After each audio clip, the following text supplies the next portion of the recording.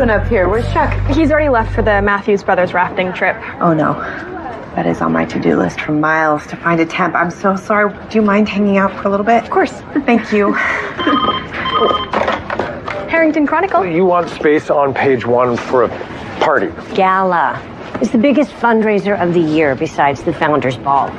There will be gowns. Man, just making a good point. When you put it that way, just promise me I don't have to go to this thing. You would only slow me down. Right. Hi, can I help you? No, well, kind of. That's my job, I think. You are... Oh, Zach Warren. Reinforcements? My Uncle Chuck said you guys needed help. Chuck sent you. Zach Warren. Nice to meet you. I'm Alex McPherson. This is Kendall. Of course. Drew Godfrey. I knew that. You did? Oh, Chief, Uncle Chuck talks about you guys all the time.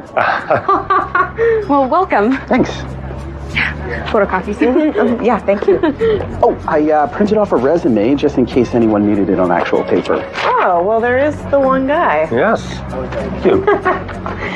I see you are getting a graduate degree in communications. With a concentration in creating brands and media. The podcast, by the way, fantastic. I am a huge fan. Thank you. I mean, I've already broken down all the episodes, and there is so much potential for even more cross-platforming between the paper and a few other elements. I mean, we could really... But I haven't finished writing that yet, so I'll wait. I want to learn everything, and I am not afraid of hard work. And that is 3 rings now. Is it... Oh, it's... Yeah. Harrington Chronicle. I'll see if he's in. Is Mr. Lewis in here? He's out of town. I will take a message. Miles is with your Aunt Tess, right? Every year. Ever since Aunt Tess moved to Maine, we have an annual tradition. You're hired. Can you start right now? Oh, I am so sorry. See, I thought the start date was Monday, and I'm actually heading out to this thing tonight, and it's an incredible offer. Maximizing my innate potential. I'll show you. Here, take a look. The theme of this weekend's retreat is to enhance your executive functioning, centering you. There's going to be this obstacle course, and I've already paid, so it'd be really hard to... Listen, it's okay. You can just start on Monday. How about? Thanks. It's just, I don't want you to think I really don't appreciate this offer. It's okay, Zach. Monday is fine. Okay, then. I will see you on Monday, boss and chief. Eileen Bruce, local commentary. That's exactly what it is. Thank you. I cannot wait to talk content distribution with you.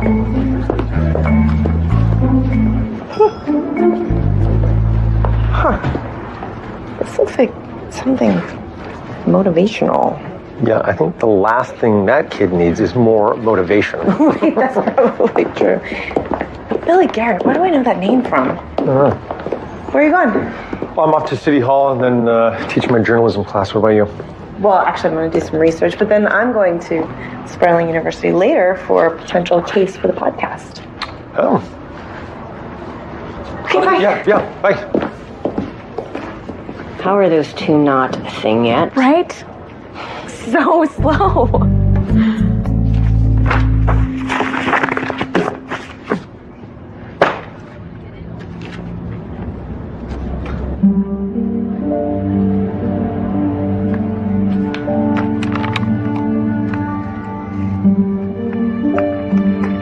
Five years ago, life coach and author Billy Garrett charged and convicted of negligent homicide in the death of Roy Larson on an endurance hike. Garrett refused to help when Roy was begging for it, telling him to tough it out until it was too late. Garrett served 3 years in prison. His multi-million-dollar self-help empire evaporated. Billy was released earlier this year and says he's learned a lot since that weekend and he's starting over. Blue moth fungus. Yum.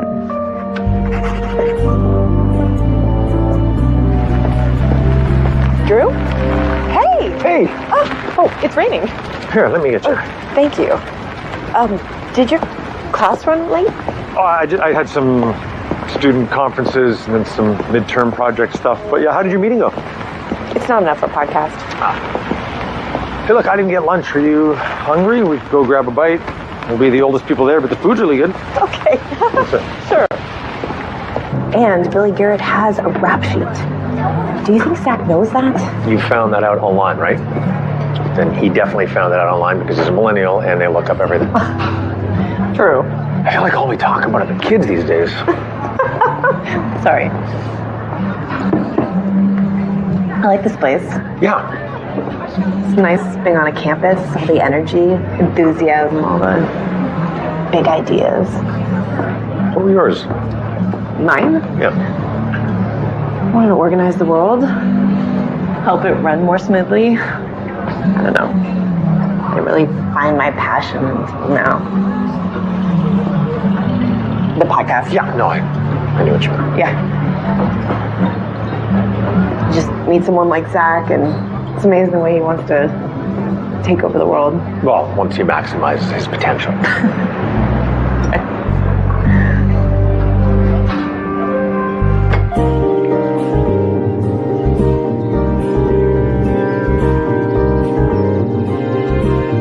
So it's this one? Yeah. Thanks. Hey, Remy. Zach, right? Yeah, Daniel Brandt. First time? Yeah, you? I'm an old hand. Anything you need, any questions, just ask. Thanks, man. I'm super excited to get started. I hope I haven't missed anything. They gave me this when I checked in. Immune boost? No, don't. The original's much better. Only take these, okay? You can keep them. Thanks. You're welcome.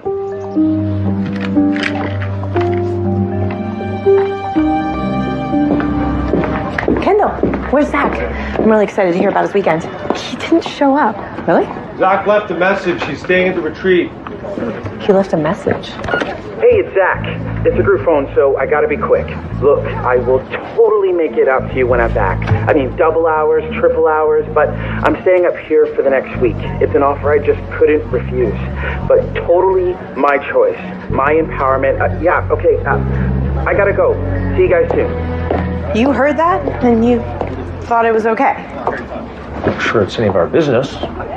He's a grown-up. He's 22. That is only 10 more than 12. This Billy Garrett is trying to rebuild his self-help empire. He's got these motivational seminars, and he mixes it with extreme physical endurance. Well, Zach did say it was his choice. But it sounded weird. I agree. I don't know. It just sounded like jargon. And you know what those workshops are like. Right.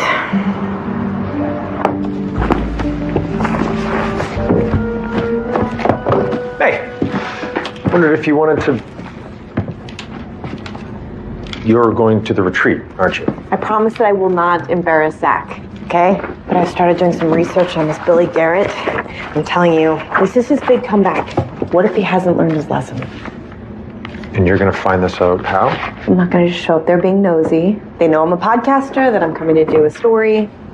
I get to ask all the questions. They want the publicity. They're going to be expecting puffball questions. Well, I'll find a way to work it carefully. Maybe it just turns out to be a feel-good story about redemption, right? Right. You'll hold down the fort without me? I'll try. Just be low-key nosy, all right? Low-key? Yeah. Of course, always. Here's a harvest salad from Theo's. Oh, thank you. Oh, tell me about it, steak. Quinoa. That's protein. That's grain protein. It's rice without the courage of its convictions. Is this all about the retreat Zach's on? Yeah, actually, Alex did some preliminary research on Billy Garrett. And she did some time for negligent homicide. Someone at one of his retreats died. Should I try and contact Chuck? No. Alex is there. She thinks that they're going to open up to her, for the publicity that the podcast will bring. Maybe you should go up there too, Dad. Just in case she needs backup. Backup.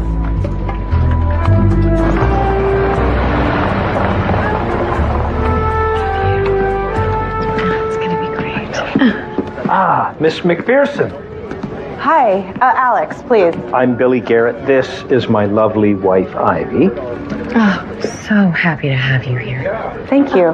You have incredible timing, Alex. Week 1 went terrific, and our weekend intensive was an absolute success. In fact, it went so well, we have multiple guests extended into week 2. You are going to be very impressed with what you see here. So we have you all checked in. All we need to do is...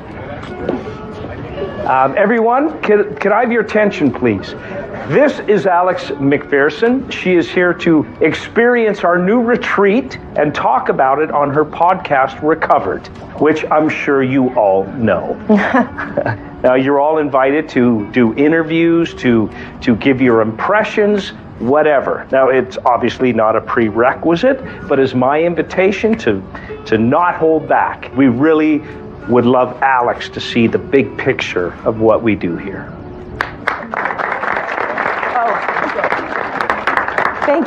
Thank you so much. Listen, just come find me anytime to talk. Alex, I'm just going to greet some of the new guests, and Ivy will give you the tour. Thank you. Welcome. Alex, we are so happy to have you here for the relaunch. Do you mind? I'm sorry. Can I record our conversation? Of course, not a problem. Thank you so much. So, this is the main hall. All of the meals are served here, and this is where we gather if it rains. And you saw the fire circle on your way in. We meet there every night. And our spa tents. They have massage, acupressure, an array of treatments, and our therapist is a licensed nurse practitioner. That's smart after what happened. Then we have horses to help you commune with nature, and an obstacle course to test your physicality. And our artistic imaging stand is fully stocked with everything you need to create a physical embodiment of your vision. Let's go this way. And we have your tent down here at the end, where it's more quiet. We want to make sure that our clients are comfortable in their downtime. You'll be stretching yourself the rest of the time. You're very excited, aren't you, Ivy? We've been planning this for months. Billy didn't want to step out until he was absolutely sure that he'd incorporated everything that we'd learned from last time. Were you with him then? Since I was 19. Billy's probably the only reason I'm still alive. I was a mess when we met, and Billy could see the shape of the person I could become, and he didn't let go until I believed it myself. He was only 25 then. He's always been gifted. Oh, I have to finish checking people in. But I'll let you get settled, and I'll give you the rest of the tour later or tomorrow. Yeah, whenever works best for you. Well, we are in service to all of our clients here. That's what we're all about. So just give me a shout if you need anything. Yeah, thanks. You're welcome. Yeah, there's a great path up here I want to show you. Right, I was meaning to catch that. Yeah, it's great. Alex? Zach. What are you... You're firing me. No, definitely not. That's not why I'm here. Then why... You're doing the retreat? Yeah, kind of. I'm recording for Recovered. No kidding. That's so exciting. Maybe we could... This is my roommate, Daniel. Hi. This is Alex. You're the podcaster. Yeah. I'd love to talk to you about your experience here. Yeah, I got a story. We'll see if you're the right venue for it. Yeah, he's a little intense, but he's a good guy. Are you having a good time? Oh, it's the best. It's so helpful. Let's go. Well, we're going hiking. I'll see you later. Yeah. Have fun.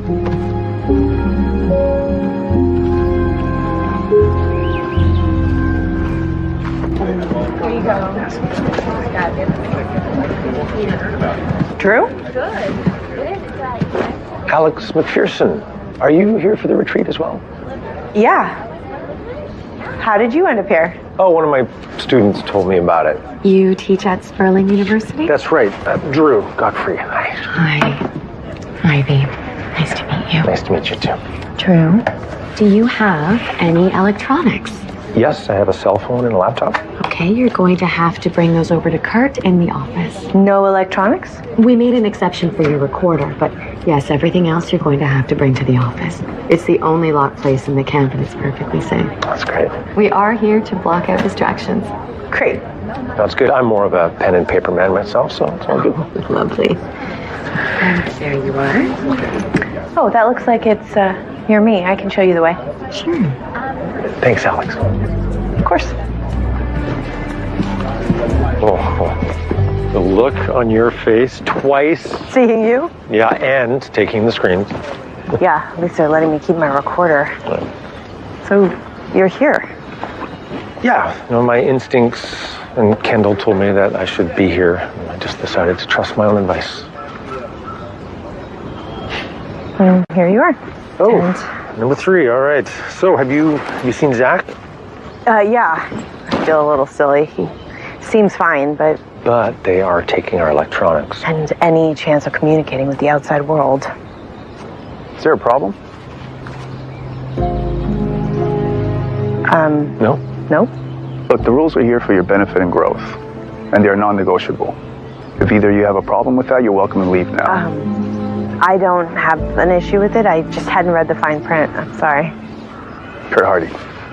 Alex McPherson. No worries. Drew, Godfrey. Look, it's just a really big relaunch for us, and we want everyone to partake in the full rich experience. Yeah, no, that's fine. I'm actually happy to untie myself from all technology.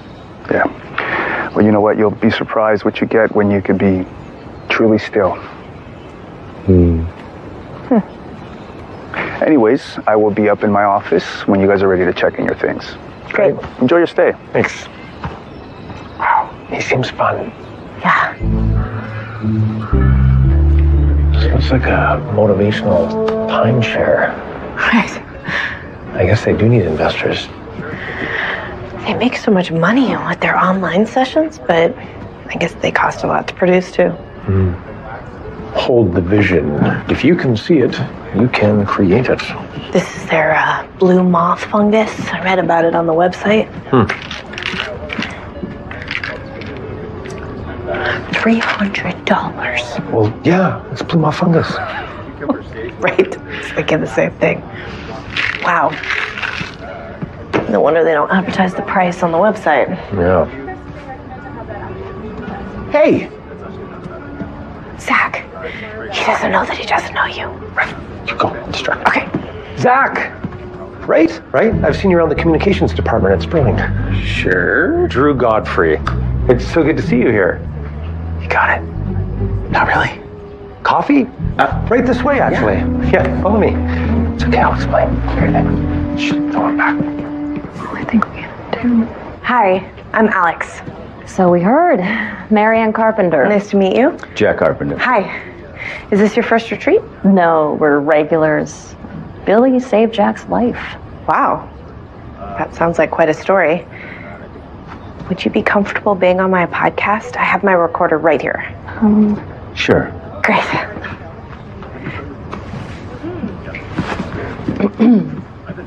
Okay. I was 50 pounds overweight, heart condition, high blood pressure, in and out of the hospital. Felt like a death sentence at 45. The doctors didn't have much hope. Jack wanted to give up. Marianne brought me to retreat, and Billy really spoke to me. Dusted myself off and got to work. Look at him now. It's the best shape of his life. Looking forward. Wow. And our investment business is thriving again. Thanks to our new partner. We met Daniel Brandt 4 years ago at a retreat, and he came in to the business as a partner. He's brought in a lot of clients in the socially responsible investment field. He's a brilliant analyst. Well, I look forward to interviewing him as well. Yeah. Well, he's very approachable. Great.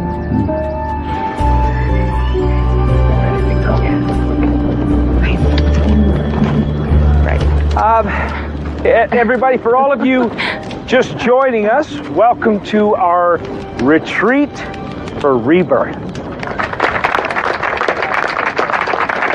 Now, we're going to be knocking down all your internal blocks and resistance to achieving your goals. We'll wake up every morning to reflection, meditation. Sometimes I'll even talk.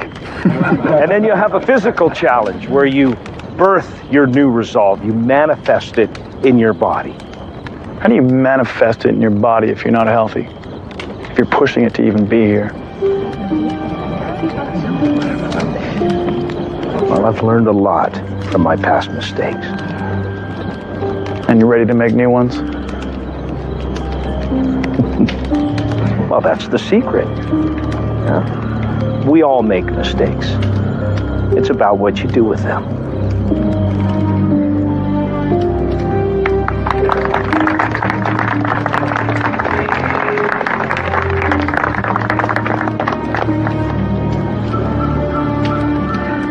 Biggest fan, I love you.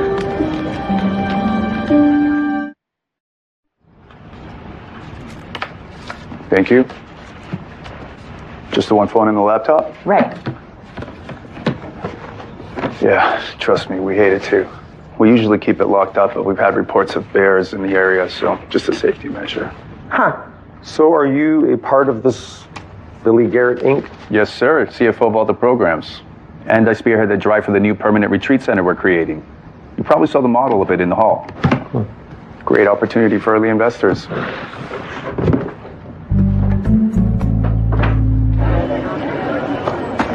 All right.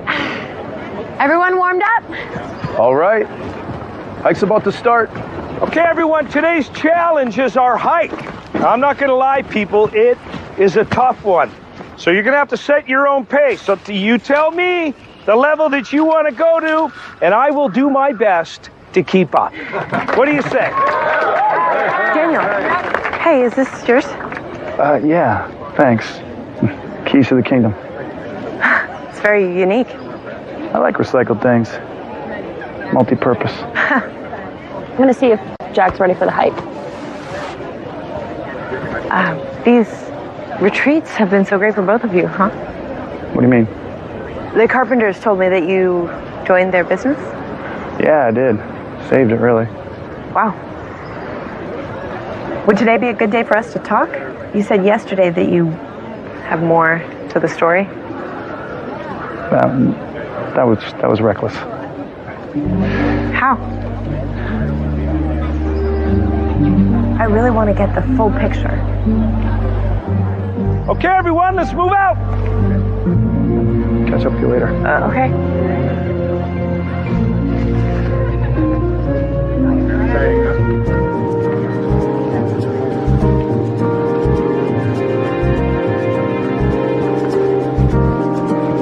How you doing?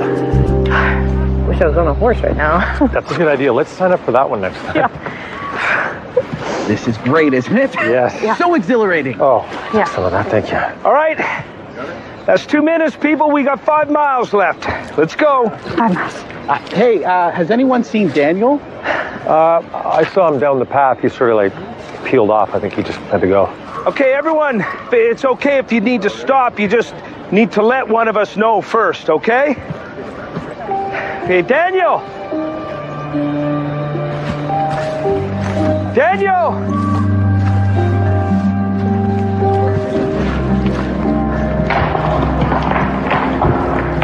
What was that? No!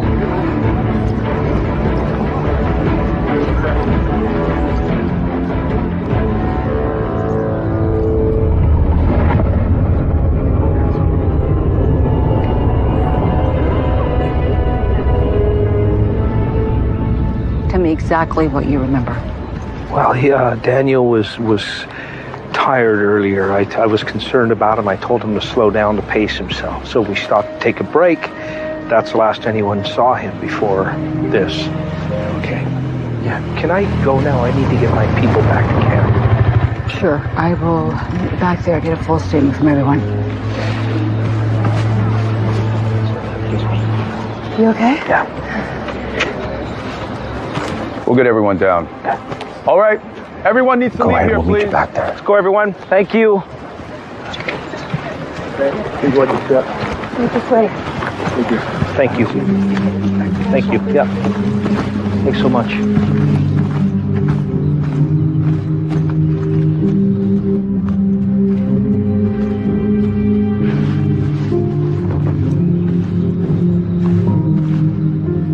Rough fall. Indeed. I'm going to have to ask the both of you to clear out of here. We have to protect the area. When we got up here, we noticed that strange spiral carving on the tree. Yeah, it's probably a trail marker. Please back up. Both of you, let's go. Yeah, I noticed a fresh boot print here. You might want to take a look at. The rest of this area got pretty messy. Go back to the camp. I'll take your statements later. Over by that rock. Thank you.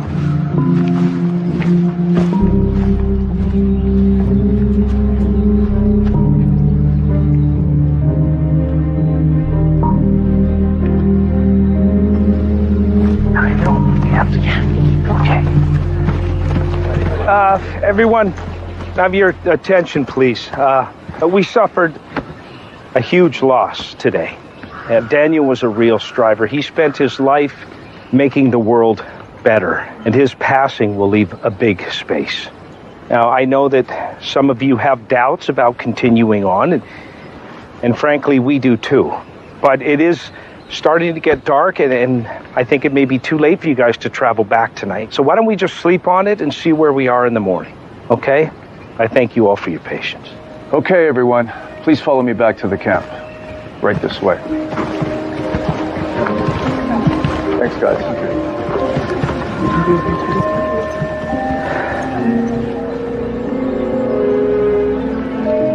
It could have been an accident. Do you really think so? Well, it's a stretch, but... Yeah. Hey, here you go. Oh, you know what I could... I know exactly what you could use. I have it right here, and it's called paper. You love this, don't you? I do love this. Looks like you have a podcast for real now. Unfortunately. Hey, are you okay? Yeah. I never met someone who died like 2 days later. It's weird. Yeah. I mean, we kind of bonded. He was doing good in the world, you know? He turned his whole business into helping ethically, socially conscious companies get funded and stay afloat. It's never easy. No kidding. Did Daniel say something to you last night after that incident with Billy at the fire circle? He mumbled something about getting too close to the flame, but then he laughed. I mean, he was super chill. I think he went to meet someone after I turned in, but the ladies here were all super into him. Did you meet anyone here who might have had it in for him? Well, Melanie and Cecile were definitely making moves, but it didn't seem serious to Daniel. Jack and Marianne are his business partners, and they seem fine.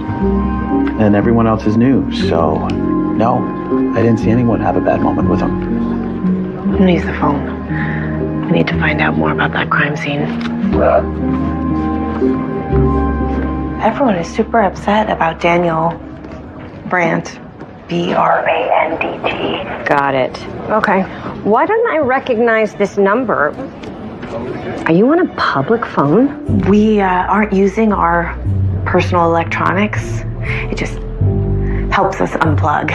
Ah, for the love of... They just are letting us use the phones now because of what happened, so we can call home. Well, how long are you going to have access? I don't know. Well, the Clayton County Sheriff is in charge of this case. Do you know her? I have a source in Clayton who owes me for, how should I put it? Helping her correct a narrative on a very awkward story. Can you find out what they know? So this wasn't an accident? I don't think so. Okay. But I don't have a way to get back in touch with you. We'll figure something out. Okay. Thank you. Thanks, Zach. I just want to check out where he was staying. What's going on here? We're just taking Daniel's stuff over to the sheriff. So sorry to intrude on your privacy at this time, Zach. Can we help? No, thank you. We've got it.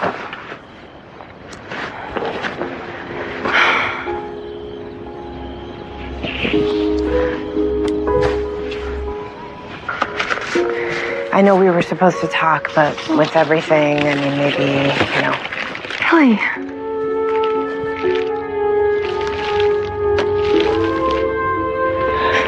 What a shame. He knew the rules. Alex, is it okay if we do the interview tomorrow? Sure, of course. Thank you. Excuse us. Daniel and all that stuff. So heartbreaking. Did you know about the computer? I thought maybe, but should I have said something?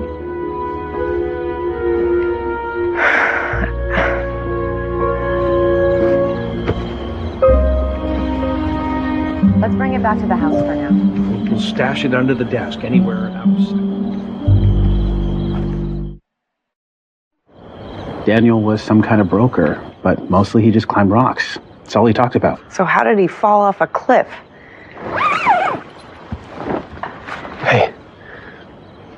How you doing? I saw Billy and Ivy out there with an orange duffel bag. Yeah, it's Daniel's stuff. They're taking it to the sheriff. Well, they weren't going to the sheriff. They were going to their house. Really? Zach, do you think maybe they missed anything of Daniel's? Anything private? Oh, the supplements. Daniel gave these to me and told me to take these and only these. Is the blue moth fungus stuff? It's expensive. Yeah, it was super nice of him. He had a knife and a laptop that he kept hidden here. Laptop? What does he need that for? He can't even connect to the internet. Maybe he was writing a journal or something? I could start taking notes and try to remember everything he said. Yeah. I gotta figure out a way to get that information from Eileen and Kendall when they come up with it. I can't believe this is happening. What did you expect? Well, not this. Not a fight. At this point, anything I did was self-defense. People can hear it. Here's what we know. There has been another death at a Billy Garrett retreat. The man who supposedly fell off a cliff was Daniel Brandt. Daniel was in excellent shape, and he was an experienced hiker and climber. If he was in trouble, what would have taken him to the edge of a cliff? Daniel clearly knew better. If he was dizzy or exhausted, why would he have taken the risk? It's important to keep an open mind, to look at all the evidence. But right now it seems likely that Daniel Brandt was helped over the edge.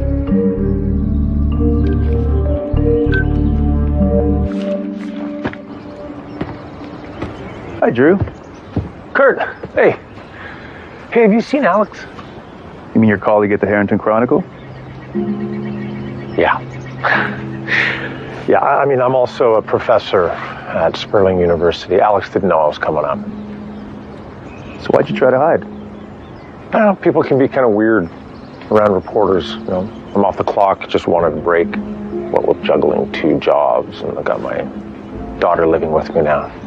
Just wanted to breathe. I get that. There's a lot here for you, Drew. And the experience. And any story you'd want to write, you better serve with that context. And would need to be cleared by Billy Garrett, Inc. The terms of service you agreed to when you signed up? Yeah, of course. Good. Let's grab some breakfast. Yeah.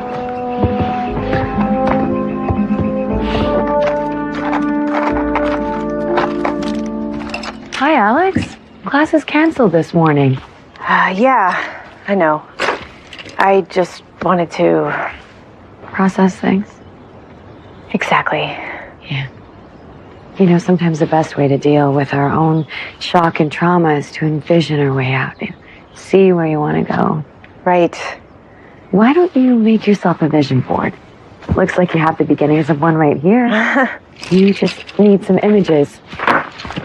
See what you can find in this pile. There you go. Thank you, Abby.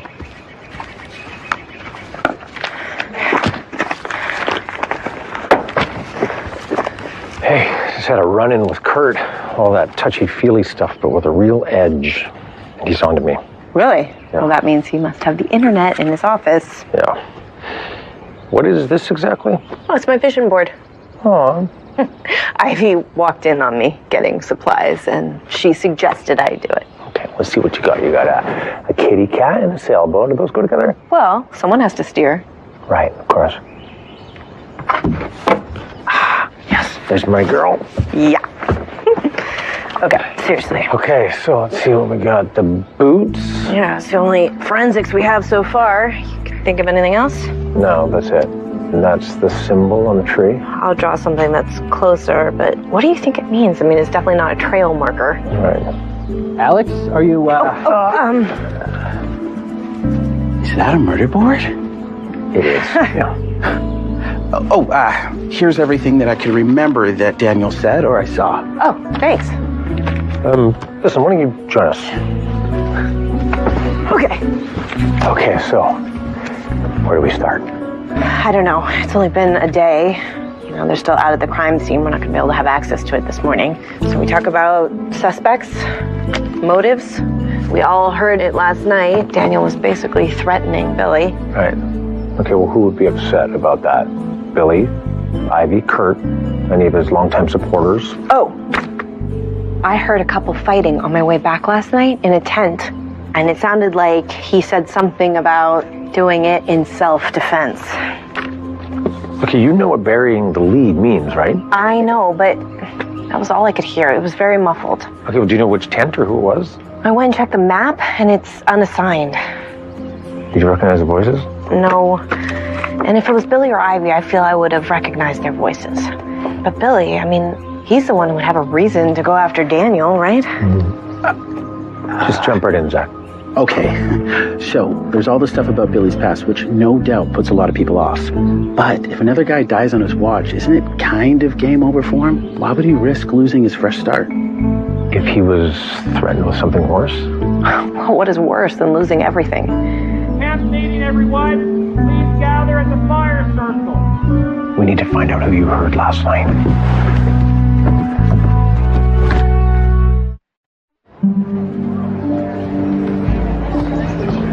Marianne's been crying. They've been odd together ever since. Wait, I have Jack on tape. Maybe they're the ones who are fighting. Okay, everyone, before I say a few words, Sheriff Williams would like to address you all. Thank you. We are still processing the area where the incident occurred yesterday, so please observe the yellow tape until it's taken down. I will need statements from everyone who's here, especially anyone who is on the hike.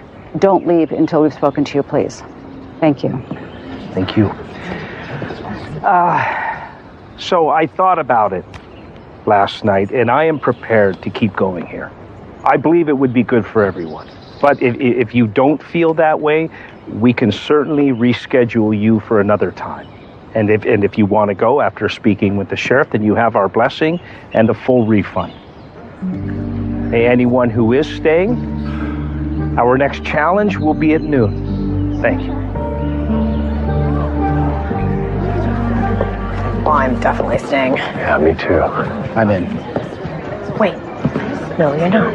You're about to have a tough call with your family. You're so upset about Daniel that you have to leave. Really? That doesn't sound like me at all. No, that's actually a really good idea. You go back and pick up whatever Kendall and Eileen have found out, then you bring it back here to us. Okay. Wait a second. No, I don't know if that'll work because he can't just come back through camp, right? People will be suspicious. Right. Oh, there's a campground 5 miles that way. I could set up base there. Would you be okay with that? You guys need a courier. I'm part of the podcast. Are you kidding?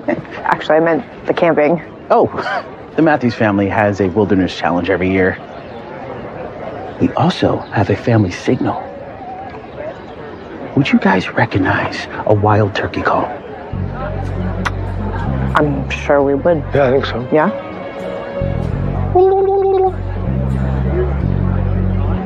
That's great. It's a good one, yeah. No, Perfect. Yeah. Thanks, Zach. Okay. The doctors didn't have much hope. Jack wanted to give up. Marianne brought me to retreat, and Billy really spoke to me. Dusted myself off and got to work. Look at him now. It's the best shape of his life. Looking forward. Wow. Well? I think that's the voice I heard. I mean, I couldn't swear to it in court, but yeah. I think I heard Jack and Marianne fighting last night. So we need to keep an eye on Daniel's business partners. Okay, everybody, I want you to picture a goal and then the obstacles that get in the way, and then set your intention to overcome them. All right, is everyone ready? You ready? For our plan, yes. The run, not so much. Right. Okay. Why did you wear those shoes? You'll get no traction. Forgot to pack the others. No, I put them in your bag myself. Okay, everyone, we're going to line up, and remember, you're competing against yourselves, okay? Remember that, Alex. Yeah, I know. It's about my own journey. Right. Okay, 2 laps around the main house, and then right back here. Okay, the routes are marked. Let's go! Come on, everybody! You can do this! See the vision!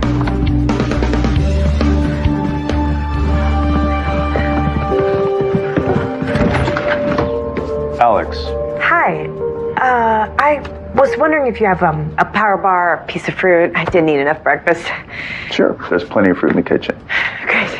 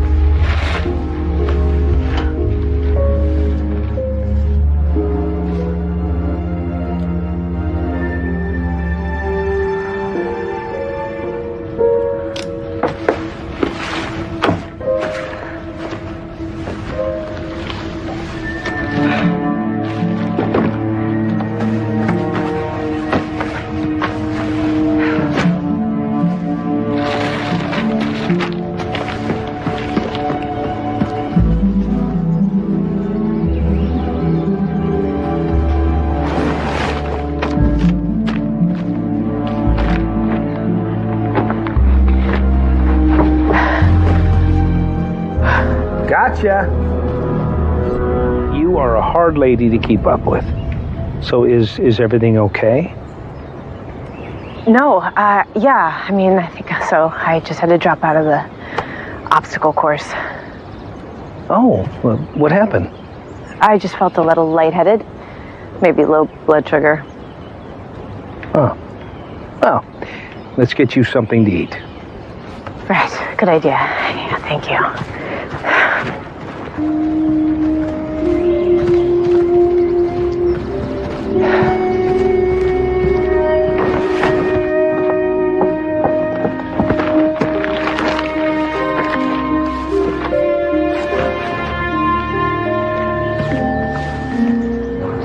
Here is the sheriff's file so far and the medical examiner's prelim.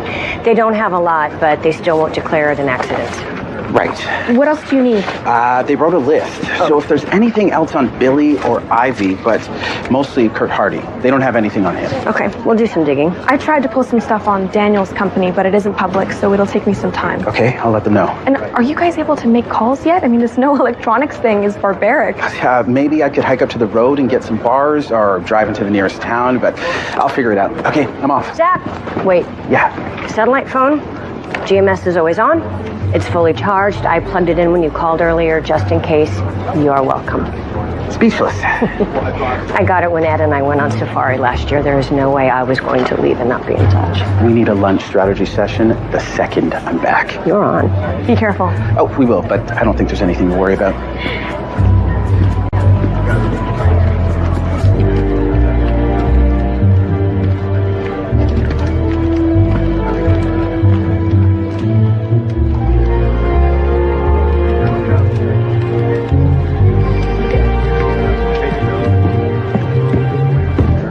Watch your step. Where did you hide this thing? It's up here.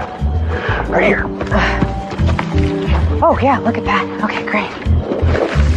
Okay, send a prayer to the battery lifeguards. 50%. Okay, not much time to mess around. That's weird. Looks like it came straight from the factory. There's nothing on it. Wait, what would be the point of that exactly? There's no point. I mean, is this even the... Wait, what if he uploaded to... Daniel, hey, is this yours? Yeah, thanks. Keys to the kingdom. It's a zip drive. So what? Daniel's necklace. He wore it all the time. It was sort of a strange rock. Huh. Okay, so whatever files or information he had, he kept it in the zip drive and a necklace on him at all times. We gotta find that drive. Come on.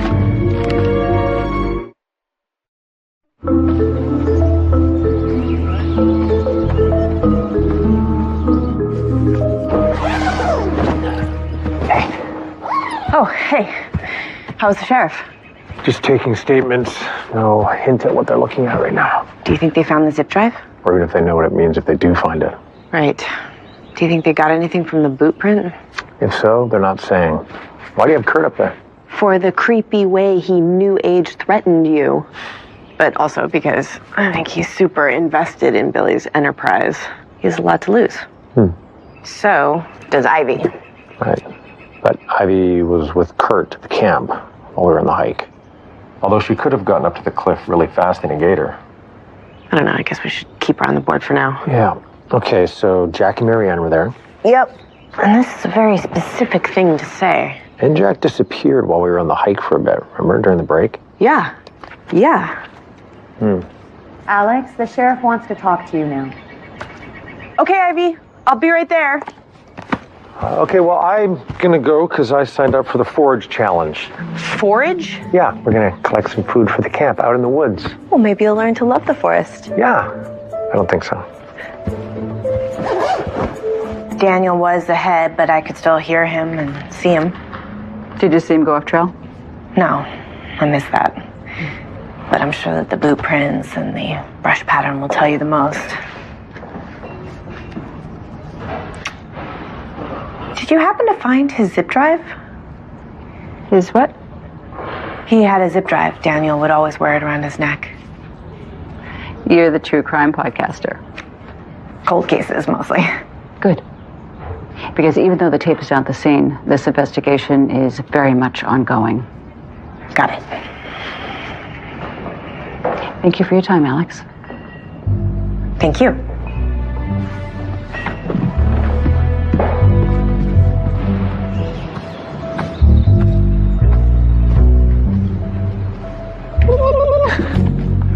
Alex. Sorry. Hi, Zach. Okay, so I got the preliminary and the Emmys report. Great. Fantastic. I wonder if there's a possessions log, because the sheriff wasn't telling me anything.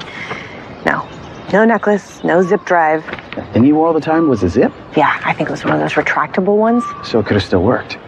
I think it's really important. Kendall's working on more. Okay. Are you going to be able to get back there? Don't have to. Full range, most powerful OS on the market. Whoa. Eileen. Of course. Okay. So I'll be back as soon as there's more. Did you get the signal okay? Yes, I did. Thank you. Oh, Jack. These are good. Yeah.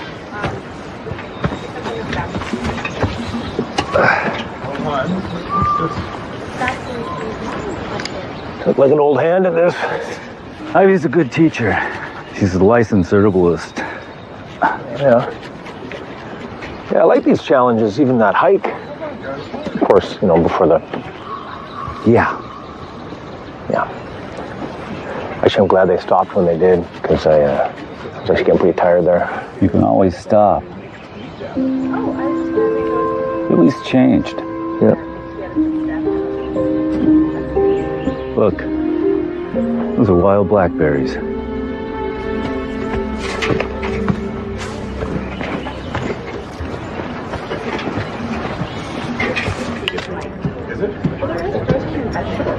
So, are we eating what you found, or...? No, this was a total camp group effort, so dig in. Okay.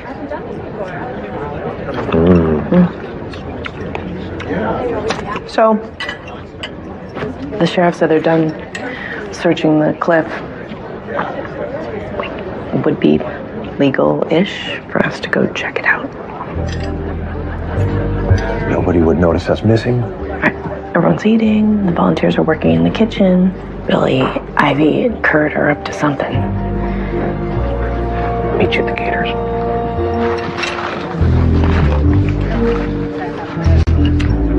Okay, see you later, Drew. I'll catch you around. Bye. Bye-bye.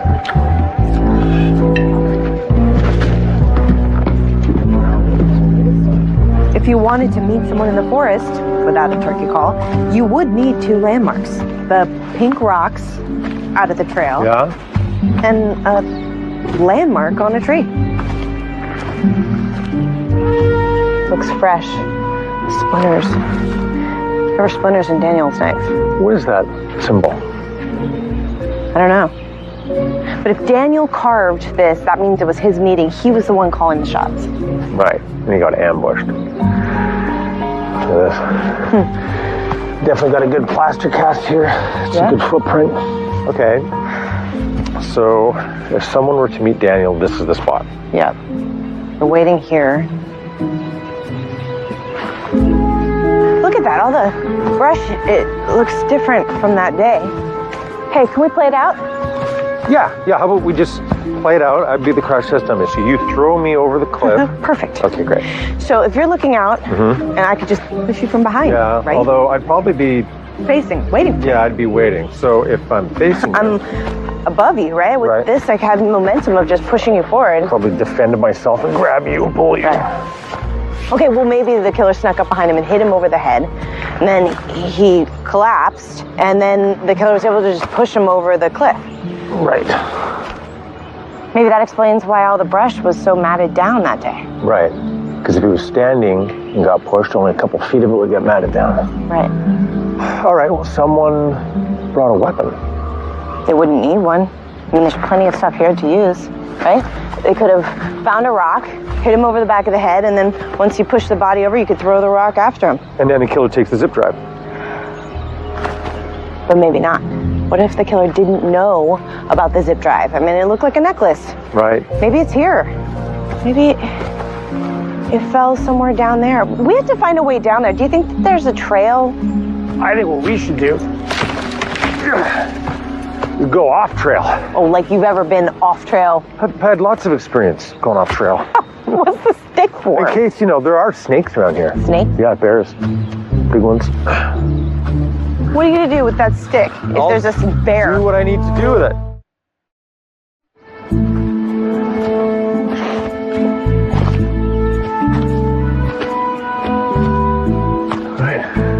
Looks like the spot. Okay, so the zip drive was dark green, dark blue, maybe with white paint on it and the gold wire. And it had that brown leather tie. All right.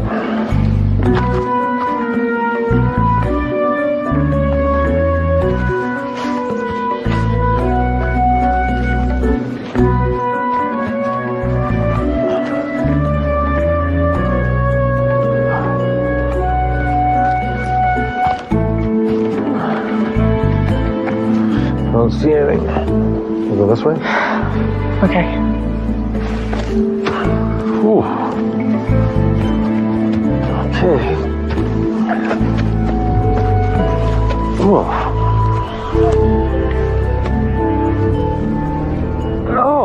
Oh. Drew. Oh. Hey, Drew. Yeah, no. You all right? Oh, that just hit me like a ton of bricks. You are burning up. Have aspirin, maybe, for the fever, and antacids? Yeah, I'll take all of it. Okay. You pull a coat rack out of there. I packed. Too bad Zach's camp's in the other direction.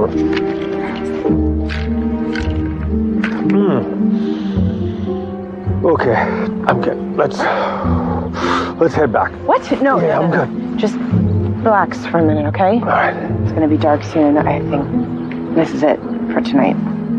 Stay here. Okay. You got matches in there? Of course.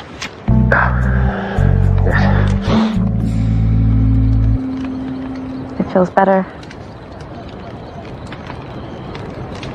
What? Would you rather? Really? Yeah, unless you've got a deck of cards or some chess in that bag. No. Okay, would you rather explore space or the ocean? The ocean. Because then at least I might make it home in time for dinner. Would you rather sing in front of your closest friends or complete strangers? Strangers. Definitely. You sing? At gunpoint. Would you rather have nosy neighbors or noisy ones? Nosy? I can respect that. Yeah. Would you rather lose all of your money or lose every photo you've ever taken? Take my money. There are lots of images I would never want to lose. Would you rather have a rewind button or a pause button? Rewind. Pause. Why? Because I like this moment right now.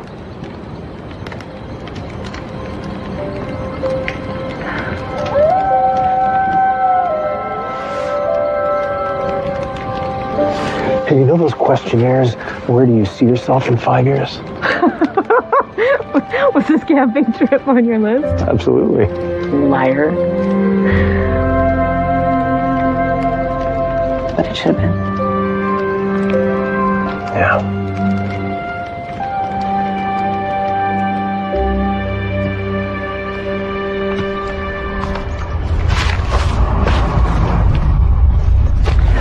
Kurt. Hey. Oh, were you two out here all night? Yeah. Drew wasn't feeling well, and it was starting to get late, so we decided to stay here. You okay? Yeah, I'm good, thank you. Nobody knew where you were. I saw the gator by the trail. I never would have found you. Right. Kurt, can you come help us here? Well, Yeah. You guys must be starved. yes, we are. You know, the nurse said that it wasn't a bug, and she said no one else got sick from that lunch. You think it was deliberate?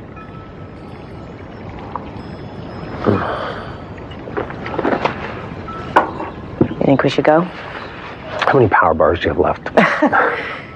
Also, the nurse gave me those pills there with some instructions. Actually, can you hand them to me? I think I should take True.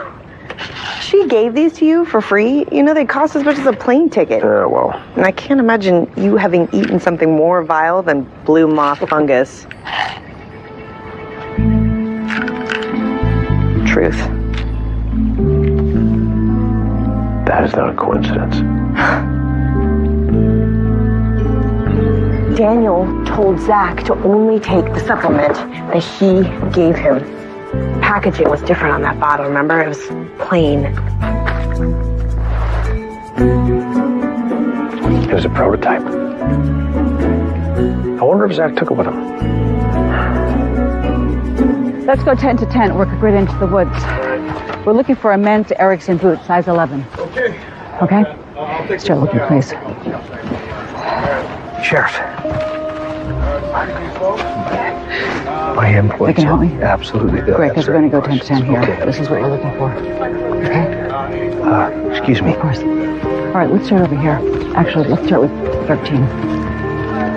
And then we'll do the clipboard in number 6. Well, it looks like we're going to have to postpone today's challenge for a while.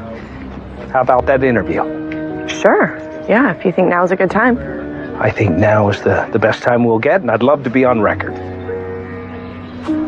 Drew, I think the sheriff would like to see you in your tent to take a look at your footgear. No problem. I'll go get my recorder. Great. Thank you so much for taking the time to talk to me. Absolutely my pleasure. So, I guess it's safe to say that the retreat is not going quite the way you expected. Well, if I believed in the word safe or in expectations, then yes, it's been a surprising week so far. So far, so you do plan to keep going? We had a horrible loss, a terrible accident, but... The sheriff is here searching for boots. I don't think she thinks it's an accident. Well, the sheriff has to be cautious, especially because it's me, and I don't blame her. You know, I expected scrutiny anyway when I decided it was time to get back to the work. And why did you come back to this, Billy? Well, I had a lot of time to think in prison. The event that put me there was the worst thing that ever happened to me, so I had to ask myself, why? You know, what was the lesson? And now that it's happening to me all over again, I have to ask, what did I miss the first time? Right. So the deaths of Roy Larson and Daniel Brandt happened to you? Yes. Billy? The sheriff would like to speak with you. Thank you, Kurt. Yeah. Alex, I'm sorry. We're going to have to continue this another time. Of course. No problem.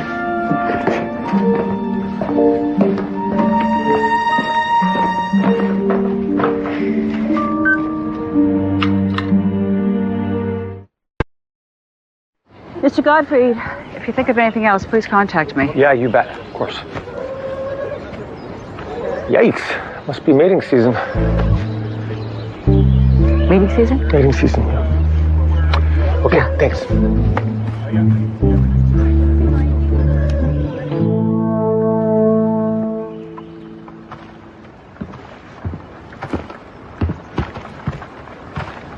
It's very intense.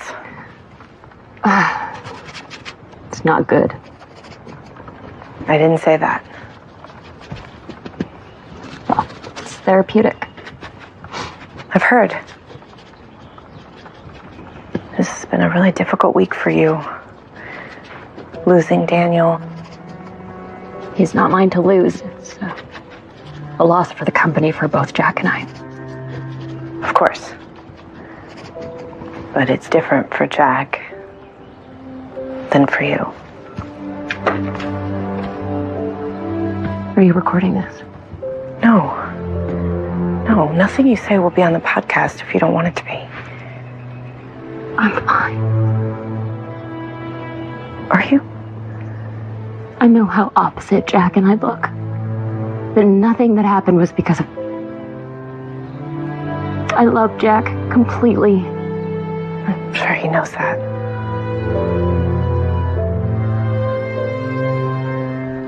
this is done. Excuse me. Yeah, of course.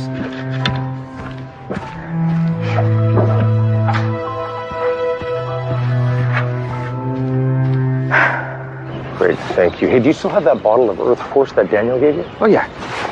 Can I borrow that? Yeah, all yours. All right, thank you.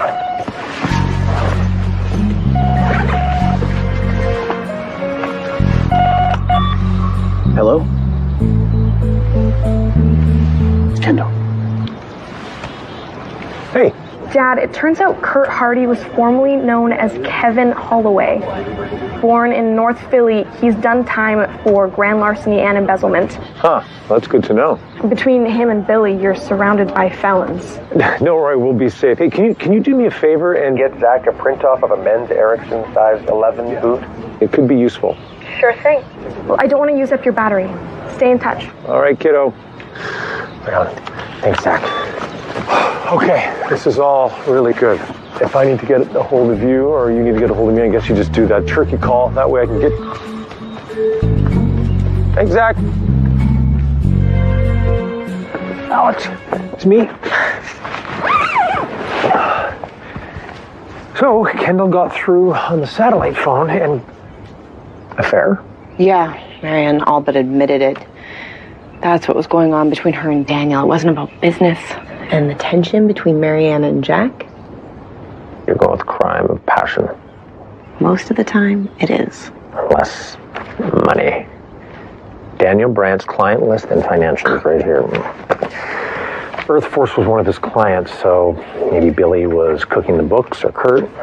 I mean, this company was owned by Jack and Marianne. It could have been them too. If he saved their company, he could destroy it. I'm gonna go through all of this carefully. Also, Zach had these. I just don't understand why Daniel was so determined for Zach to just take those. Is that Daniel's? It's the right color. It's the right length. And look at the ends. You can tell that it's been tied in a knot. But, I mean, I don't know. Could be anyone's. Where'd you find it? In the office. So maybe Kurt is hiding the zip in the office? Or Billy. Or Ivy. Or it could have been a volunteer's necklace. It could be anyone's necklace. Right. Well, how many volunteers have an alias or a rap sheet? Oh, yeah. Kurt Hardy, formerly known as Kevin Holloway. Wait. Slow down. Kevin Holloway, embezzlement, grand larceny. I got all that info from Kendall. So, I guess I'm talking you out of crime of passion. Maybe, if the boots fit. All right. Oh, I saw the sheriff walking away empty-handed. I got Kendall to send us an image so we can also do a search of the boots. Well, the boot prints are the only solid evidence that the police have, right? Mm-hmm. Doesn't matter what the motive is, those boots belong to the killer. Well, that was the craziest game of Cinderella ever. Well, the sheriff has their job to do, and we respect that. I think that they're done with this accident now that there was no mystery killer found, but that doesn't give you back time lost. We've decided that this retreat will end tomorrow. I know we're very disappointed as well, but I will be giving one-on-one sessions for each and every one of you to talk about your experiences and where you go forward from here. And we'll also be giving you a refund or a discount for a future retreat, which will be happening very soon. So please, I ask each and every one of you to hold the vision. Thank you. Do you buy that the sheriff is just not pursuing the case because she didn't find boots in camp? Maybe. I don't have any other forensics. Right. I just wish we had something solid. Then we could find out whose side the sheriff is really on. Wish we could find that zip drive. Wish we could search that office. It's not like Kurt's gonna just let us in to look around. Right. You know what? I have an idea. You just draft Billy and Ivy, okay? Really? Oh, Alex, I was wondering, what exactly are you going to be putting in your podcast? Oh, I'm sorry, that's not how it works. Well, obviously, I couldn't anticipate what happened. I'm wondering if maybe we could postpone the story. I would have to think about that. Sarah's first on the list for tonight. Oh, okay, that's great. Thank you. I was wondering, I'd like to include all of the innovative things you're doing to be eco-friendly. Would you mind if I just looked around the kitchen? Oh, well, let me show you. Here you go, sweetie. Thank We you. do walk our talk.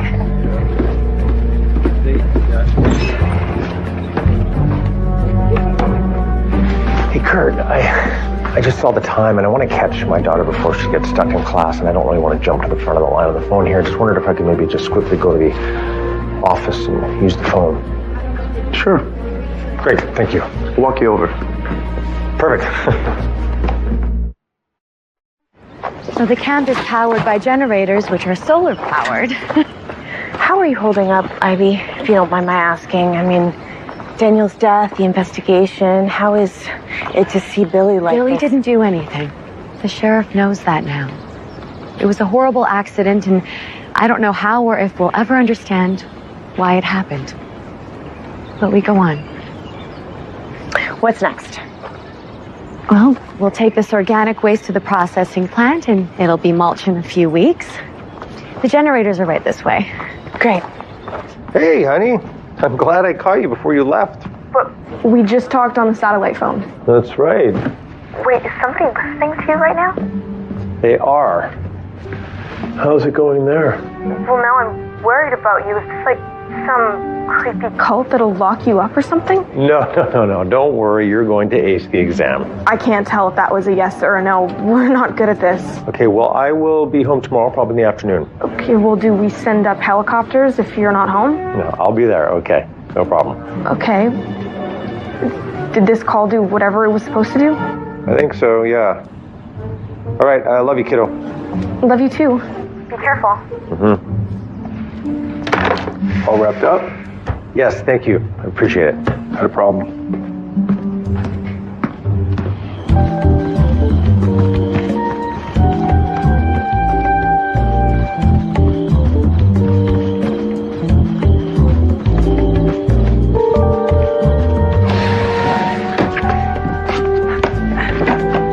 Okay, the closet door unlocks from the inside. I'll keep watch out, Eric.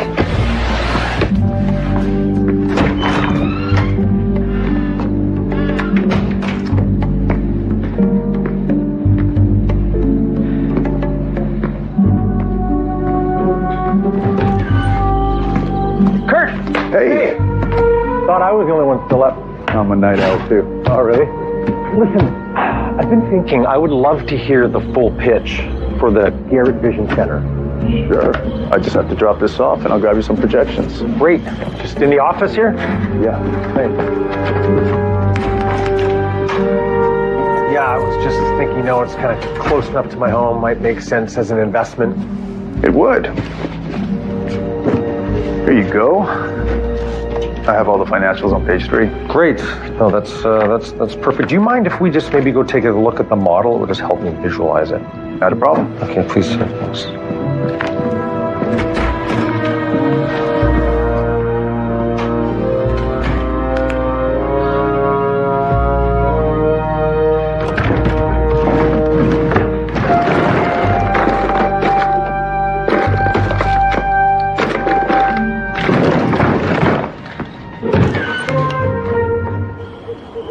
Wow, they are not kidding around at the Garrett Vision Center presentation. You find anything? Whoa. I waited for you. Thanks. Save battery life. Yeah, no, of course. Okay, I did check them all out, and I think it's this one. It has paint on it, so I figured, maybe it was left over from the necklace. All right, well, let's see. Okay, ready? Yep. Whoa, all that science stuff is way beyond me. Yeah. Oh, wait, there's a conclusion here. Tests show that the 1% original formulation immune boost was only marginally helpful, but not dangerous. The new 10% blue moth fungus content gives patients more energy. However, a large clinical trial found that 10% concentration of the blue moth fungus currently in production resulted in dangerous arrhythmias, elevated pulse and blood pressure. A 1% fatality rate in the control group over 6 months. I knew it. Suggests the liability issues would be catastrophic. So they boosted the blue moth content to dangerous levels. They're basically okay with killing some people? But this is not the stuff that Daniel gave Zach. Right. So here's a date of when they changed the formula. They boosted the blue moth content, and then sales were blowing up. Now that it has the extra zip. And this supplement is definitely how Billy is making most of his money right now. And that's a secret worth killing for. Keys to the kingdom. You sleep well? No? Do you think we have enough to take to the sheriff, force her to do something? To prove that we got in the middle of their investigation? Yes. To prove that we got murder, not so much. What we need to do is hand them a whole case, like what we found, and then also boot prints or boots that match. How hungry are you? And can it wait? I feel like the only answer here is not so much a yes. Okay. Come on. Oh. Yeah. Hello? Hi. Ivy, I think I lost my ring. We were just looking for... No. Please don't do that. You'll disturb the biomass. Right. Wait. Oh, is it... What's going on? We need to call the sheriff. Good morning. Does anyone recognize this boot? Ma'am? What? No. But it's not a common brand or style. I forgot to pack my pair. I haven't had those here at all. Well, your other footwear is size 11. Sir, you're going to have to come in for questioning with us. Get a lawyer. Please follow me. I'll follow you, Jack. This way, sir. Everyone, I'm sorry. We're going to have to shut down for now, but we'll be with... Kurt, please take over. If everyone can check out with me, you can pick up your electronics. We'll set up coaching and we'll do the paperwork for your refunds. Thank you.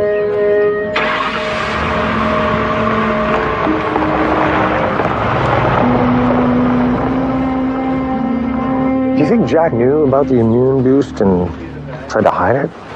Maybe. Or knew about the affair? Yeah. It just feels wrong. Did you notice there was something weird about the boots, too? How the soles were loose? Okay, well, do you think Jack separated the soles from the boot so that they weren't identifiable? Well, that would be a really smart way to throw off the sheriff, wouldn't it? But then you would just throw them away separately, wouldn't you? I mean, why would you glue them back together? I don't know. So you'll be back soon? I guess. That didn't sound very convincing. What's wrong? It just doesn't feel right.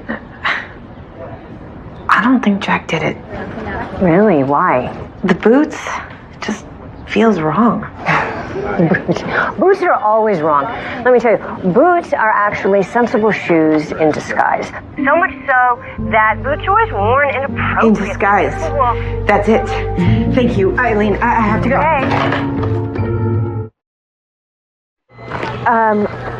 I have one thing I want to check. I'll meet you in the main hall.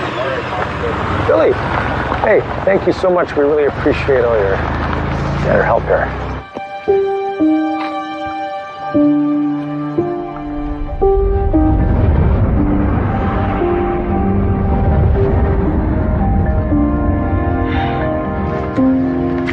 Hey, Kurt, so what happens now? We regroup and keep at it.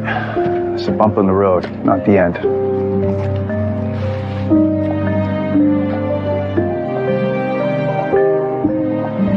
We do not let obstacles stop us. Right.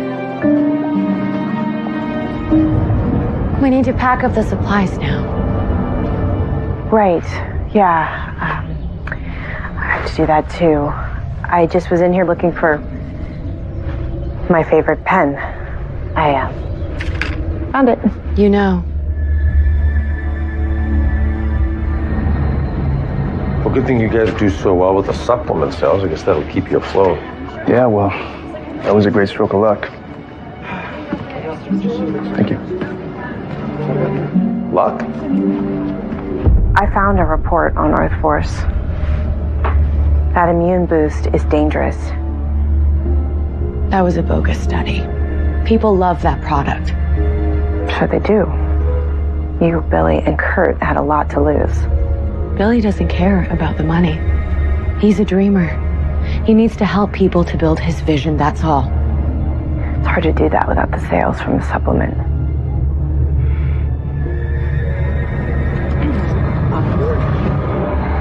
Yeah, well, Ivy hadn't been back to Peru in 14 years. She reconnected with the shaman so quickly, and that was our in. They trusted her, worked with her on the formula.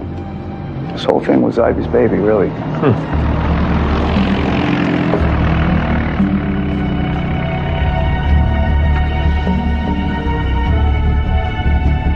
Alex.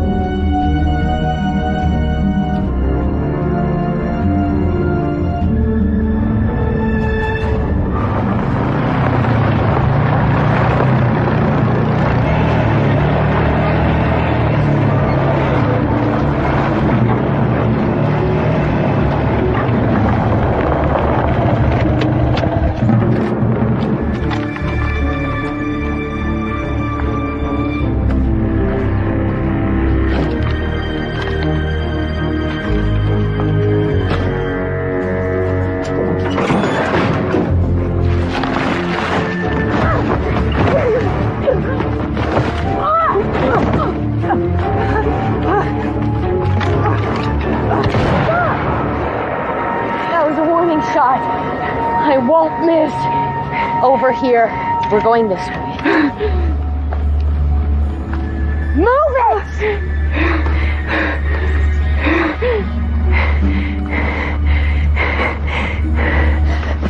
Hurry up. Faster. So you hit me on the head, and you're just planning to push me off this cliff, huh? Because that's how you killed Daniel, right?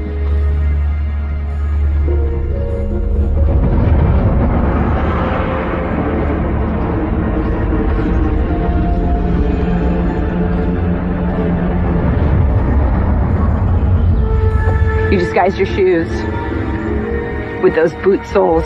But why did you do it? Was he gonna go public? Was he blackmailing you? He wanted the formula changed back. I couldn't do it. I can't. It's not gonna work. Nobody's gonna believe a second accident. Sure they will. You were still investigating. You got careless. Everyone knows what you and Drew have been doing here. You nearly got yourself killed in the woods once. You poisoned his food. That's when you should have gone. That's all I wanted. Just leave!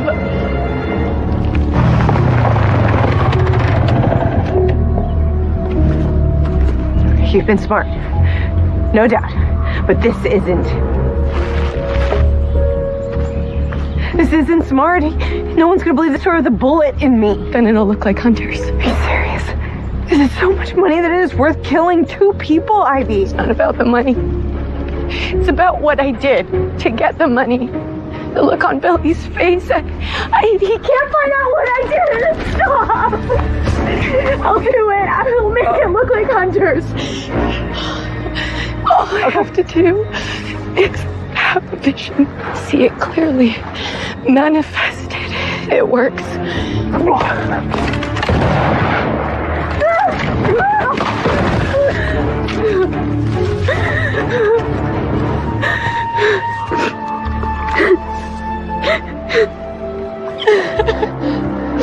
You alright?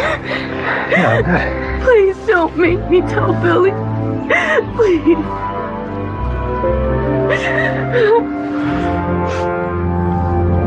In the end, that was Ivy's biggest fear. Not prison, not heaven or hell, but disappointing the man that she believed saved her. The man she lived for.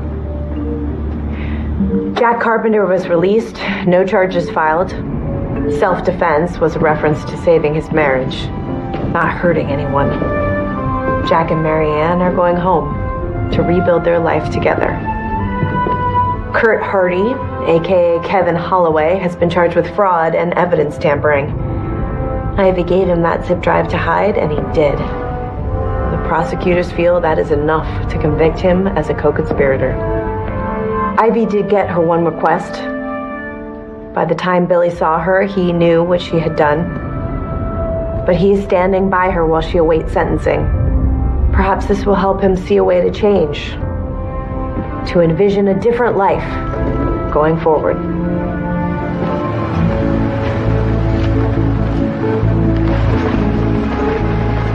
Hot off the presses. It's my first case. Great work. Congratulations. Yeah, did they run the extra copies? Yes, Chief. And the truck's got the extra stops. All right, 10,000 more copies of each issue. Clayton County wants to read us now. Oh, that's fantastic. Listen, I have 5 episodes of the podcast ready to go if you want to talk about when to roll them out. Let's talk about it after. After? I give it 6.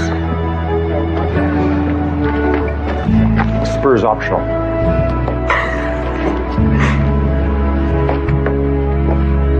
Meanwhile, I'm listening to my instincts and learning to appreciate the right shoes for the right job. I'm Alex McPherson, and this is Recovered.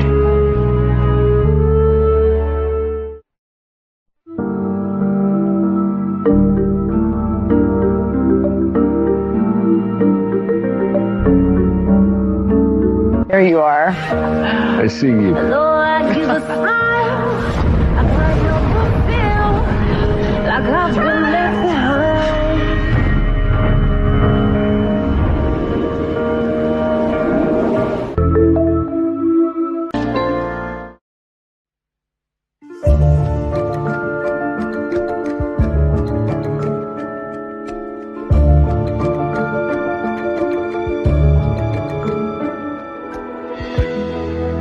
Hi there, I'm Allison Sweeney, and I want to welcome you to the Chronicle Mysteries Preview Special. Tonight, our sneak peeks are filled with suspense, risk, and thrills. Don't you just love a good mystery? I am especially excited to share these movies with you because the character Alex McPherson is one that I helped create. Alex is a truth seeker who explores unsolved mysteries through her podcast called Recovered. She's motivated by a strong desire to help those looking for answers.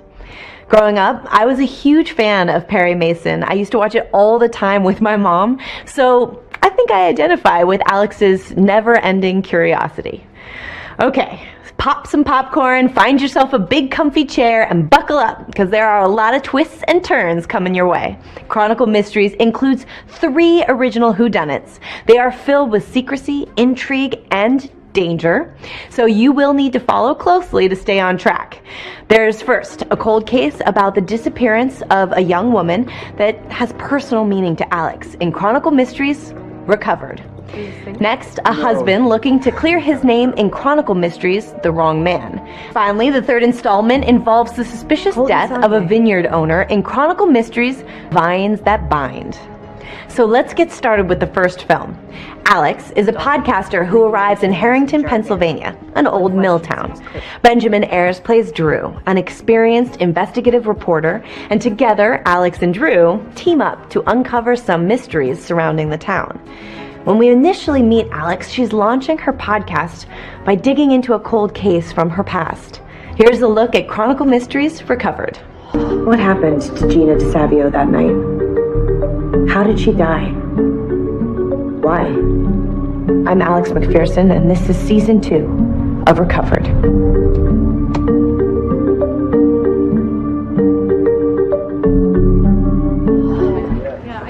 Welcome to the Chronicle. Are you here to place an ad? No, I'm here for some research on a podcast I'm working on. I'm Alex McPherson. Chuck Matthews, Senior Press Manager and General Assistant. Sorry, it's not on. That's embarrassing. No worries. It's nice to meet you, Chuck. Press manager? Yeah, I keep the printing press running and I assist with anything else I need around here. It's kind of cool. Well, they say assistants run the world. So how about it? Would you mind if I use the archives? Sure. Wait, not my call. Hey, Chief. Not Chief. He's the editor-in-chief, but I call him Chief. He loves it. It's kind of my thing. What is it? Miss McPherson here would like to take a look at our archives for her podcast. Hi, Miss McPherson. Call me Alex. Hi, Drew Godfrey. So what's this podcast? A cold case. Gina DeSavio, a local woman who went missing 20 years ago from here. I'm having some trouble finding information online. I thought the back issues would help a lot. With what exactly? Facts? Context? Right, yes, that is what we do here, but how is that going to help with your... I'm sorry, are you recording right now? I would never record without your consent. Of course you would. Oh, that's okay. He doesn't like strangers. Oh, hi. Oh, what a good boy. Girl? That's Hurst. That's funny. He doesn't normally warm up that quickly to strangers. Oh, you seem like a sweetheart. Good boy. Is your publisher here? How do you know I'm not the publisher? Because you don't like Hurst. I love Hurst. Actually, we're pretty tight here. Someone wants him here. And the masthead reads that Miles Lewiston is the publisher? He's out sick today. Sick? Can he be reached? Okay.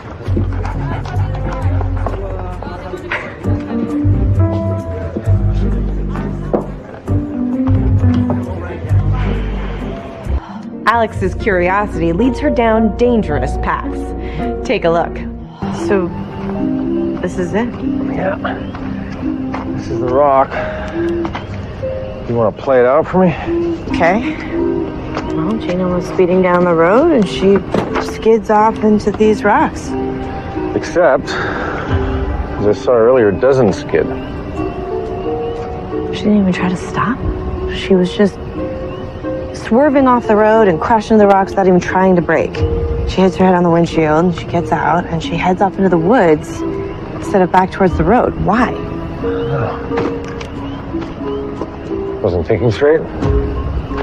She left everything in the car, her purse, her wallet, her cell phone, but she had cash on her. The country club manager confirmed that she got her tips before she left. Do you know for a fact she didn't go to the bank first? She didn't have time. She must have had that cash on her. You know what? More likely, someone helped himself to the cash for the cops did inventory, didn't think that they would notice. Maybe in a big city, but here?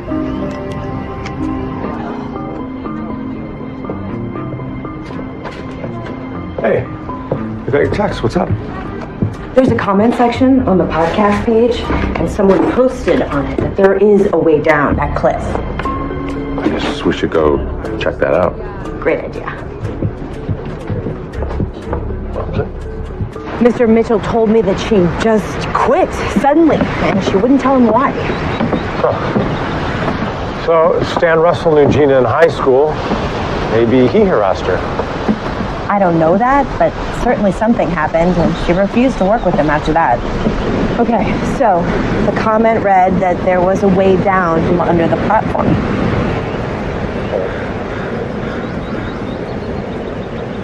Does that look like a foothold to you? Whoa! Whoa! Whoa! Stop! No! I got you! I got you! I got you!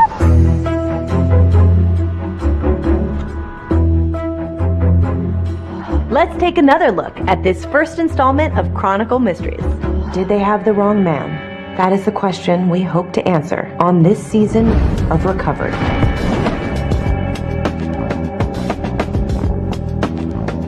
I'm Allie Sweeney. My name is Benjamin Ayers. We are starring in the Chronicle Mysteries, which is a new mystery series for Hallmark Movies and Mysteries. And we're so excited. It's going to be super fun. I think you're really going to enjoy it. One of the fun things about my character as a podcaster is that she gets to come on the scene once the police have already sort of done their work. You know, it's usually a cold case or where they weren't willing to investigate, or they did investigate and the people involved think, you know, maybe they got it wrong. You know, one thing I love about this series is, and podcasting in general, is somebody goes out there and cracks a cold case, and then everybody goes, oh, they can help me with my case. And so what happens is everybody comes to Alex and brings a case, and she kind of decides which one to take. I saw what you did with your last podcast. I want to clear my name. As Alex and Drew are solving the crime, they put up all the clues and kind of re-identify who's who and what's happening and how does that clue relate to that person in a way that an investigator would, but also to serve the podcast. And then she kind of re-narrates it so that helps us keep the audience up to the very second, you know, thinking with Alex and Drew. It's exciting to get to introduce so many new characters every time, but at the same time have our core crew, and as we move along, get to learn more about them. It's full of really fun twists and turns. I'm so proud of these movies. I'm so proud of having the opportunity in my life to be able to put together a project like this and see it come to fruition. And I think the audience is really going to love it. Thank you so much for watching. We really are I'm enjoying making Chronicle Mysteries 3. Are you? I'm having a great time making Chronicle Mysteries 3. I also had a great time making Chronicle Mysteries 1 and 2. When we return, the next installment of Chronicle Mysteries explores what can happen when a man claims he's been wrongly accused of a crime he didn't commit. Stay with us.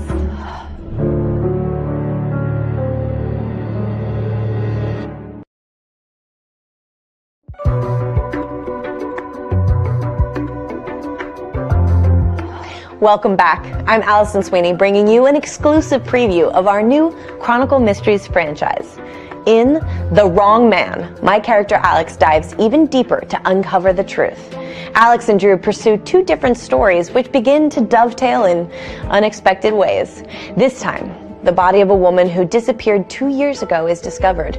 The victim's husband was acquitted of the crime, but Alex can't help but wonder, does acquitted mean innocent? Take a peek at our next preview. Here's what we know.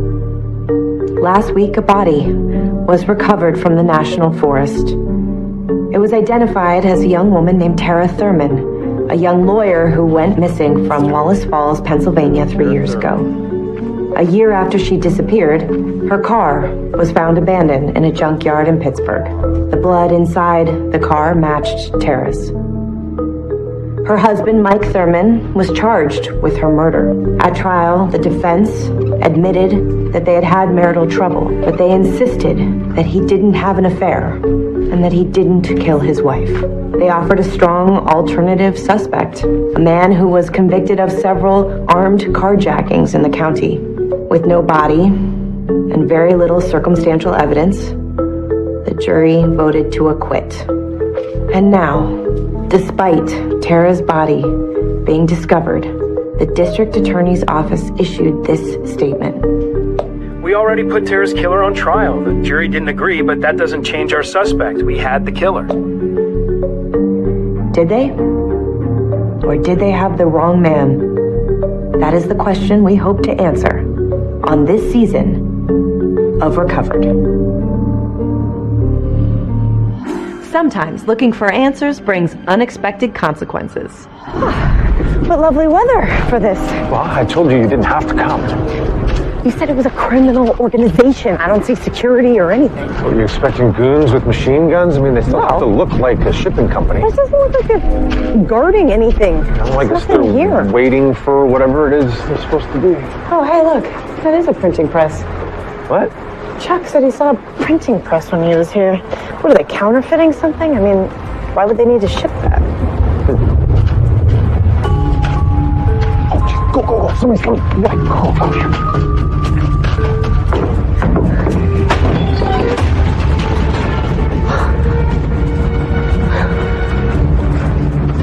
Let's take another look at the second installment of Chronicle Mysteries.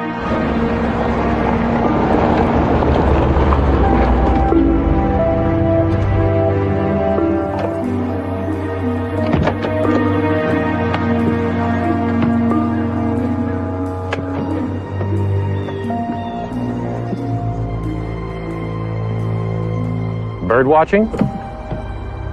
Frankie. Nah, man, Godfrey. Long time no see. A new look for you? My whole life's new these days. A new leaf. Lots of them. This your land? My cousin's. They gave me a fresh start. It's his farm. At Wallace Falls Shipping. His business, too. Huh. Cousin Paul's life, you're just living it? They say if you want to reform, you got to lose old associations, your old crew. It's like being in recovery. So prison reformed you? I learned so much. I never had time to read before. I got a business degree. I studied agriculture. Go figure. Now you're a florist. People love their sunflowers. It's a little labor intensive, but it's worth it. It's called a cover crop. You really did read a book. You can make a U-turn down there and head back to the highway. I love a good redemption story. Made by Dave, Frankie. Next time, call ahead. I'll make dinner. It's farm to table over here.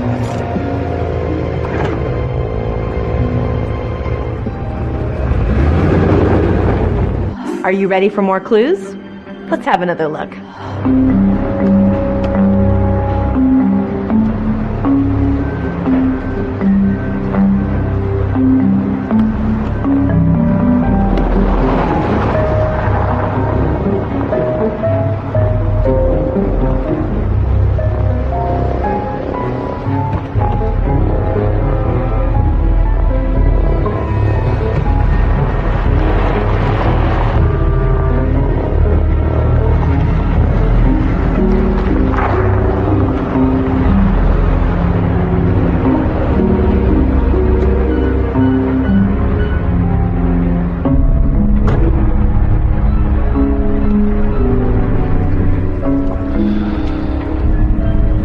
Don't do it. Tim, what are you doing? What is in your hand? Huh? You were about to dump something. What is it? Look, I swear, man, if you don't back off, Yeah, you're what? Huh? You're what? Hey, I didn't kill her, man. I didn't. Hey, break it up. Break it up. Hey. I got you. I got you. Well, this looks like evidence to me. it's not what you think. All right. Why don't we take a listen?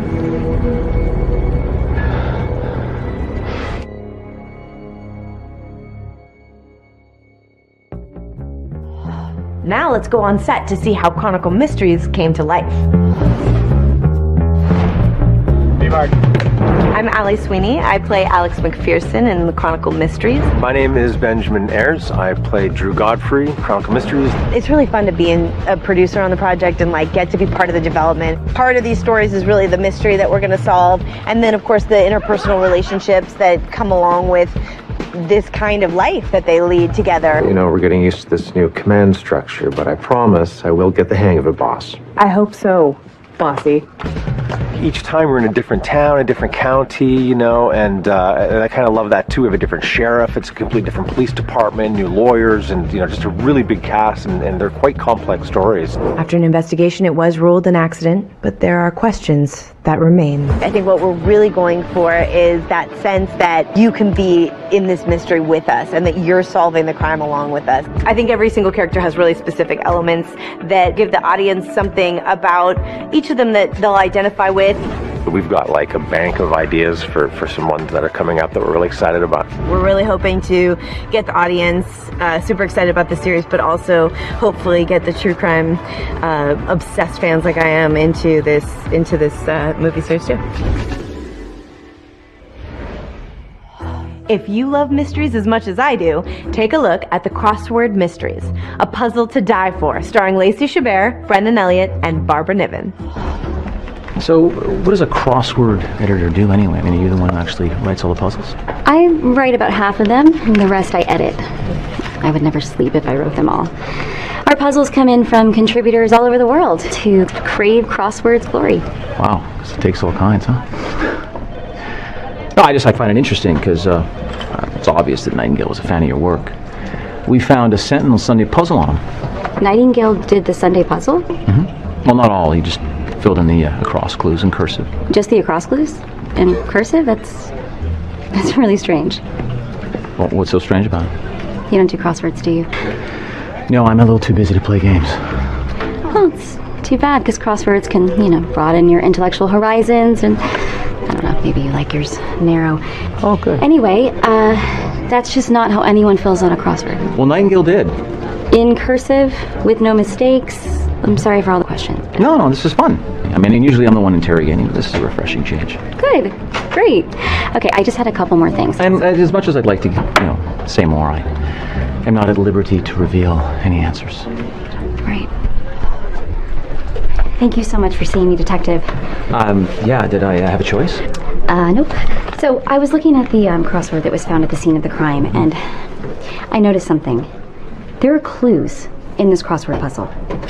What are you talking about? Let me show you.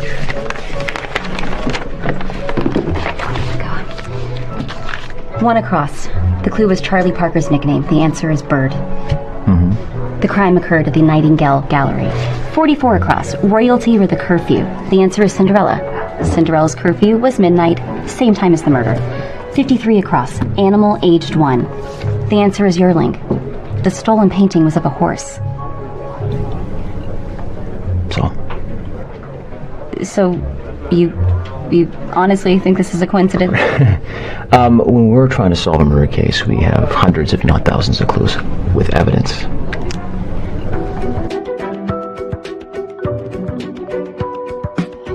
We are only beginning to scratch the surface here. When we return, we will have a look at Alex's next deadly case.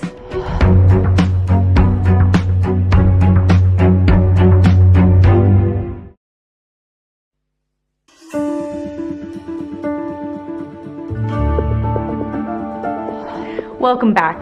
I'm Allie Sweeney, here to share more previews of Chronicle Mysteries.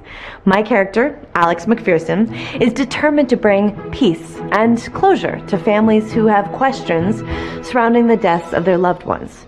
And she is relentless in pursuit of the truth. Alex is a podcaster working alongside the Harrington Chronicle, where the paper's editor-in-chief, Drew Godfrey, often gets under her skin, but also pushes her to be a better truth seeker. In our third installment, Chronicle Mysteries Vines That Bind, Alex and Drew work more closely together than ever. The duo starts wondering if the answers they're seeking lies among the tangled vines and tangled history of a local vineyard. 12 months ago, on October 27th at 5 p.m., Colton Saunier entered the vat room at Shepperton Estate. He didn't have to do manual labor anymore, but he liked it. He said it helped him think. That night, he decided to clean vat number 30. His body was found inside the vat only hours later. The cause of death was CO2 poisoning. After an investigation, it was ruled an accident, but there are questions that remain. Could an experienced winemaker like Colton Saunier forget the basic precautions? Was it really an accident? I'm Alex McPherson, and this is Recovered. Alex, thank you for coming. Yeah, of course. I mean, it's not a chore. Look how beautiful this is. Do we get to stay at Shepperton? No, I got us a chic little B&B in the village. We'll check you in later. I just wanted you to come here first so that you can meet everyone and take a tour of the property. Okay, so tell me about the Sauniers. Well, I originally met them because I come up here on the wine tour every year. I've gotten to know the whole family very well, which is why I've always felt like there's something off with this accident. Let me give you the skinny. Colton, the patriarch, has two sons, Jackson and Gil. They run the business now. Jackson has a new wife, Mary. And there's some subtext. Well, I agree, there's something going on. Yes, and we are going to get to the bottom of it. Huh. Turn around real slow. You folks get lost? No, ma'am. We were just hoping to speak to you, Ms. Kelleher. I don't talk to the press. Get in your car and go. Don't come back. Check. Got it.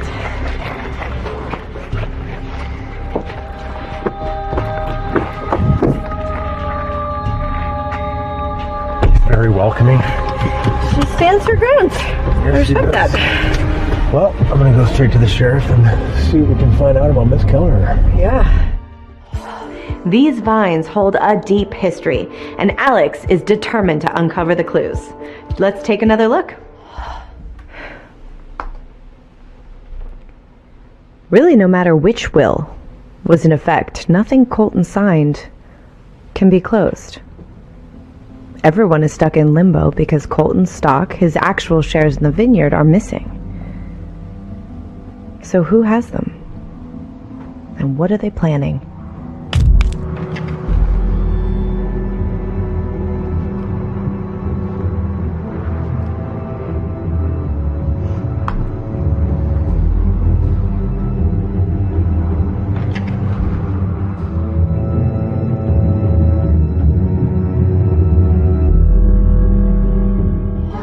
As always, Alex seems to have her work cut out for her. We have seen 3 captivatingly complex cases tonight. As each of these stories unfold, together we will begin to piece together these riveting puzzles. But for now, I'm gonna leave you guessing. I'm Allie Sweeney. Thank you so much for joining me for this special preview of our new original franchise, Chronicle Mysteries, which can only be found here on Hallmark Movies and Mysteries. Have a fantastic night.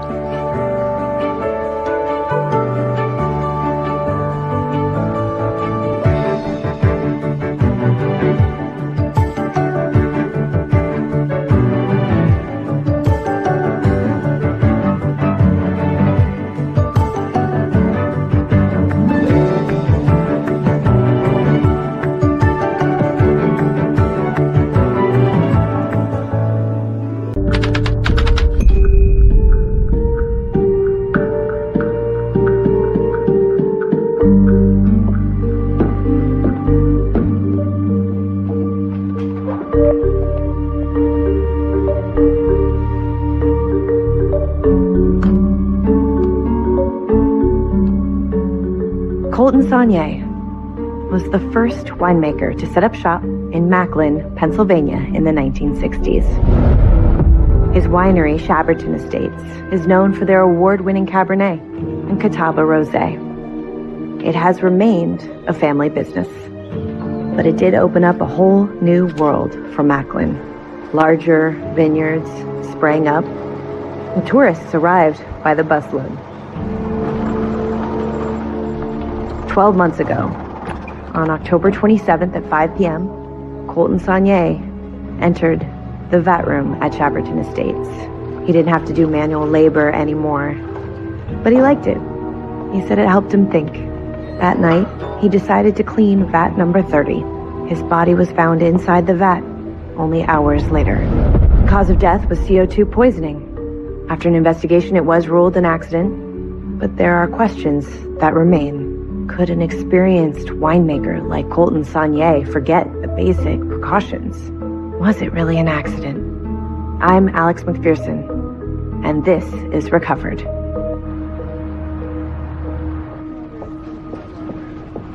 Hey, Chuck. Hey. Whoa. What's going on here? This. It's the Matthews family beard off this month. My dad's hard to beat, let me tell you. Just kind of. So for me. Good luck. Thank you. Hope you win. Thanks. Slow news day? Yeah. But you know, Tina the Llama could show up at any time. I think someone should stake out the fairgrounds. Oh, I already sent Jennifer to get the scoop. Good call. Great. Hey, so I hear you're off to Macklin. I am. Tomorrow morning, Eileen is already there. Oh, well, you two have fun. Taste lots of wine for me. Okay. It's not going to be all fun, though, because, there is something suspicious going on. Look at this. Macklin has exploded over the last decade. I mean, there have been winners, there have been some losers, a lot to research. So, check it out. Yeah, I will. I don't want to take your coffee, but... No, I printed it out for you. Because you. Oh, well, thanks. Hey, Fireman Sean. Oh, bye. Hey. Hey, Sean. Hey. Sorry, am I late? No. Reservation's not till 7:30. Oh, perfect. Yeah. Okay, well, Hurst is in charge. Swell. Yeah, always. Yeah. You kids have fun. Are she and Fireman Sean? Pardon? Say what? Huh? No. But should I check if Features has anything for you? Yeah, that'd be great. Okay. Thanks.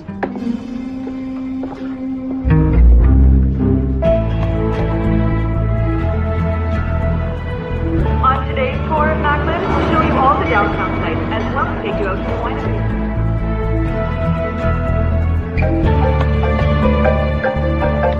Uncle Miles.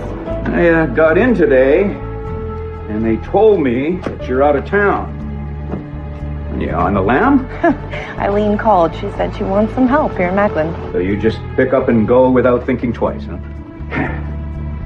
Sometimes you remind me so much of your mom. Well, I will take that as a compliment. I hope. I miss her. So do I. I'll be home in a few days.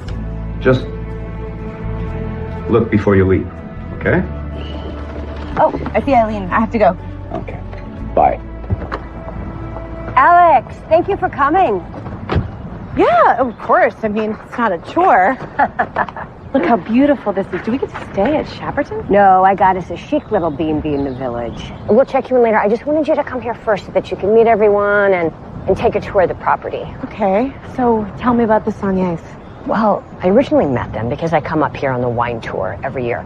I've gotten to know the whole family very well, which is why I've always felt like there's something off with this accident. Let me give you the skinny. Colton, the patriarch, has two sons, Jackson and Gil. They run the business now. Jackson has a new wife, Mary, and there's some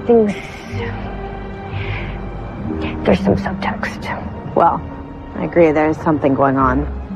Yes, and we are going to get to the bottom of it. Okay, for this week, we've got city council meetings, extreme couponing, and Tina the Llama, of course. If she shows up by Saturday, we'll do a 4-column quarter with photos. Anything else? No. All right, well, get copy to me for your regular features by tomorrow. Thanks, guys. Hey, honey, what's up? Dad, it's a workplace. Right. Sorry, Miss Godfrey. I wanted to see if I could take some time off this weekend. Or? Hey, the boss would ask that. It's an annual camping trip. There's hiking and canoeing. The whole math club goes. Mathletes on water. Oh, that sounds fun. Yeah, of course, permission granted. That's from your boss, because your father would definitely like to chaperone. Adorable. Hey. Slow week? Yeah. Harrington has the most polite city council meetings I have ever seen. Yes.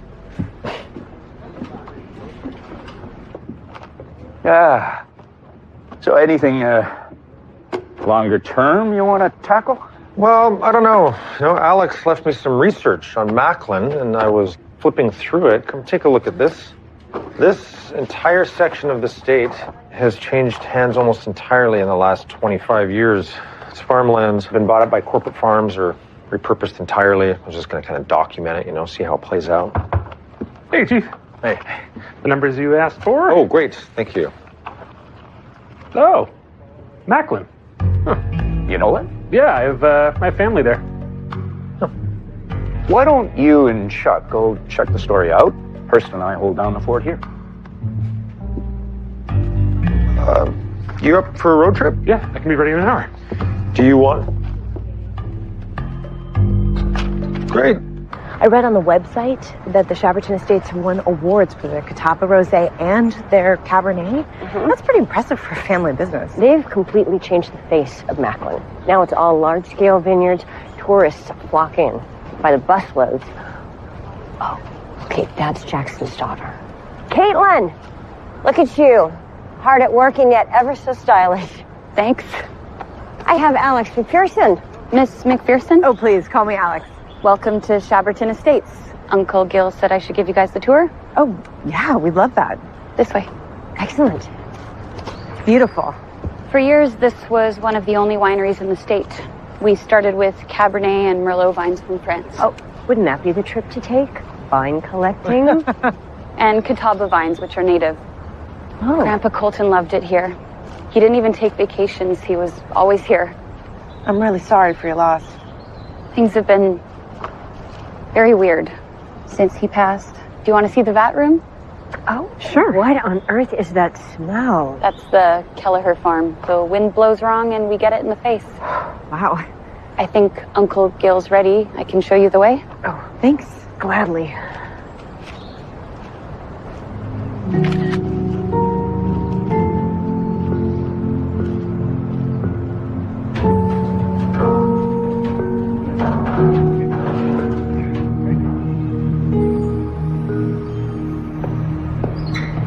Hey, that's the other way. All right, that's ammonia. Careful, or you're going to take us all out. All right? Hey, Victor. Gil, your brother wanted to meet before I flew out. Yeah, I guess we should. Now, let me just... Eileen. Gil, thank you for seeing us. And this must be... Alex McPherson. Ah, so nice to meet you. This is Victor Lustig. He's our lawyer and all-around advisor. Nice to meet you. A pleasure. Eileen says that Alex can do a podcast on Dad's accident. Well, what about the accident? Well, I'm not exactly sure yet, but if you were there then, I'd love to talk to you about it. Well, I'm leaving for Napa this afternoon, but perhaps when I get back. Gil, when you're ready to meet, let me know and I'll get Jackson. Will do, yeah. So, how does it work? Eileen says you can solve this. Oh, well, I don't know about solving it. She's being really modest. She's had incredible results. I have been a bit lucky, but I can't make any guarantees, you understand? I'm just happy that you're going to give it a try, so... Can I take you through it? Yes, now. Okay, I would like to record our conversation if you don't mind. Yeah, go ahead. You know, I'm gonna go find Mary. And we'll talk later. Yes. Okay, I'm ready. So, this is where it happened.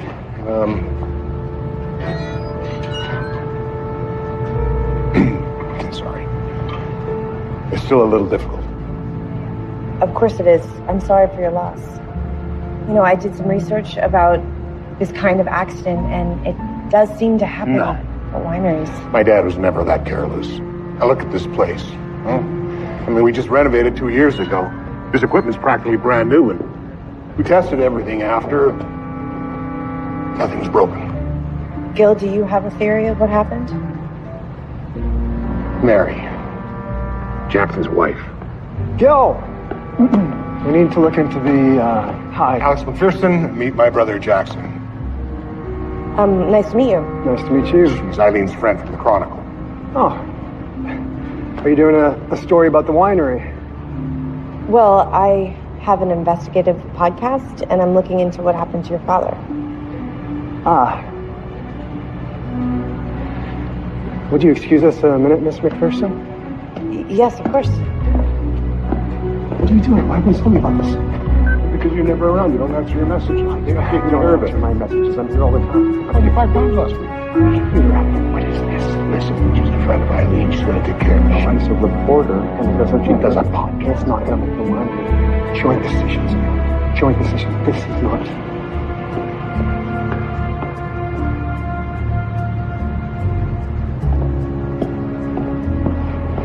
Gil, am I getting the feeling that Don't worry. I can handle it. Well, I want to show you something.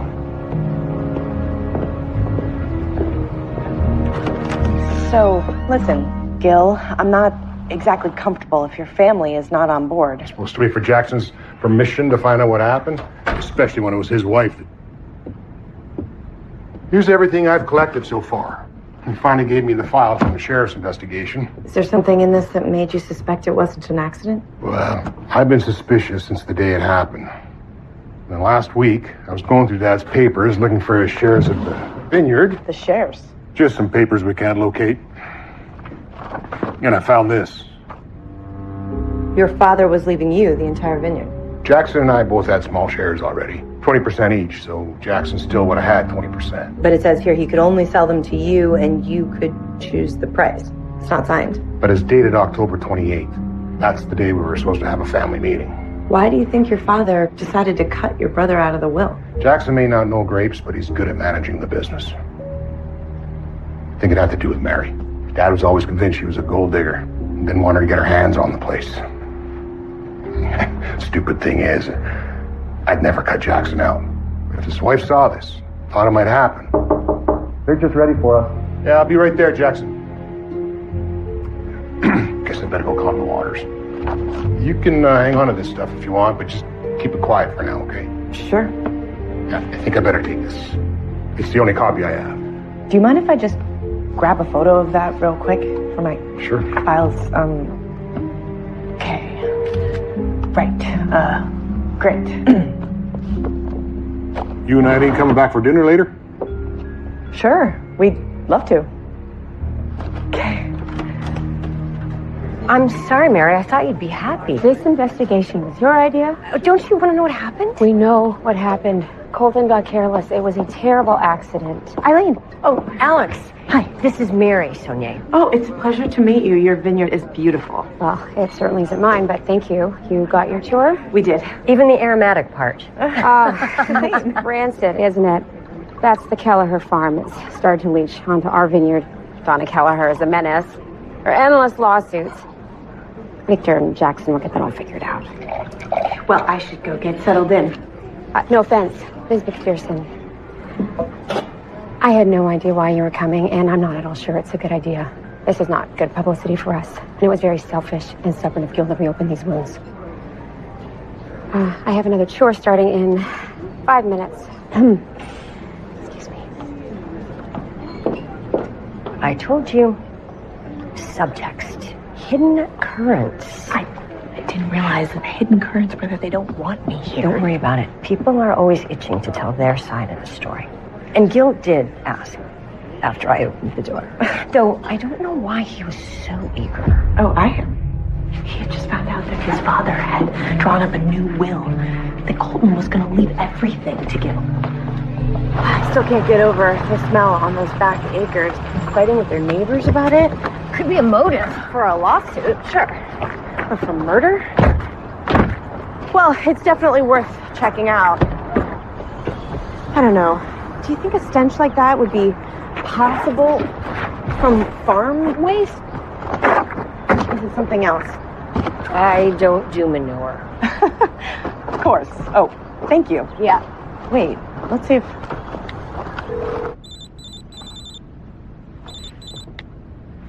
Hi, boss. Hey, Chuck, I have a stinky farm question for you. Well, all the good ones are. Shoot. What kind of pollution do you think would cause a farm to smell like, I don't know, like rotten eggs, maybe? Rotten eggs that took a bath in fertilizer and then cheated on the fertilizer with some ammonia. Oh, well, that's some very nasty soil with low morals. Hard to say. Could you get a sample to a horticulturist? Oh, yeah, that's a good idea. I'll find one online. Thank you, Chuck. Yeah, anytime. Welcome. Like now? I'm here. I see that. Hey. Wow. What are you guys doing here? Did you check in already? You know, don't even answer that because I'm going to make sure they put you into room number 7. Come on, Chuck. Oh, it's exquisite. There's a view. What, you didn't want to miss out on the wine? No, of course not. Field trip, you know. I thought I might as well take a look at that Macklin story. It's all good. Miles has got the fort back home. Oh, I bet he does. He sent you here, didn't he, to check up on me? Oh, please. I got plenty of work to do. Real reporting, actually. You won't even see us. Right, because, you know, you don't take up any room or anything. Oh, can I organize the photos? Sure. Thanks, Chuck. Wow. Old dusty files become the treasure map. Especially in a cold case. You never know what someone overlooked or, you know, means something different months later. Exactly. Do we have names for any of these guys?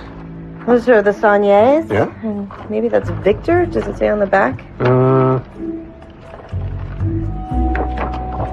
Yeah, Victor Lustig. What else you got? Who's this guy on the left? Okay. Andy Woods. Andy Woods. That's what says the sheriff listed as the only suspect in Colton's death. It says that he worked at the winery. I remember. Yeah, he was this troubled kid that Colton took in and then mentored. I mean, Gil said he was a very talented vintner. Wait a second. It says here that 3 weeks before Colton died, Andy Woods was caught writing checks on the winery account, checks made out to cash. Rookie move. Of course he'd get caught. Yeah, I mean, to turn on his own mentor out of nowhere? It says that he was fired, but that he didn't go quietly. He claims that he was framed, that these checks aren't even in his handwriting. Sounds to me like we need to pay him a visit. Yeah. We need, like, tape or something. Maybe we could pick some up on the way back from dinner. Oh, dinner. I'm starved. Oh. I'll call Gil. I'm sure he won't mind. They come. Good idea. You can come. You know what? It sounds like the family wasn't really that happy to see anyone from the Chronicle, so we'll be fine. You guys go. So nothing for Jackson and his family? Like a small buyout over time. Do you think Jackson and Mary know? Gil isn't sure, but he did hide the will from Jackson when he came into the office. What was that? It could be hunters. There's a service road. Let's go. Come on. I don't know. There was a gunshot. I heard a gunshot. I can't see it. Will, is that you? Are you here? Who's coming down the road? I don't know. I can't see his chest moving. He's not breathing. What do I... Send someone now. Oh.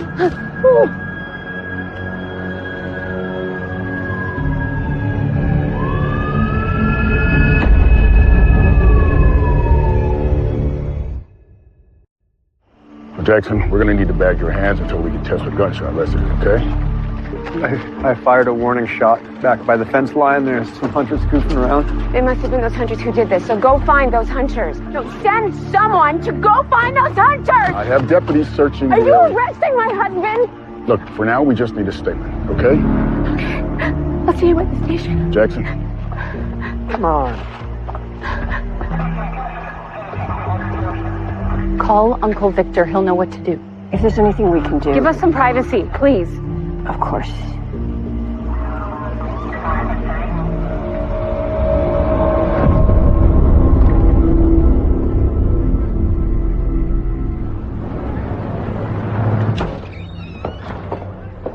Hey, you guys are okay? Yeah. You didn't have to come. Of course. We were worried about you guys. That poor family, they've lost 2 people in 12 months. Do you think they were connected? Right, so Gil's shooting is the active case. You work the cold case. Colton's death. And I won't post any episodes of Recovered until we know what we're dealing with here. If we're lucky, the cold case will take us straight to Gil's killer. I texted Mary this morning, and they're still holding Jackson. Can they do that without charges? 72 hours. Some of them are just procedurals. I'll try to get a statement from the sheriff, but they're definitely going to be a no comment until they press charges. Didn't you have an appointment set up? Virginia Macklin herself. Who's that? Matriarch of the family who founded the whole town. And known card cheat. Bridge. Low stakes, but still. Duly noted.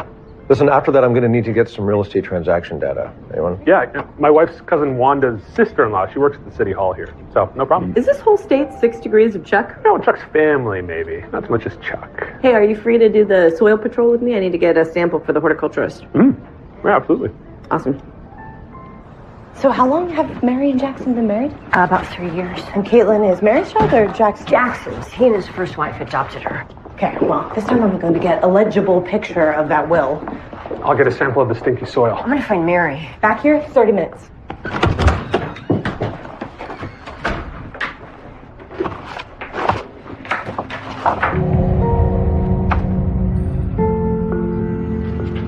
We need a deposit for the funeral home, and I can't figure out which account. Oh. Mary. Oh.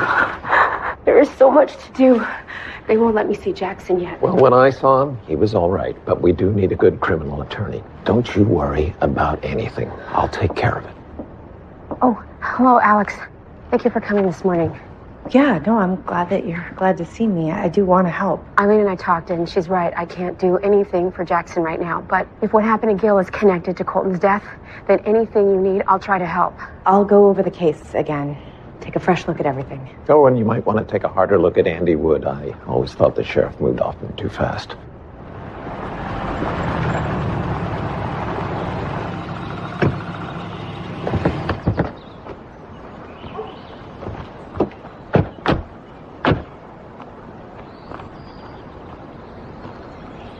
It's for sale. Do you think Andy Wood's moved? Struck's still here. Let's see if he's home. I'm surprised he didn't move after Colton fired him. He could have been charged with theft. That is a lot of mail. I'm gonna leave him my card. You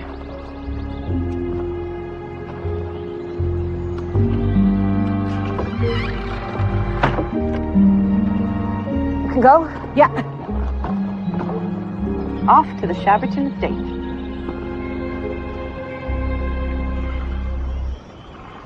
May I? Oh, yes, thank you. Oh, no, thank you for taking time to meet with me.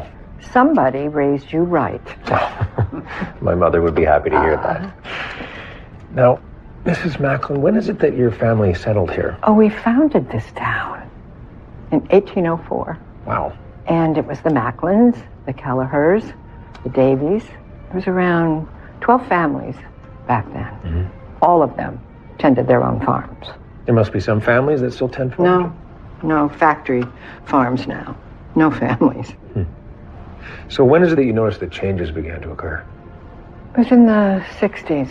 My father sold the first parcel of land, which was the biggest mistake our family ever made. I think, if we hadn't gone down that road, maybe things would be different now. We sold a parcel of land to the Sanyes. We thought it was worthless, and yet it grew their grapes. And look at them now. And then look at Macklin. Do you know you have to dodge tour buses if you want to cross any street downtown? Do you think that'll be enough for him to figure it out? I don't know, but I literally had to army crawl through like 3 sets of barbed wire to get this. Wow. Not really, but it felt like that a little bit. I see. I just had to hand dig a little bit, actually. It was okay. It was pretty easy. Excuse me, are you Ryan? You must be Alex. Yeah, Alex McPherson, and this is Chuck Matthews. We work together. Yeah, the general assistant. Step into my lab. Let's see what's on this slab. Oh, boy. Do you have a soil sample? Oh, yeah, here you go. It's from as close to the property line as I could get. Well, where did this come from? The Shapperton Vineyard? Well, they shouldn't even be there. Nothing should sit that close to the delicate biospheres in Fernhead Creek. Well, they seem like responsible growers. It doesn't smell responsible. Well, it's more likely from the neighbor down the hill. Their drainage fed directly into the vineyard's irrigation system, so... It's still their responsibility to clean up. I'm sorry. Truth is, I won't be happy until half this county goes back to being hardwood forest. Uncultivated land. What am I looking for? Can you break down what's there and see if it's just bad farming practice or something more deliberate? You suspect foul play? Yes, I realize how that sounded the minute it left my mouth. I just want to be thorough. I can do thorough. But you'll have to come back to see me again. It's going to take 24 hours to get the full chemical rundown. Yeah, we can come back. And you have my number? I do. Okay. Well, I can come back. Or not. Look, I may not be a detective, but for some things you don't have to be. Chuck! Just saying. No. Hello. It's me. Why are we on the phone? Call leaves a trail. I need to get paid. You said you would get out of town. That's what you said would happen. I can't go without my money, and that's on you. Or I start talking.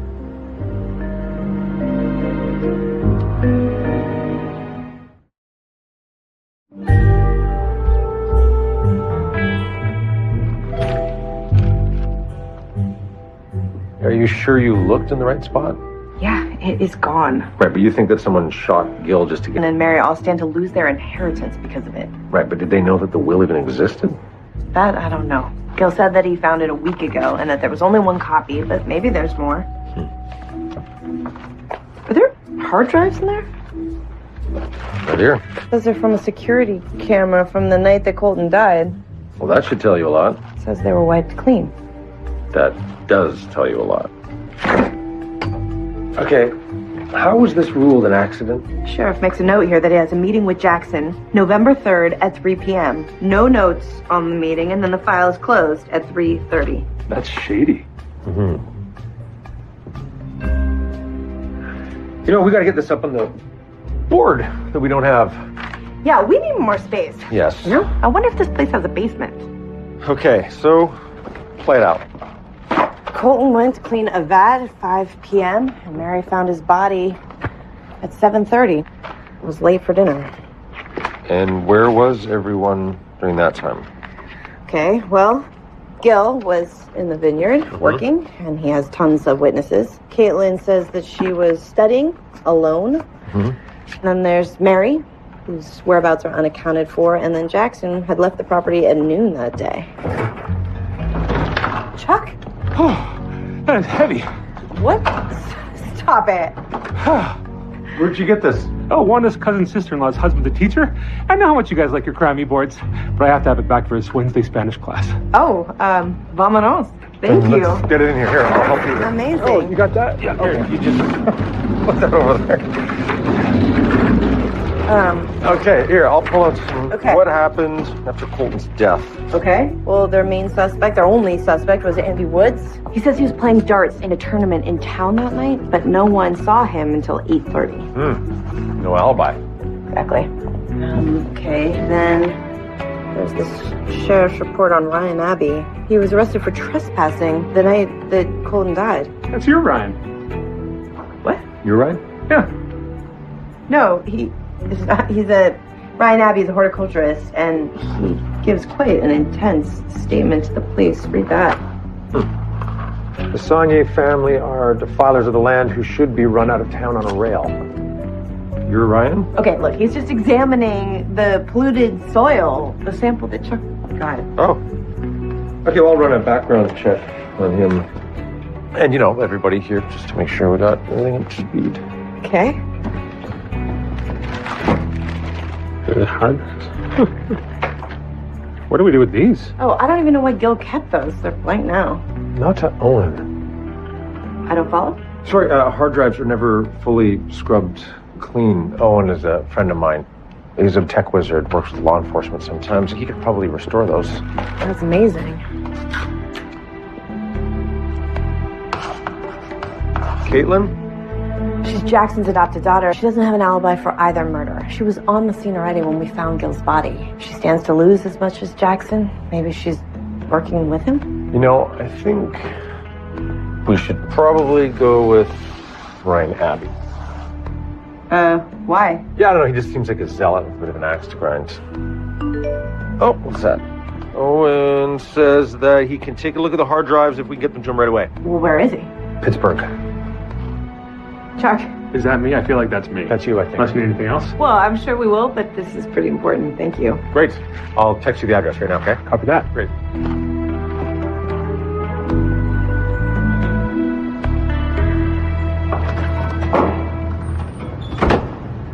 That room. Help. Yeah. Could you work this latch? Really? That gets help with an exclamation mark? What, are you saying you can't do it? Ooh.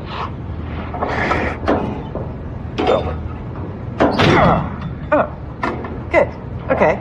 Now, how could you close that latch and the 3 vents manually before Colton knows what you're up to? No, you can't. Okay. The other option is to override the computer's warning system and have it automatically close them all at the same time. Oh, I'm sorry. Am I it today? I feel like a lab rat. Well, I tried, but it took me 20 minutes and I had to look online. Okay, well, let's just say that I could do it in probably half that time. Still wouldn't be fast enough. Right. Well, it has to be someone who knows the equipment, who can move quickly. So, who does that rule out? No one? This person probably is the one that also scrambled the security footage. Hey, but there's a security camera facing Gil's office door, and it would have picked up whoever went into Gil's office after he died and took the new will. You're welcome. Well, I gotta go meet with the property developer. Catch up with you later. Yeah. You'll receive another intriguing text. Oh, I hope so.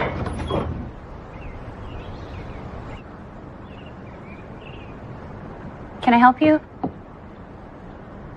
Caitlin, I was just looking at some footage. Sure. Mary said we should do anything we can to help you. I didn't want to bother any of you today. How are you holding up? I may be losing half my family this year, so not great. Did you find what you needed? Actually, I'm good. Here, let me do it. Which camera did you need? Oh, I got the right camera. I was just wondering if I could zoom in.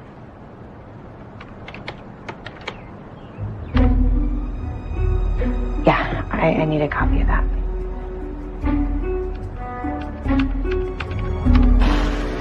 Oh no, I hit the wrong button. Sorry, it's gone. Well, I just found out that it's possible to retrieve all the data from almost any hard drive. So if I could have it, I can get it all cleaned up. Sure. I'm not sure we have a replacement though. I noticed these earlier. This one looks brand new. It is.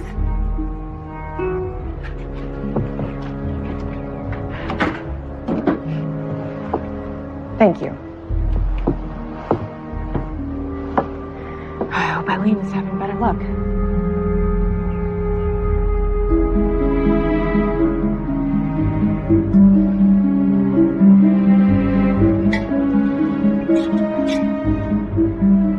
Is this it? Wow.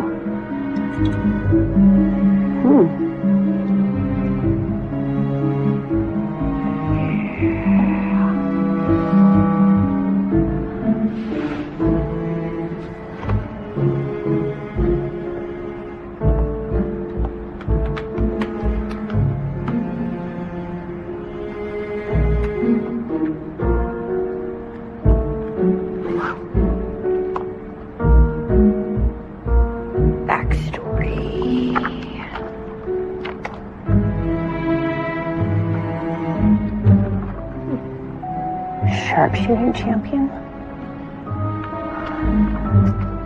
Football, volleyball, shoot.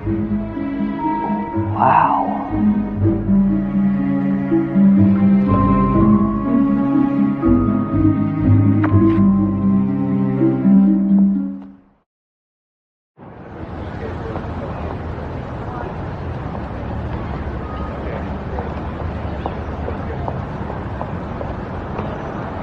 Flying Fists Sheriff Station? Oh, you're not going to want to miss this. Oh, really? So, context? Whose fists? Well, Donna Kelleher's and someone in the Saunier family. Apparently, gunshots were fired. I'm just waiting here. I'm going to ask the sheriff. Where'd you pick up this local commentary? Real estate developer I was talking to said that the Kelleher's the last ones to hold out in the county, so apparently the rest of the farms were sold to Benson Holdings. Who's Benson Holdings? I don't know, but I'm going to dig around and find out. Oh, Sheriff, I just wanted to... Jackson should be home right now. You know it. Jackson's lawyer spoke to the DA, and he said that the autopsy showed that it was a long-range bullet that killed Gil, maybe even from below. Which couldn't possibly be Jackson. Unless he worked with someone. Mary, he failed the polygraph. One that he should never have taken. It was voluntary. You can't just keep him here. Well, they have another 2 days before they have to file a charge. We're still investigating, so I have a lot of work to do, so if you don't mind it. But wait, I have some things I want to leave for my husband. Just toiletries. All right, come on back and let's get him cleared. Mary, I'll call you this evening. Don't publish any of that, please. We don't print incomplete stories. But we can help you if you want to help us.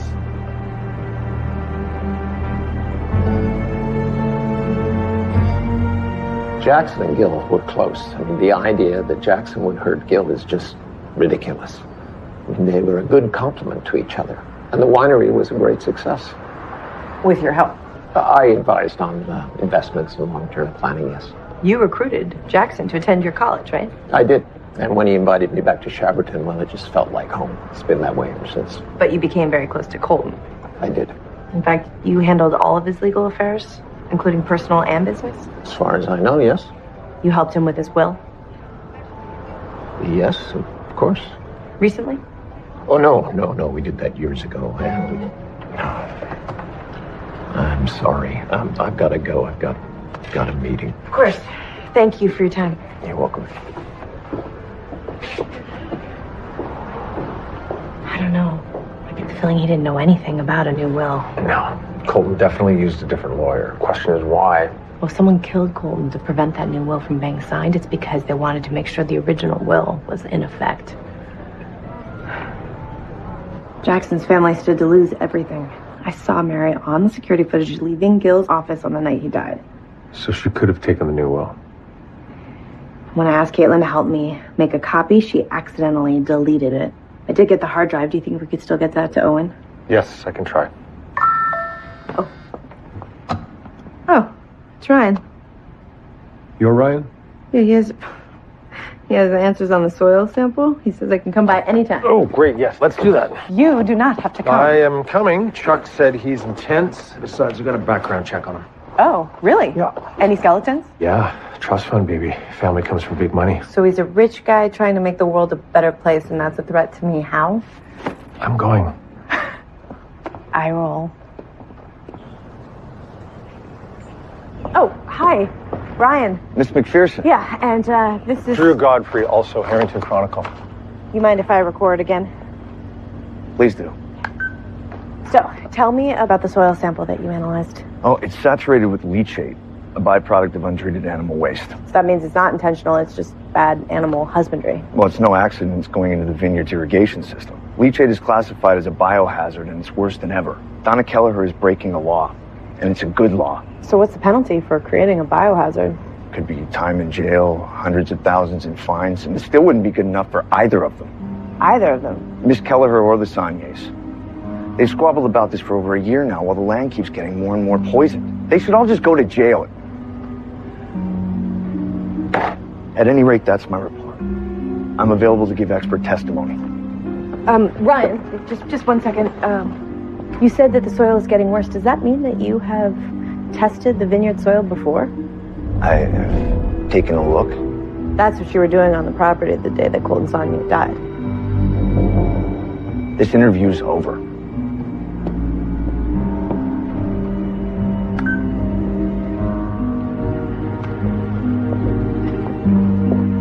What a sweet, laid-back guy. The fireman, Sean, should be worried. Stop it. No, I guess not, since you kind of nailed him on his whereabouts for possible murder. Yeah, guess he won't want to date me now. So I guess we'll go see Donna Kelleher? Yeah. How'd you know? Because you. Right. Is this some Uncle Miles move? You're just doing this to protect me? Protect you? I hope you're going to have my back.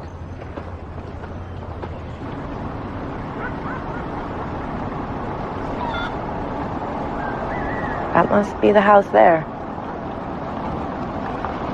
Huh.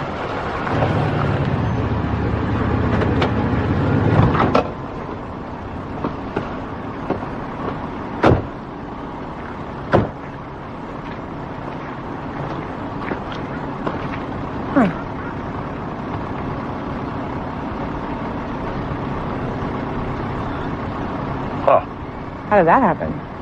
Wow. You know, the developer I talked to said that she's got money from somewhere.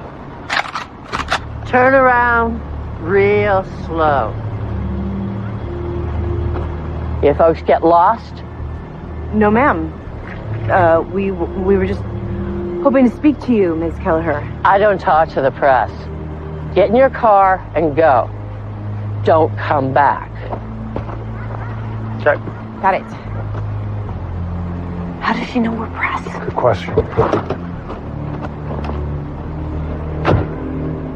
She is very welcoming. She stands her ground. Yes, I she respect does. that. Well, I'm going to go straight to the sheriff and see what we can find out about Mrs. Kelleher. Yeah. I'm sorry for the inconvenience. Well, thank you for understanding. I'm sure we can reschedule. Yes, we have your number. If you just give me some dates. Someone will get in touch with you for the refund. Thank you. Thank you so much.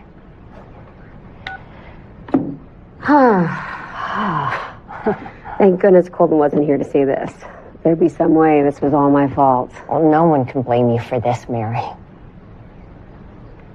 Would you like some wine, Eileen? It has to be 5 o'clock somewhere. I have a special bottle of rosé hidden away. Oh. Oh, maybe Caitlin can join us. She's out.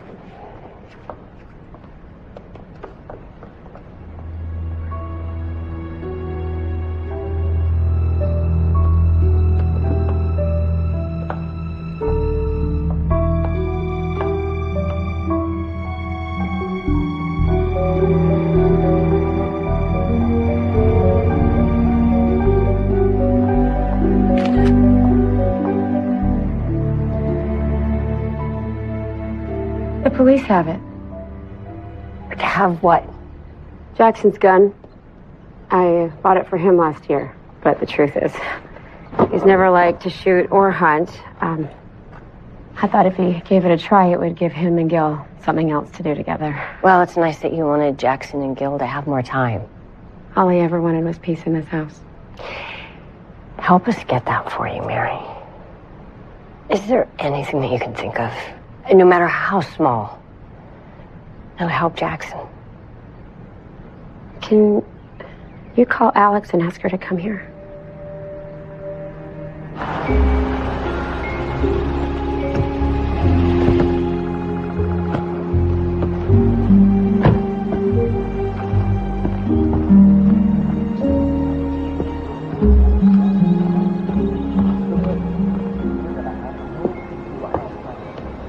I don't understand.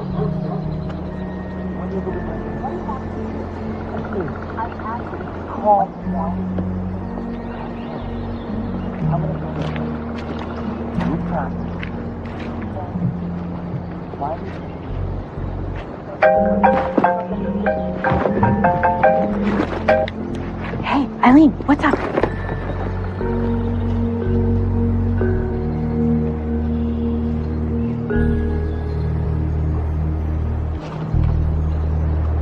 I'm on my way.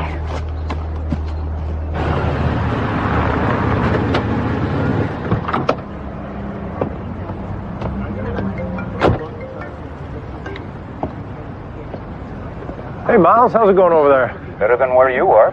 I was just served a legal paper enjoining you, Alex, and any member or representative of the Chronicle and or the Recovered podcast from going near any member of the Saunier family. What? Now, they can't stop us printing, but this is clearly a warning shot. You kids playing nice? Yeah, well, I thought we were. Look, I'll get to the bottom of it, and I'll call you back. Okay. Oh, man. Okay, Mary, why don't you tell me what you remember from the night that Colton died?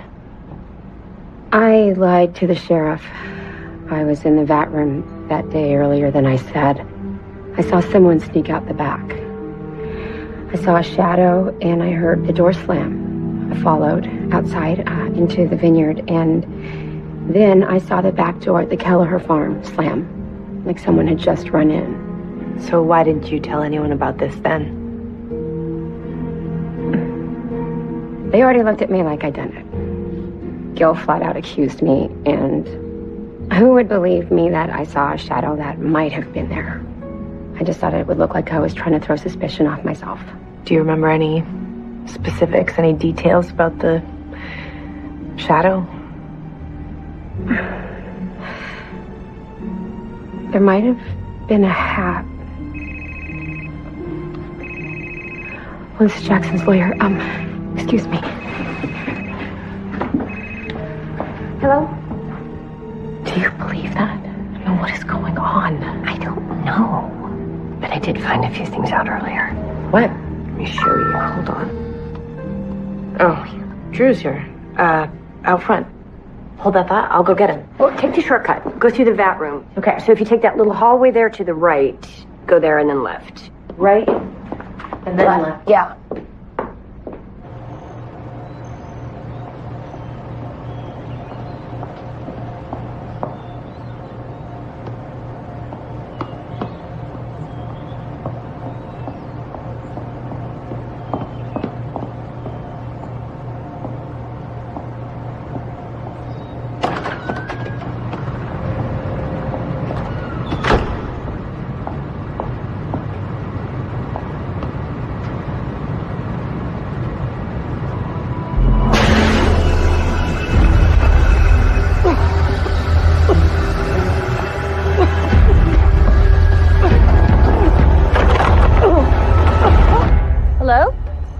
Hi. Drew Godfrey. I work with Alex. I'm meeting her here. I haven't seen her. Do you mind if I look around? Sure. Thanks.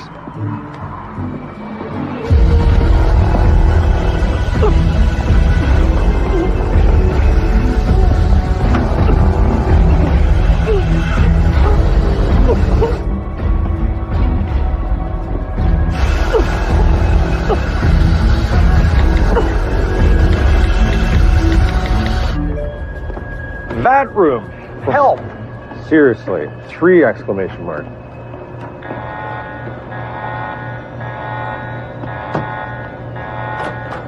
Alex? Alex!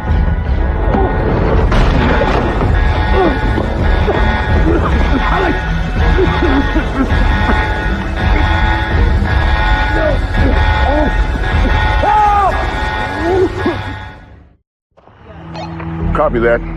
I'll take a team, fan out, and search the property. So who turned off the ammonia? I did, right after I called for help, and I shut the door, but that's not enough.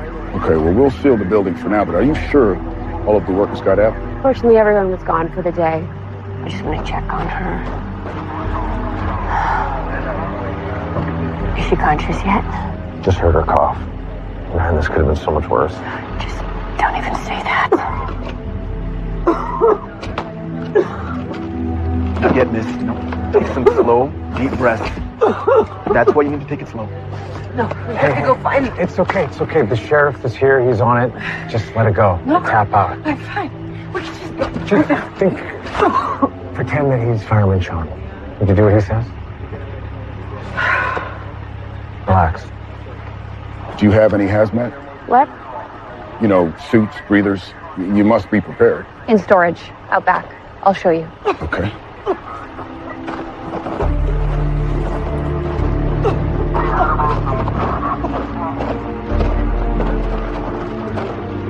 Looks tense. Here they told the sheriff about the injunction. Right. Injunction. What do you figure?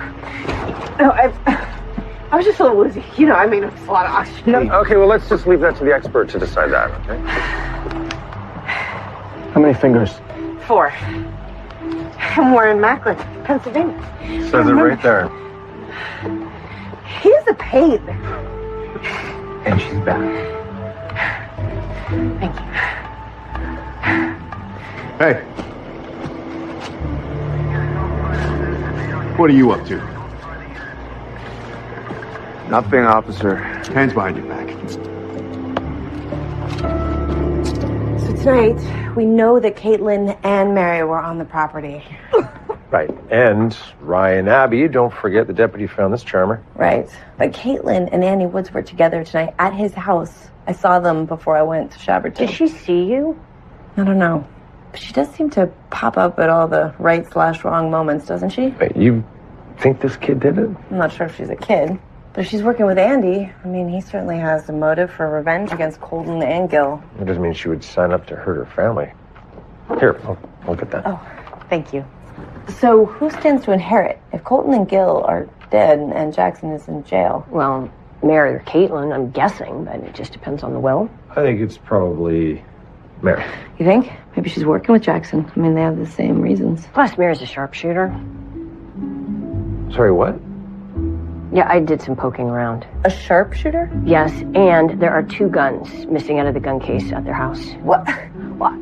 Remember when I said I had something really important to tell you? But then, you know, he texted, you went out of the room, and then the ammonia, and then ambulances, and now we're getting back to it. Okay. Well, there you go, missing guns. Right. Well, the police would have Jackson's, right? Well, they do. Mary said they did. But the question is, where's the second gun? That is a very good question. Hey, so, success, we think. Owen said they're going to be blurry, but he will be able to pull some images from those hard drives. He's going to email them to you as soon as he gets them. Great. Did I miss anything? I feel like I missed something. I'll catch you up. Grab a seat. So what's next? Well, hopefully Caitlin or Mary will have more to tell me. So I'm going to go by there first thing in the morning. Alone. I'm not sure that's a good idea with the injunction against everyone from the Chronicle. Injunction? Well, that doesn't mean me. I'm still their friend. Plus, then I can look and see if Mary hid that rifle somewhere. Rifle? And tomorrow we should check in with the sheriff. See if he has any leads on who poisoned me with ammonia. Ammonia. I could use a catch-up, guys. You need something to eat? I could use something to eat. You know, we should all just get something to eat. I think I'm gonna have to pass. I'm gonna call it a night. You feeling okay? Yeah, I'm fine. You know what? I'm going to stay here with you. Okay? I mean, we could go grab a beer. I can catch you up if you wanted. Yeah. I think that's a good idea. Are you sure? Yep.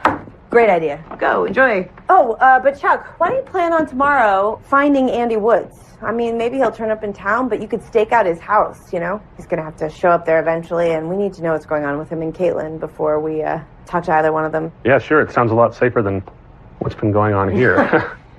That's for sure.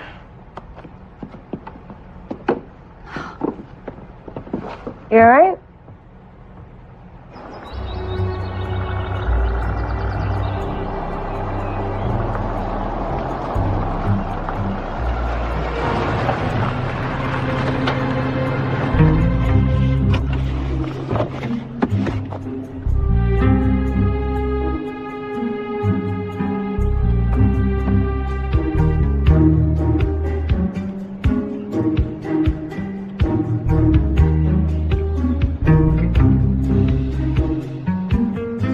Oh, hey, Eileen just texted. Mary doesn't know anything about the injunction. Oh, Jackson will ask. Yeah, the lawyers aren't going to let us ask him anything. Right. I need to try to get the lists of Benson holding officers, but it's tough, you know, it's LLC. I bet they had to file workman's compensation with the state. You know, you might not get all the names, but you get the name of an assistant, address on the file. You know, we need to talk more. You're welcome. Oh, Mr. Abbey. How are the accommodations? Jail is a badge of honor in my work. Yeah? The sabotage? All roads to the perfect place. You could have killed Alex. No, it wasn't me. Well, then what were you doing at the vineyard? Monitoring the Kelleher's farm. Trespassing. Spying. You make it sound like it's a bad thing? What do you do for a living again? When's your arraignment? Because I want to make sure that I'm in the front row. Here, save the date. Aw, you two are bonding. You should invite him out to shoot pool. Yeah, more like throw darts. Yeah, probably at 20 paces. You have got to be kidding me. What? I searched for his full name everywhere. Look. Ryan Benson Abbey. Benson Holdings. Now, you don't know that. Your Ryan is a fraud, and he's the one who's buying up Macklin. You are not supposed to jump to conclusions, remember? Well, I'm jumping. You're the one who always says that. I know, but I feel it. Oh, this one time. This one time.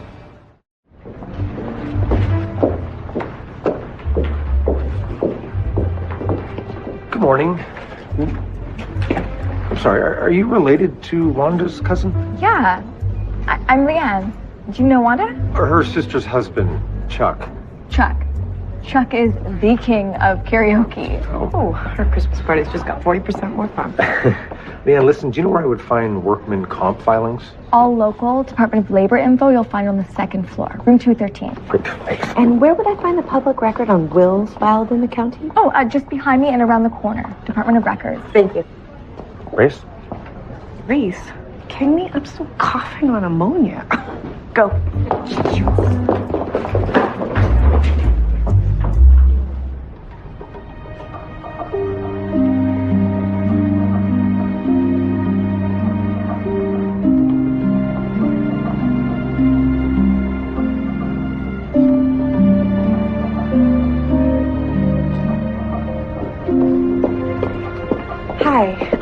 Excuse me, I just have one more question.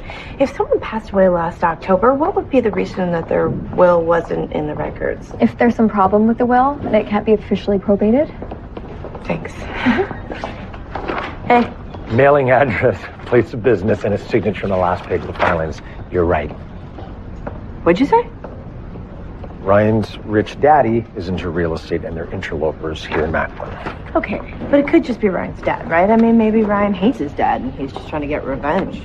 Or he's using his super green eco credibility as ground cover for his pop's dirty business. Maybe.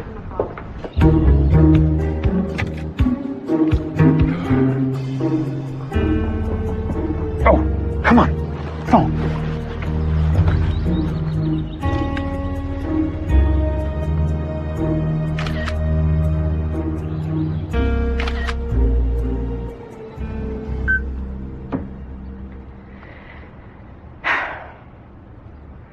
Why don't we pick up where we left off?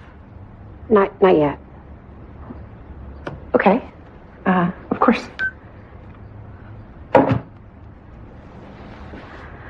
I heard you and Eileen talk about Colton's new will the first day you were here. It sounded like a nightmare for Jackson. He would have been so hurt.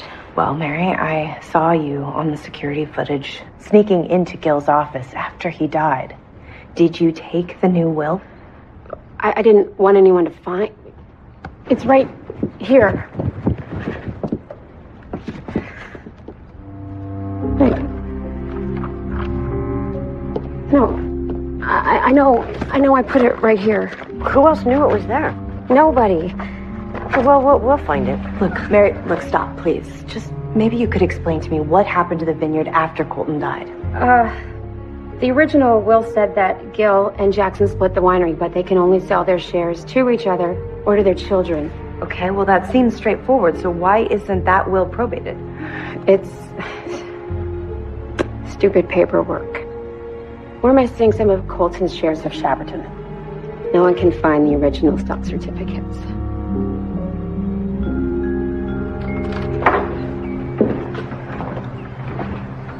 Do you believe her? She did seem genuinely panicked when she couldn't find it. There's something going on with those shares. Gil mentioned them too. He said that's what he was looking for when he found his father's new will. Yeah, I mean, the bank that holds the mortgage to my house also has the deed. So maybe their bank has the stock certificates. Wouldn't they know that? Hey, I gotta take this. It's Uncle Miles. Hey, Uncle Miles. Staying out of trouble? I am. I'm at Shepperton right now, actually, and no one here seems to know anything about the injunction. Jim Growley told me he got his marching orders from a Victor Lustig. Okay. How are things there? Hi, Hurst. Hope you're keeping everyone in check for me. Yeah, he misses you. Come home soon, okay? Will do. There we go, boy. Good boy. Legal shenanigans located. Okay, not my best, but I knew you'd want to be a part of this. My secretary, Jennifer, said you would be in here. Can I help you? We hope so. I'm curious why you threatened the Chronicle and my podcast with legal action. Well, I was acting on behalf of the Saunier family. Which part exactly? Mary knows nothing about it. Jackson didn't ask you to shut us down, did he? You decided. I would never do something in the Saunier name on my own. So it was Caitlin? I'm sorry. It's really not for me to say anything at this time, and I was in the middle of my workday, so if you wouldn't mind. Right. Thank you for your time, Victor.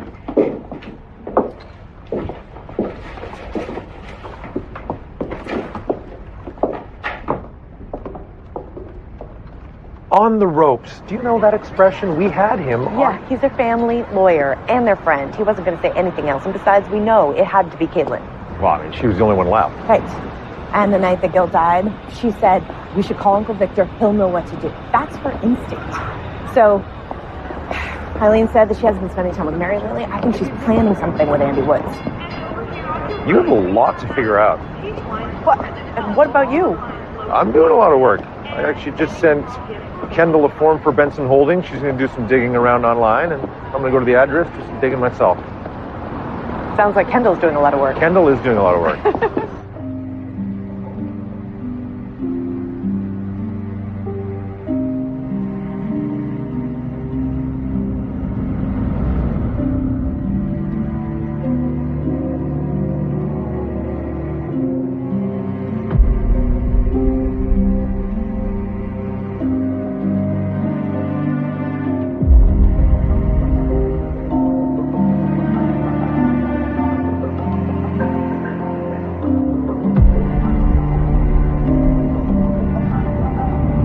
None of the Saunier family, except Gil, had an alibi that could be verified for Colton's death.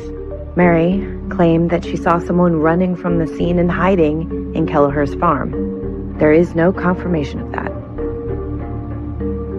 Gil Saunier was convinced that his sister-in-law Mary had killed his father.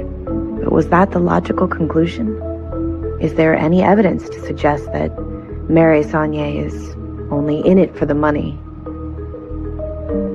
We will continue to explore all these possibilities. But given this enmeshed family, it is hard to believe that the answer will come from an outsider.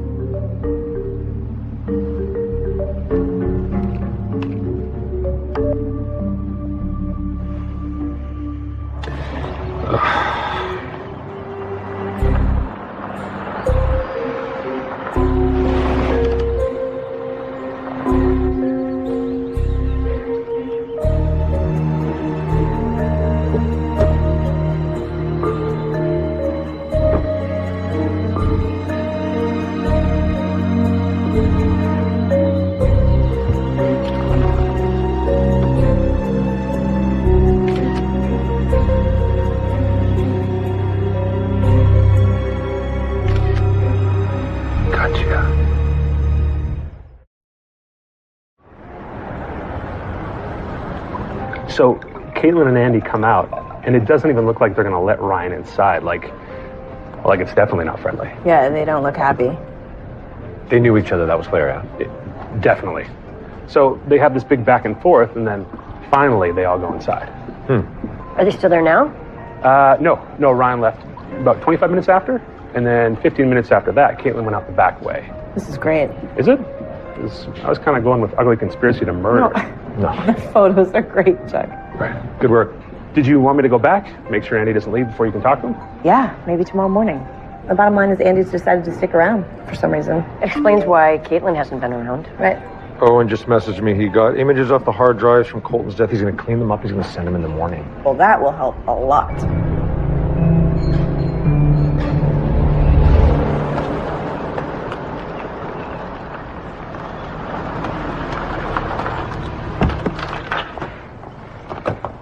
Mary. Oh, shame. It's okay. It's so wrong. At least we could post bail. He was charged with murder. They could have held him. He's right. At least I'm home. You rest. Tomorrow we start planning your defense. Okay, Benson Holdings? Applied for what? Well, they put in a bid to build an assisted living complex for the state, which I think means that they had to divulge more information about their structure. Did they fill out a 449814J? Maybe? Because that's what I can find here. It has a list of the officers and board members. Well, wait, can you get to it without breaking a major hacking law? Because I cannot afford bail. It's info you can totally get in another 2 weeks with a Freedom of Information request. Or you can open your email. Right. Let's go with plan B. Done. So, how's school? Good. I got an A on the chemistry midterm. Of course you did. Any fun? What? Well, this is the carefree, kind of reckless time of your life, so... Hey, wait, what about Mathletes on Water? Oh, it's raining too hard here. They'll reschedule. Oh, okay. I think I got it here. Thank you. I will be home soon, all right? Okay. Expose some bad guys, will you? I will. He is going to need a printer. I'm going to need a printer. I need a printer. I found a printer. How thrilling for you. Don't mock. You're going to want to copy this, too. Okay. I bet I can't wait. Oh, it's Eileen. Jackson was charged with Gil's murder. He's out on bail. Ah, we should speak to him soon. Yeah. Okay, sorry, so what? Oh, corporate structure for Benson Holdings. Oh, right, but don't we already know that Ryan Abbey's dad is the So president? just keep reading. V.L. Macklin is the founder and chair. Virginia Louise Macklin. The card chief? The sweet old lady who was so sad and resigned in the face of change. Is buying up the entire town. Maybe. Sounds to me like she might be very passionate about her town. Oh, come on. This whole thing is about money. Well, you should give her a call. Oh, I never would have thought of that. Thank you. I'm going. Okay. Oh, great. Thanks. Always happy to help. I'll meet you back in the basement.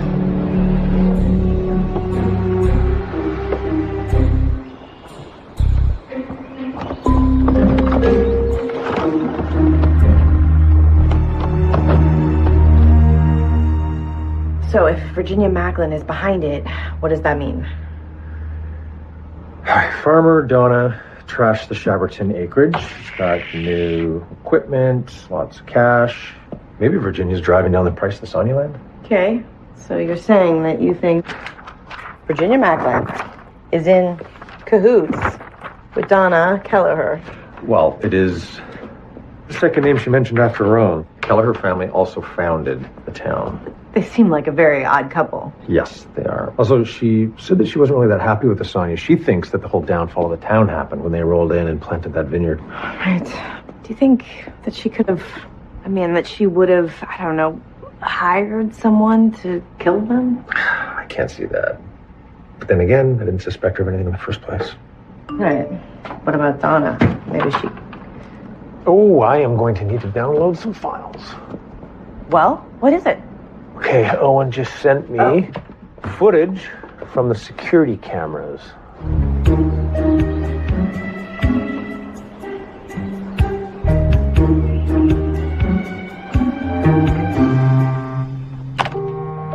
Ah, there we go.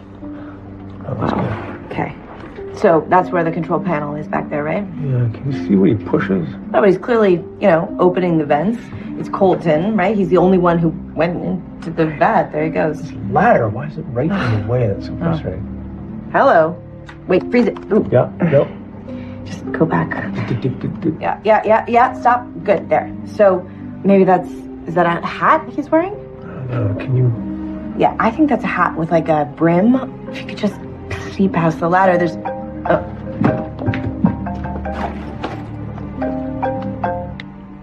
Hey, Chuck. Hey, Alex. There's movement over here. Andy and Caitlin, they're loading things into his truck. What? I think they're going on the run. Stop them. And I'll call Eileen and we'll be on our way. Okay. Stop them?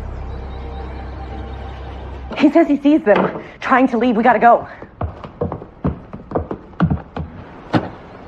What's the problem? Oh, no, I wish I knew. Just conked out on me, dead. I'll call for a tow truck. Sorry, I shouldn't take too long. Yeah, well, we're kind of in a hurry. I'll give you a jump.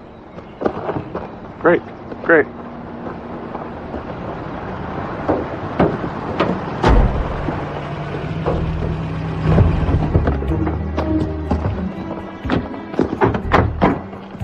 Eileen, please, let us go. We're both adults. We want to be together.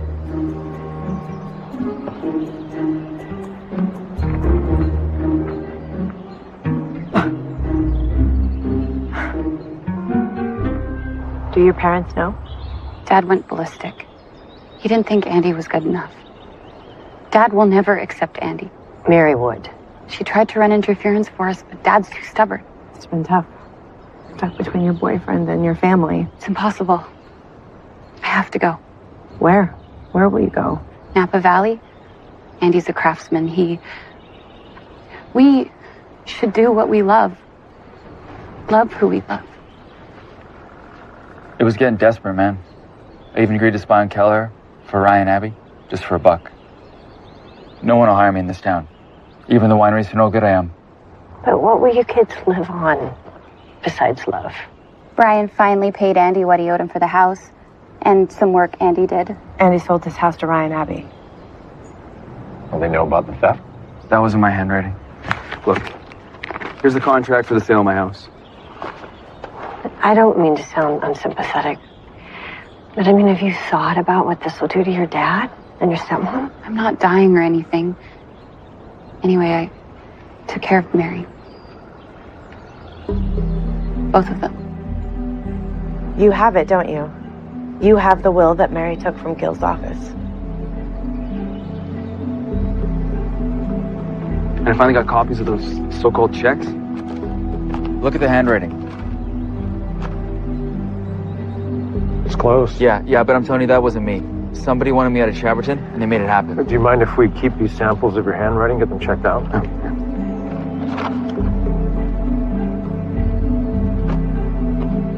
So that's how you were going to take care of them, even though Mary shouldn't have taken it in the first place. That move made her look so guilty. If your parents are innocent, that will can't hurt them. But it can give us some answers.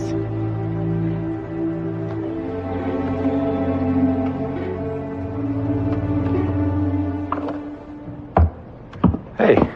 Oh, so what's the story with the handwriting analysis test? Well, they said it was close, but the handwriting on the checks was not Andy Wood's. So he was set up. Why? I guess whoever killed Colton wanted a patsy.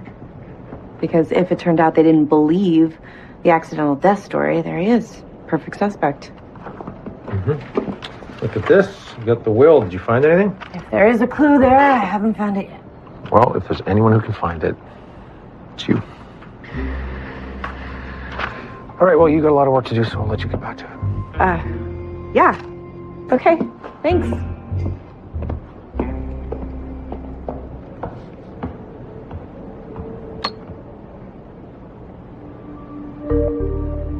Really, no matter which will was in effect, nothing Colton signed can be closed. Everyone is stuck in limbo because Colton's stock, his actual shares in the vineyard, are missing. So who has them? And what are they planning?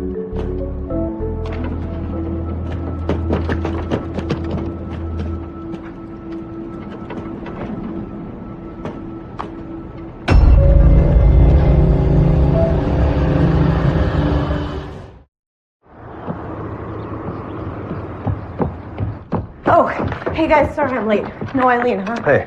Was up all night looking at this. Can't even see straight. No matter how many times I read it, it still does not provide me with the information I need, which is where are Colton's shares of the vineyard. Well, can we help you with something, or? No. Eat. Maybe Hilliard can tell you. Hilliard. No, Hilliard. Wow. You got real hawk eyes there, don't you? No, it's just 2020. Just standard 2020. Hilliard Financials is a subsidiary of Benson Holdings? Mrs. Macklin strikes again. Your assistant is lovely. Yes, she really is a great assistant. Aw, thank you so much. Now, Mrs. Macklin, would you mind if I recorded your conversation? It would just really help me with my notes. Of course. Thank you. Great. Okay. Thank you so much. Oh, no, leave that. My cook is in the kitchen, and I'm sure she can find you a lovely snack. Oh, that's so... I'll make myself scarce. She's new. First of all, I just want to say thank you again for taking time, Mrs. Macklin. I just wanted to go over some details for my story. You mentioned previously that you thought Macklin went off the rails in the 60s when your father sold land to Colton Saunier? Well, it certainly started the ball rolling downhill for all of us. I mean, I think. But You can't go back. Must be tempting, though, to want to go back and right the wrongs of the past. The injustice. You were a very dramatic young man. Yes, I really do try to live in the present. How do you find the president is treating you personally? Oh, I'm comfortable enough. I have a niece and nephews and grandchildren, and they do sing happy birthday to me. Your family lives in Macklin? Your nephews? Please join us. Thank you. I have 3 nephews. Oh, that's nice. Do they visit? Well, 2 live in Philadelphia, and 1 is local, but I don't see him nearly enough. Well, that's a shame. Oh, no, he's traveling all the time, and he works very hard. But, sometimes I think he overcompensates, like single-handedly trying to build a family fortune. And I say, what's the point of that? Now, a great niece and nephew, that's the thing that would make me the happiest. What does he do? Lawyer. Something to do with investments, private banking. I don't really follow it. Mrs. Macklin, I'm so sorry. I just remembered that I booked my boss on another appointment. Oh, of course. And it conflicts. I just didn't realize. Oh, no, of course. I mean, don't let me keep you. Okay, thank you so much for your time. You're really very appreciate welcome. it. Thank okay. you. Thank you for your hospitality. Of course. Thank you. Bye-bye.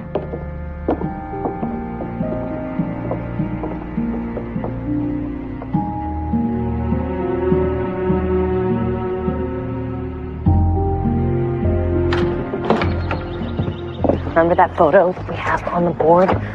Jackson and Gil and Colton and Victor Lustig.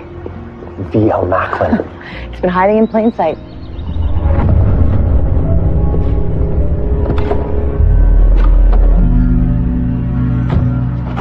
What do you say? Do you think we have enough to go to the sheriff yet? We should go back to the winery and check the security footage. Maybe there's something on the restored hard drives that can link Victor to Colton's death.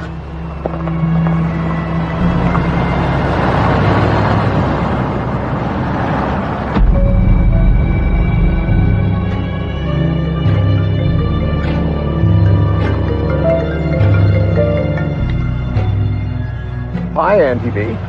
Is there a problem? So where's the family? Eileen said they have a court hearing, so we're clear for a while. So, the camera can totally see me from here. Oh, but remember, there was a ladder in the way. And now you're in the way. What are you doing here? Taking care of the Sonyas, of course. And I'll take those cell phones.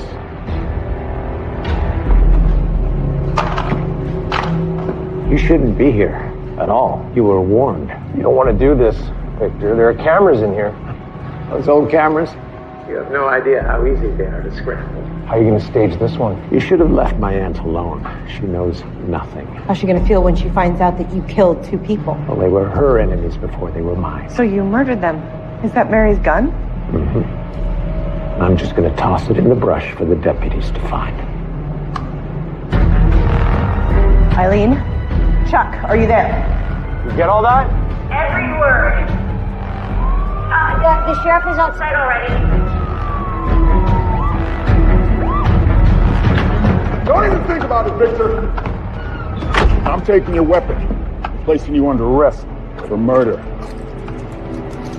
The sheriff is here to see the hard drives from Colton's murder. We weren't expecting you. So thanks for popping by. I felt good.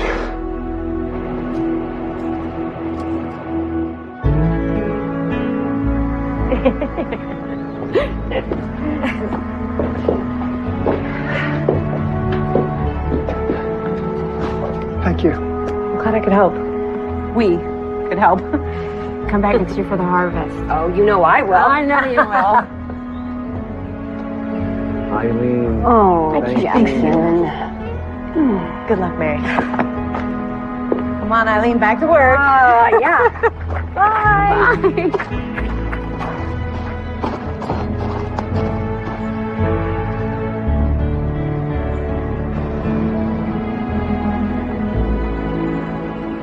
Victor Lustig Macklin was arrested on 2 counts of murder for the deaths of Colton and Gil Saunier.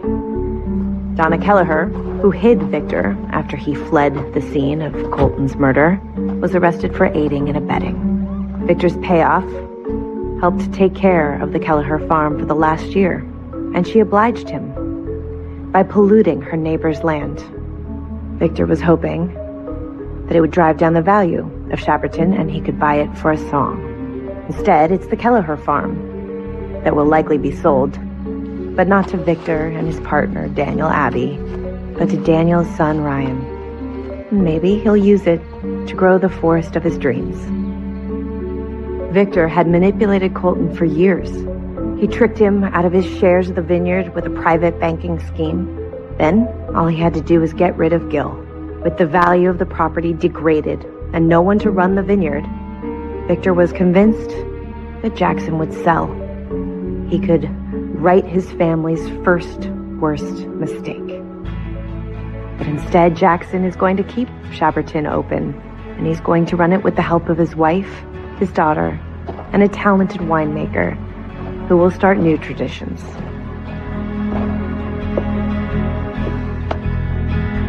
And now, on land that was once thought useless, grow the perfect vines. I'm Alex McPherson, and this is Recovered.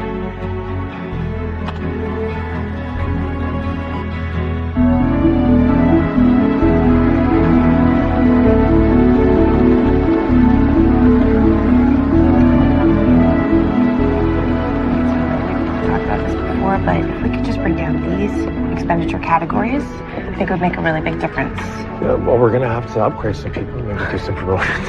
Right, but if we did it online, you know, I mean, everyone could contribute. Okay, look at this. Oh, here we go. One for me? Oh, yeah, of course. Wow. It's Chuck. Hot off the press. Well done. Good job, everybody. Alex, whenever you're ready. Yeah, great. It's a good field trip. Yeah, it was. I mean, except for the ammonia poisoning, the toxic waste, and the guns. But you were right. You know, Victor was in it for the money. Oh, I don't know. I think Victor had already made his money. I think it was family. It was personal. So what happens if we each say that the other person was right? I think the earth opens up and swallows us whole. But I think we'll both survive.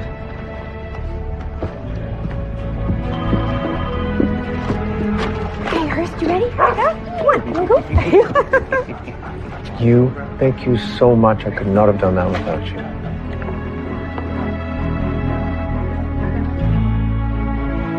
Come on. Okay.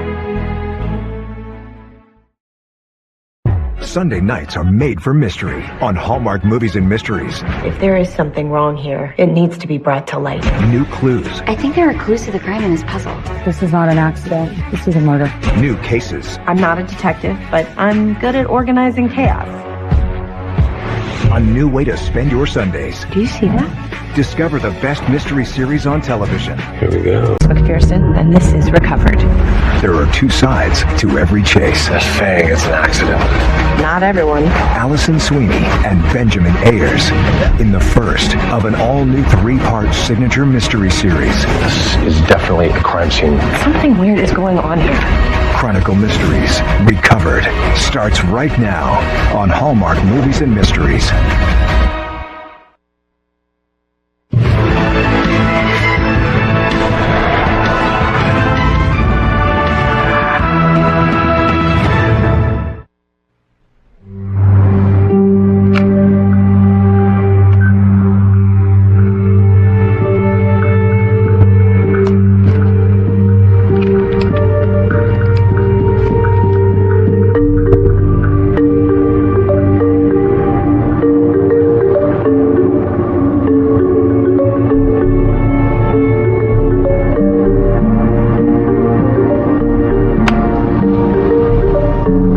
Here's what we know. Gina DeSavio was working her usual shift in the Harrington Country Club dining room on Friday, November 6th, 1998. She was a smart girl, not afraid of hard work. She'd had 2 jobs ever since graduating high school, saving for college. She made good tips at the country club on the weekend. I spoke to the bartender and the club manager from that night. They estimated she must have cleared $150, which she picked up before she left. Another waitress, Courtney Jeffers, said the next day that Gina might have been upset. She hadn't really paid attention.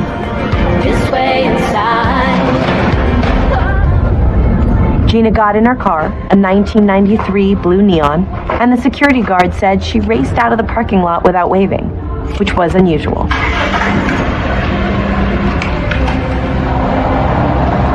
It was the last time Gina was ever seen alive. Gina's car was found smashed into a boulder off Route 17, near the edge of the National Forest.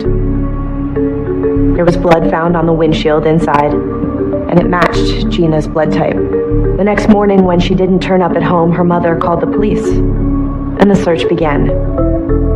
That search turned into a recovery.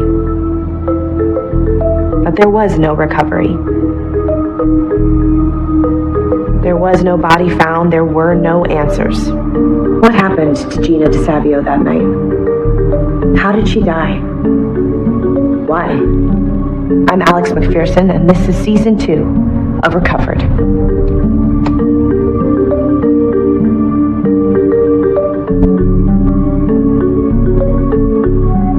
If you're listening to this, you probably heard the first season, The Search for Amy Montoya. When my mother was sick, I was at the hospital nonstop. That's where I met Mrs. Montoya. And after my mother passed on, I had time. I'm not a detective, but before I quit to take care of my mom, I'd been a business consultant. I'd take companies that were on the rocks and figure out how to make them float again. I'm good at organizing chaos. I learned as I went along. Listeners gave us some good tips, and we got lucky. Amy survived and came home. Now I want answers for Gina. So here's the deal. I spent summers in Harrington, Pennsylvania growing up. I knew Gina DeSavio when we were kids, right up through middle school. We were good friends. I haven't been back in too long. But there's no way to get justice for Gina without diving in again. Hi, it's Eileen Bruce, calling from the Chronicle. Thank you. Hey, Chuck. Yes, Steve? Yeah, these stats on eminent domain in the county, how did you get them out of the Hall of Records? My wife's cousin Wanda made us a copy, which we will all deny. Okay. Thanks. Yeah, you bet.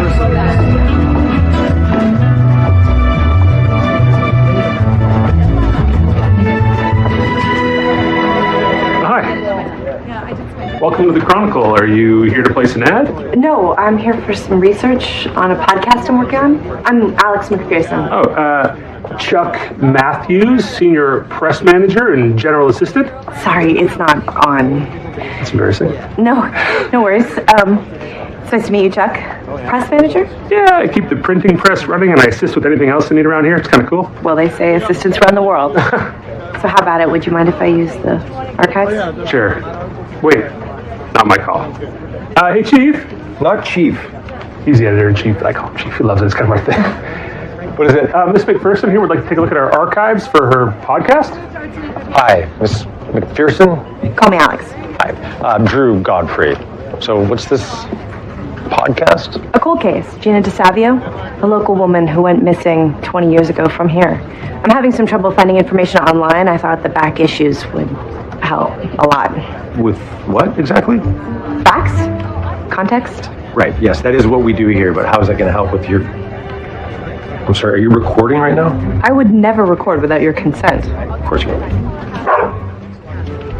Oh, that's okay. He doesn't like strangers. Oh, hi. Oh, what a good boy. Girl? That's Hurst. That's funny. He doesn't normally warm up that quickly to strangers. Oh, you seem like a sweetheart. Good boy. Is your publisher here? How do you know I'm not the publisher? Because you don't like Hurst. I love Hurst. Actually, we're pretty tight. Come here. Someone wants him here. And the masthead reads that Miles Lewiston is the publisher? He's out sick today. Sick? Can he be reached? Okay.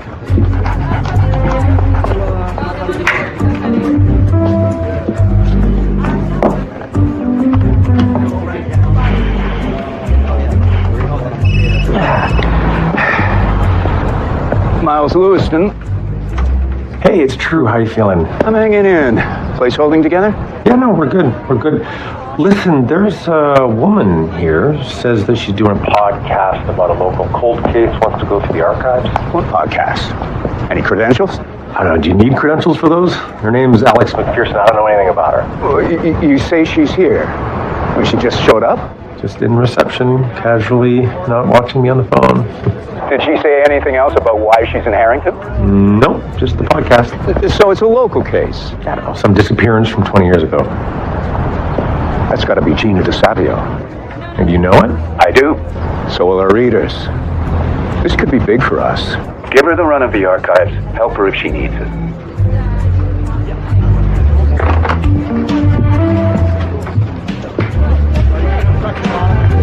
You post your episodes on the Chronicle website exclusively. I already have a range. 3 weeks exclusive, and then you can cast your pod wider. That's the deal. Done. How much do you hate this idea? Archives are at the end of the hall. Thank you. Yep.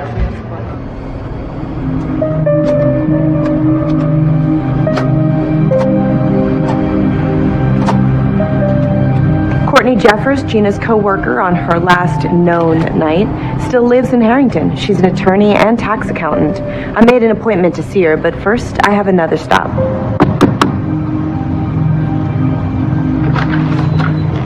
Mrs. DeSavio. Alex, what a nice surprise to hear from you. Oh. Please come in. So these are Angela's kids? Yeah, she's doing great. They live in Pittsburgh. I can't believe Angela's old enough to have kids. You know how people freeze in time in your mind? I do. So, you were saying?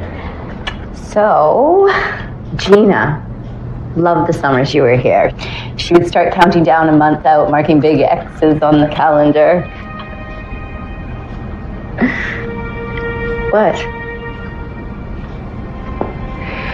I was supposed to be here. I had wanted to be here. But my dad, he got so sick. She understood. But maybe if I had been here... What?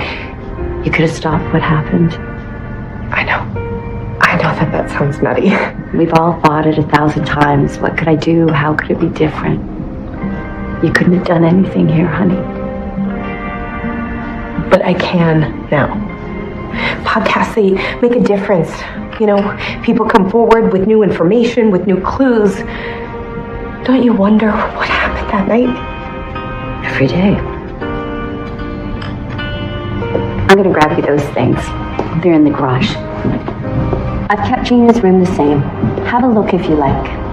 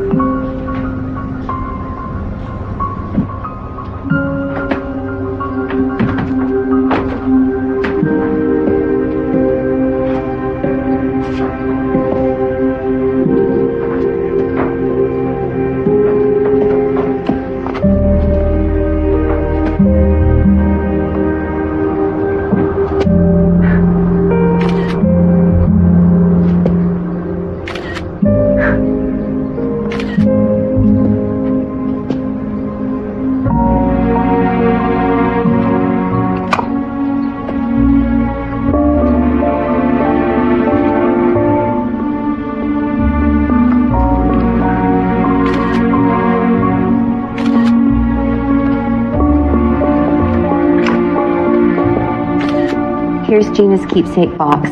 Oh, did those fall down again? Gotta glue those better. Oh, okay. Is that Coleman House? Yeah, we took her there for her 12th birthday. This is nice.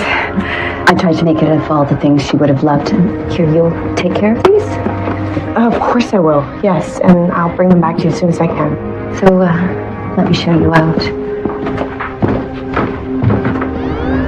Okay, that's good. I appreciate that. Thanks. So we can go to the property after you've been there? Yeah, sure, yeah. Hey, you gonna come shoot some pool Saturday, or? Yeah, Saturday sounds good. Yeah, I'll see you on Saturday. Hi, Detective Patterson. Hi, Detective Alex McPherson. So, what can I do for you? Well, I'm just here to pick up some paperwork. I called ahead. You have the Gina DeSavio case file for me? Right, yeah. I saw that. Sad case. Barely a trace of that girl ever found. You know it. Oh, yeah, it was my rookie year. Really? I'm doing a podcast about this case. I would love to interview you. Well, I'm not sure there's too much I could offer that's not already in the file there, but, I mean, if you have any questions, I can try and do my best. Thank you. I'll be in touch. Okay.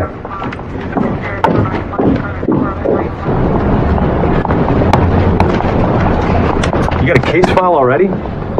Well, I filed the Freedom of Information Act request 2 weeks ago.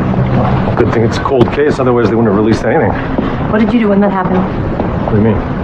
Well, you worked the crime beat in Philly for 12 years, right? I do research. Do you know how to read a case file? I mean, you know, if you need a hand.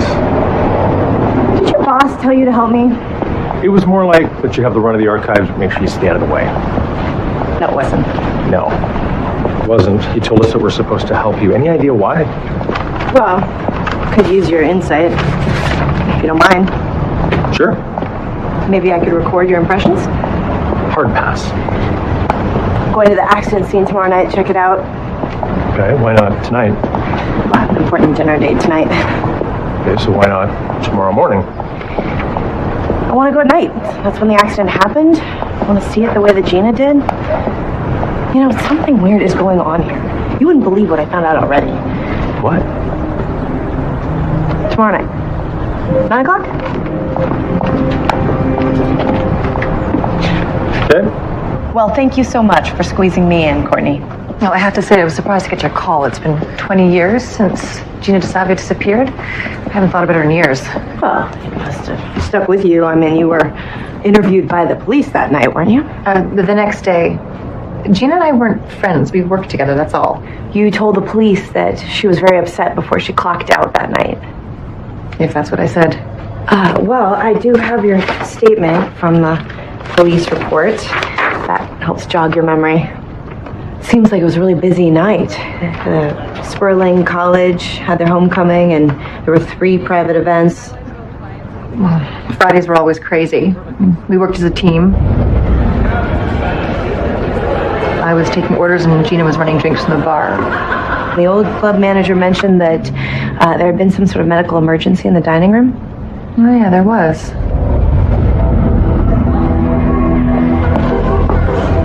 Courtney, if you could try to remember anything.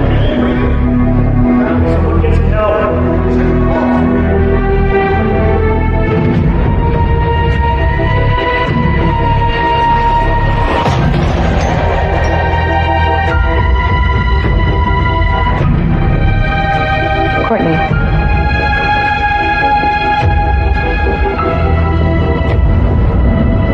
Courtney, what did you remember?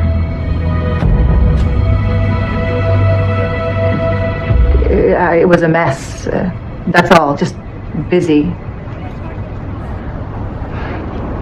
We worked. Gina left, and I never saw her again. Yeah, I really did squeeze you in, so I'm gonna have to wrap up. Oh. Okay. Well, would you mind if I called you to make another appointment where you might have some more time? Sure. Okay. Thank you.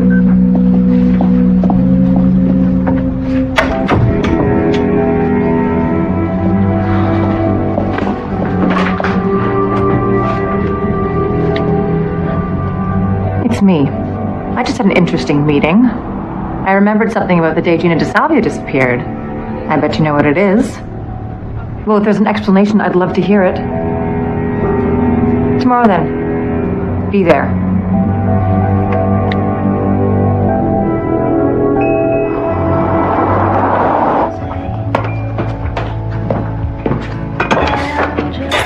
Dad, dinner in 5. What's that? It's the file for Miss McPherson's cold case. Why? Oh, Mr. Lewison said to help any way we can, and I want to keep my job so that I can stay and teach, and you can go to Sperling. I mean, why is Miss McPherson looking at that case? Oh, good question. I don't know exactly why, but I figure that if I can help her, maybe I can find out. I'll just be 2 more minutes. Sure, Dad. There's clearly an art, or at least a skill, to reading a police report. But amidst all the abbreviations and jargon, one question seems clear. Yes, Gina was injured, but not severely. There wasn't that much blood in the car.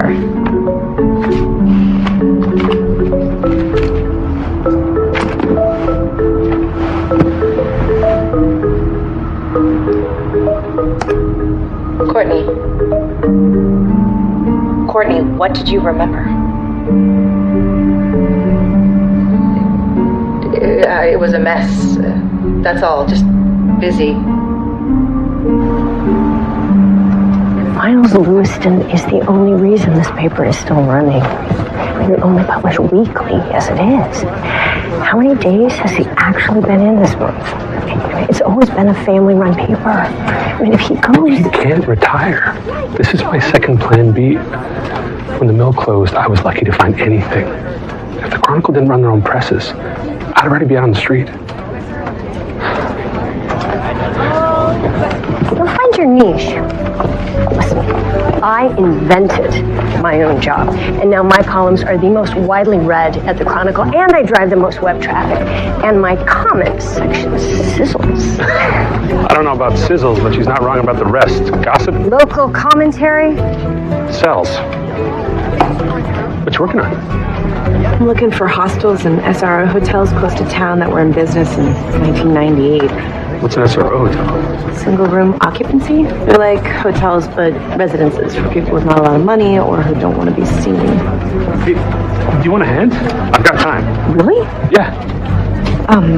Yeah. I mean, it would be great if you could check. How about a 100-mile radius from here? Yeah. All right, I'm on it. Thank you. You know, your column is the first thing I read, too.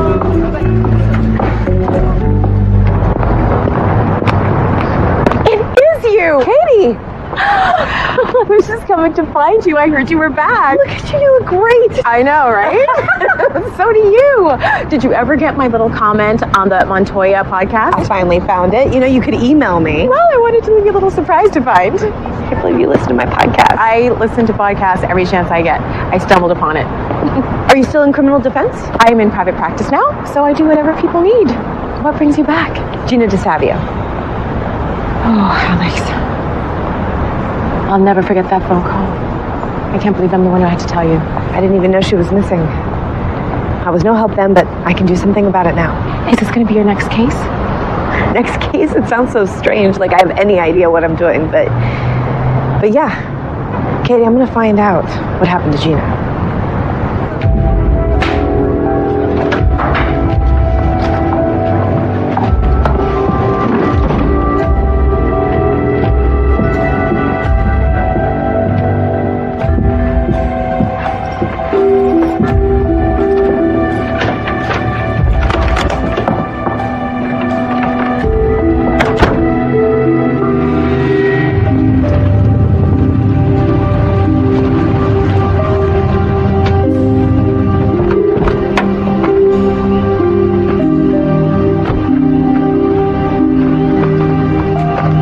How'd your date go last night?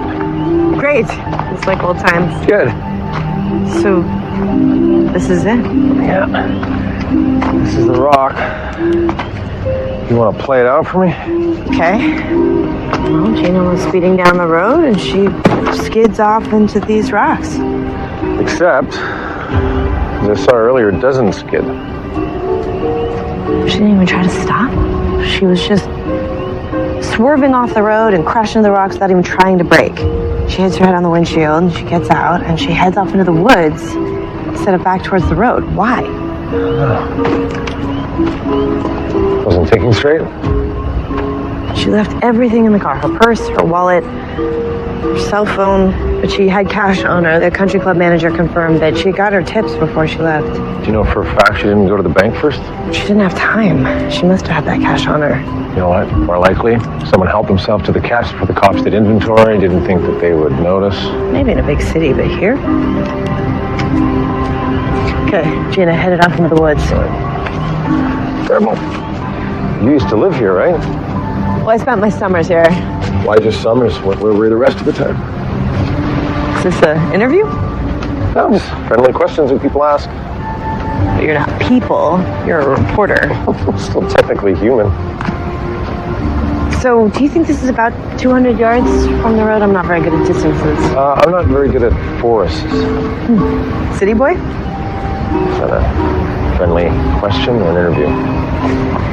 City boy. So, 200 yards? I'm going with 200 yards, right? Yeah, probably. Right. So, this would be where they found a scrap of her clothing under the brush.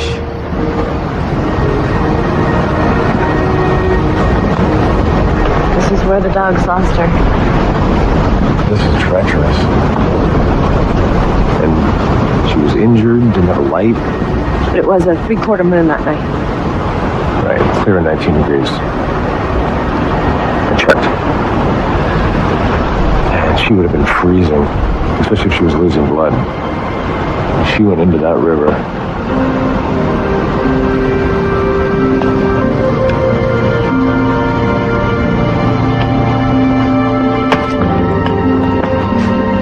I get it now. You thought that Gina could have survived. I still think that. It is possible. Okay, you're right. Let's just say it's possible she survived, right? But then what? She walked off, left her sister and her mother for 20 years, never returned. And why? I don't know.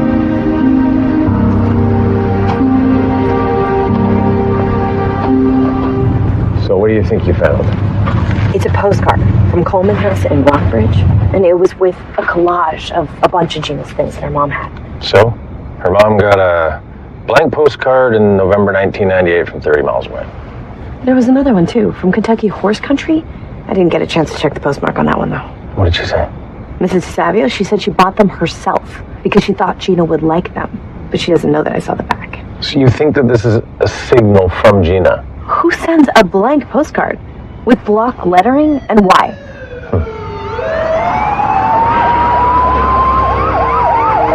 I gotta go. It's a bit of a professional hazard. You don't have to come. It's 1:30 in the morning. Yeah. Let's go.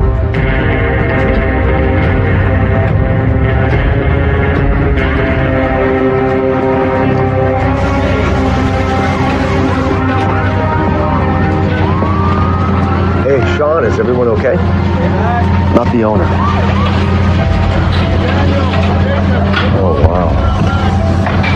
Do we know who the owner was? Says here the address belongs to Courtney Jeffers. What? Did you know her? Yeah, I interviewed her yesterday. She was one of the last people to see Gina alive.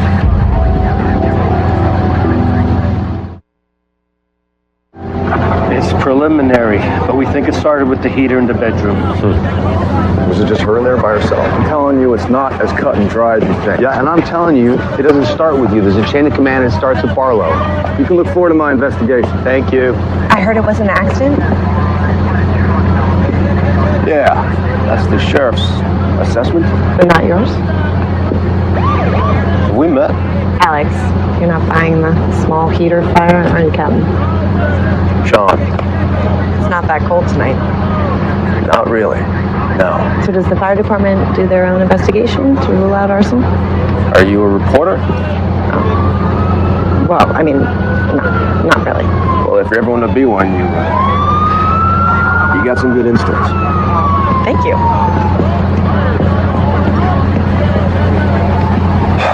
I don't know. Just saying it's an accident. Not everyone.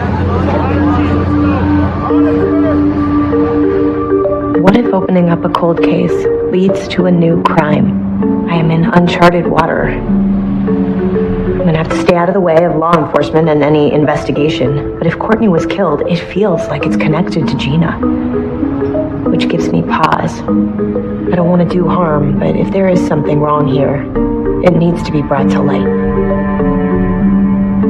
Okay, I left the country club at 7 p.m. Good boy, Hurst. Hey, Kendall, can you update the post on the Jeffers fire? We just got a quote from Sean Mellon from the fire department about the investigation. Me, myself?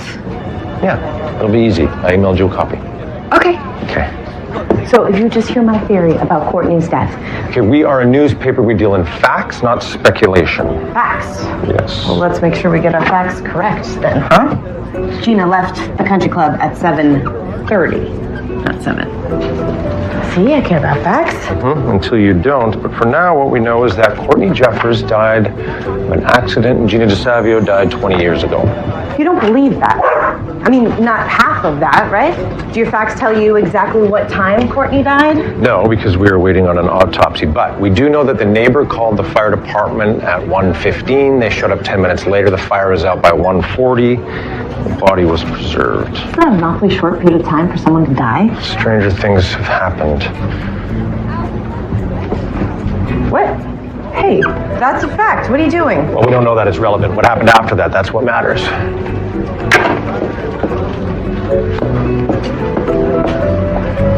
Where are you going? We're just getting started.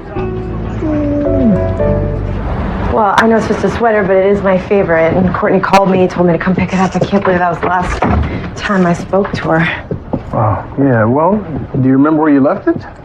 Yeah, I left it right here on my chair, but she must have put it away somewhere, so I'll have to... Hey, Nate. I bet you'll have a busy day today, huh? Yeah. It's a shame about Miss Jeffers. She was a nice lady. Hey, listen, do you mind if I get a quote from you? We're actually doing a background story on Miss Jeffers. It'd be great. Yeah. Oh, I gotta get that. You go ahead. I'll stay here till you get back. Okay. What are you doing? Me? Are you following me? Thank you might be nice. You know how lucky you just got? Lucky? Oh, that's good. We don't have much time. Okay, what exactly are we looking for then? I'll know it when I see it. She has a paper calendar. Wow. Philippe Delmain pen. It's very high dollar. She has a standing appointment on Thursdays, 3:14, Huggin. Huggin. I don't recognize that name. Get photos of this, get photos of this. This looks like, I don't know, like a billing log of companies or something like that. Stan Russell. I know that name. Found it! Look at that. It's over behind your desk. Thank you so much. No problem. Thanks. Thank you. Chuck, do you have any luck with those hostels? Hey, yeah, there were only 2. Those are on the yellow card. And the blue cards were campgrounds, which I thought might be a place you'd go if you were broke. You know, we're not really an SRO flophouse kind of locale. Oh, I suppose not. But in 1998, there was a bus to Pittsburgh from Raleigh that ran 4 times a day starting at 5 a.m. You're a researcher. More like lap steel worker. Next career still TBD, but in 1998, I was a complete delinquent. And I used that Rockbridge bus to get to the city all the time. That's over the river? Yeah, that's right. And the white cards are hostels and SROs in Pittsburgh that were there in 1998. You up for a road trip later? I'll check with Drew. You should check with Drew. Yeah. Okay. So Courtney Jeffers worked for you? Yes. Did she work for you or the Adventure Park? Hi, I'm Alex McPherson. I work with Drew. Bradley Willerford. Yeah, you're with Riverview Adventure Park? That's us. My friends and I used to go there all the time in summers. What was your favorite ride? Whitewater Challenge. I'm impressed. That's pretty hardcore. So, Courtney Jeffers, did she work for you or the Adventure Park? She did my tax plan. You want a quote for your profile, right? Courtney was a skilled professional and tireless worker. She'll be hard to replace. And how long did you know her for? She started 5 years ago. But, I'm sorry. I have a meeting to get to. You can try me later next week. Thank you. I appreciate it. Bye.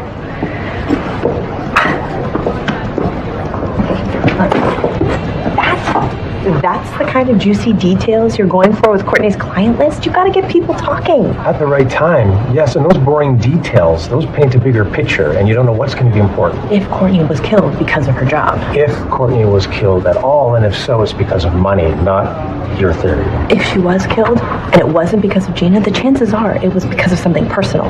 When a woman turns up dead, the killer is usually the man who loved her too much. So we have to find out about Courtney's personal life. You know, like, did she have a boyfriend, an ex-boyfriend? Who did she live with? What? You're right. Take deep breaths. It won't hurt so much. Is there a reason that you interrupted my interview? Oh, yes, I was hoping Chuck could come with me to Pittsburgh, do some digging. Sure, we don't go to print for a couple days, so if he wants to. What do you mean? Of course he wants to. And FYI, if you're going to be digging in the city, just so you know, the Chronicle's agreement with you does not include bail money. I'll keep that in mind. Hey, there's Stan Russell. Hey, Stan, wait up. May I have 2 cups of coffee to go, please? Yeah, it's a shame about Courtney. So you worked with her a long time? I had, yeah. Huh. Would you say she was good at her job? No complaints. Huh. Right. I gotta get back to the hardware store. Did you know Courtney Jeffers? So sad. I liked her. She did my taxes. Was she good at it? Did right by me, but she was distracted lately. Any idea why? All she'd say is men should be a 4-letter word.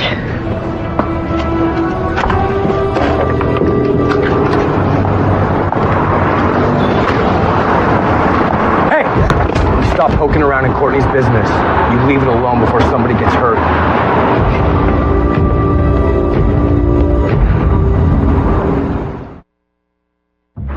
Well, the day wasn't a total waste. At least you got to see the colorful side of Pittsburgh. Oh, yeah, every street and alley. Thank you for your help, Chuck. I'm buying tonight. Pie is on me. Oh, sorry we didn't come up with anything. Yeah, it's a long shot. I mean, to think that someone from 1998 would still be working in the same place and remember seeing a young woman who stayed there, if she even did. Yeah. Well, we'll keep at it. Okay. What pie am I going to have? Oh, good. Nice. Kendall got Hearst home to Mr. Lewiston safe in one piece. So Hearst goes to work even if his owner doesn't? Oh, yeah. He missed the action. And Mr. Lewiston says that he keeps an eye on things, which he does. Does Mr. Lewiston miss a lot of days of work? Well, it depends. And the truth? I think he's bored. Like he needs, I don't know, something. Maybe something new.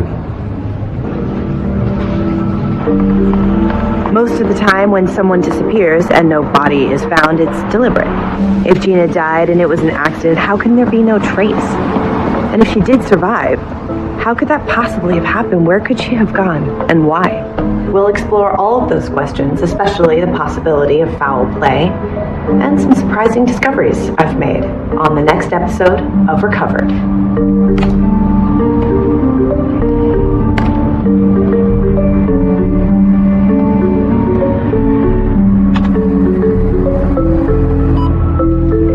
It was a mess. That's all. Just busy. Did you hear that? I'm not sure what you think is there. Courtney was rattled. She obviously remembered something big about what happened the night that Gina disappeared. She was just sitting there, and then she looks like she's seen a ghost, and then she tells me she doesn't have enough time to talk to me. She hustles me out the door, and the next night she's dead. I just think that's too big a coincidence. Miss McPherson, coincidences happen all the time in real life. I believe the cases are connected. Captain Mullen from the fire department suspects arson. Well, if that's in his report, then we'll look into it, but as of right now, we just don't have a crime here. In either case.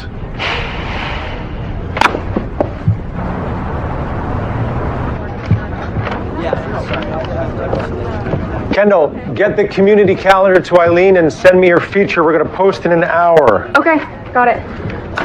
How was Pittsburgh? Total bust. There is a reason they call them cold cases. Okay, well, I have the podcast to Kendall.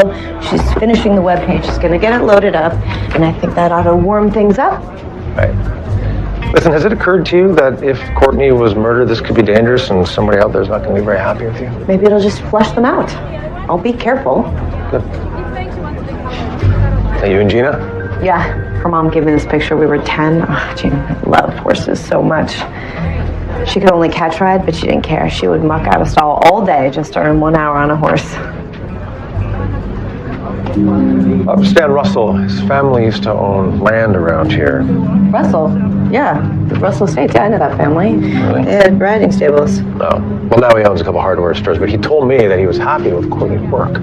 This says he hasn't paid his taxes. He hasn't even filed in a long time. I mean, he must have all his money laying around. Did he not notice that he wasn't paying his taxes? I don't know, but the penalties are going to cost him, from what I can tell, at least one of his stores. So why would he say he was happy with work? So you're still going with money as a motive for Courtney's murder? Yeah, check this out. I was poking around at the hospital and found that the emergency contact for Courtney Troy was Hines. Troy Hines. Yeah. That sounds familiar. Is that a relative? It says right there, other. Oh, as insignificant. As in, probably. Well, let's go. Let's go.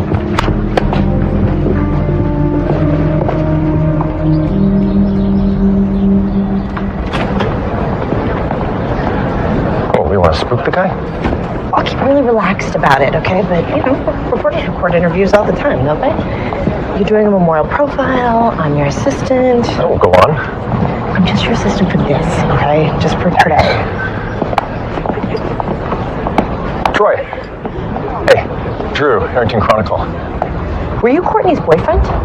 I got nothing to say to you. Just wanted some impression. I want to know why I'm going to be sorry for asking questions about Courtney. What? Let's take this out back. Are you trying to get me fired? No, that'll be the least of your problems if you threaten Miss McPherson again. I just said stop poking around. Look, Courtney and I were together. We broke up a while ago. I'm putting things together for myself now. We both moved on. So there was a new guy? And I got a new girl who doesn't need you embarrassing her with stupid questions about me. Okay. What's the name of the new guy? I don't know. Some guy with a lot of cash. Look, you want to hassle somebody, find him. I hadn't even seen Courtney in months. I gotta get back to work.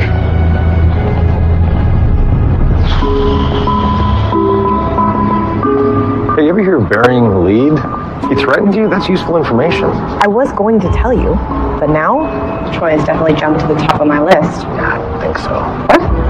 You saw how mad he was. Yeah, he's punching above his weight. I mean, if Courtney starts dating another guy, he's ticked off, but he gets it. But if there isn't another guy, what if Courtney got rich all on her own? We need to find the name of that boyfriend. If there was one. Troy Hines? Well, he's worked at the country club most of his life. See, I always suspected that Courtney had someone else. Besides who? Besides the socially acceptable choice. See, he always felt like a stand-in to me. No way she could take Troy to the Founders Ball. Any chance they were a couple? Does he have any money?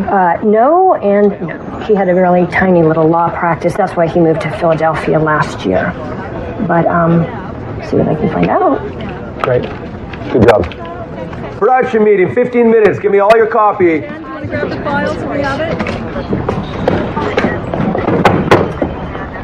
Hey, Sean. My investigation into the Jeffers house.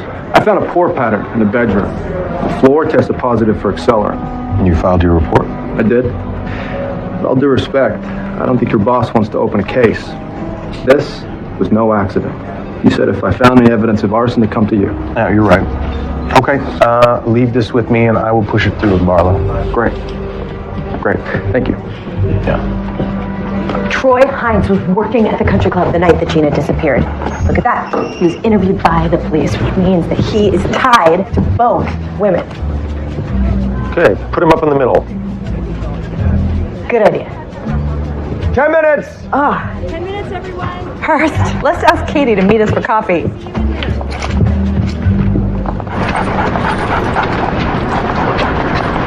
I can't stop thinking about Gina now. Memories just keep flooding in. Hey, would you want to record one for me? Sure. Midterm break. I came home from school and the family went to Arturo's for dinner and Gina waited on us. It was her second job. It always felt weird to me, but she always made it feel comfortable. Like she didn't mind how hard she had to work for everything. She had goals. And that laugh, do you remember her laugh? She never let anything stop her. Gina was pure potential. How does someone like that die before realizing her dreams? You're right. It's so wrong. Gina will never let things get her down for... I have to go. Hurst, wait. Katie, I'll be in touch. Bye. Hey, Chuck. Hey, here. Oh, I've been going at this all wrong. I mean, what if Gina survived? Even if she was broke and had to live in hostels, that would not be her whole story. Not this girl. She would find a way. So what if... Hey, stay with me. Look, I'm just saying, what if she didn't just settle for half a life? What if she went after her dream? What if we could finish our meeting in peace? Miles Lewiston, this is our podcaster, Alex McPherson. Really? Still? Hi, Uncle Miles. Uncle? Everybody, my niece.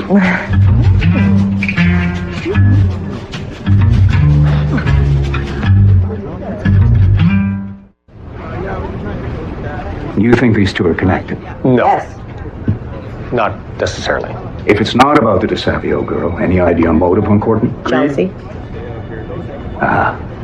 Well, Uncle Miles, you should know some of these guys, right? Yeah. Well, you can rule out Ted Peters. Stan Russell is treading water financially, I hear. Never should have sold the farm and the stables. Retail's hard business these days. Brad Williford. I knew his father better. The old man was hard on Bradley. Nothing the kid could do was good enough. But when he took over, he was in a hurry, expanded the business.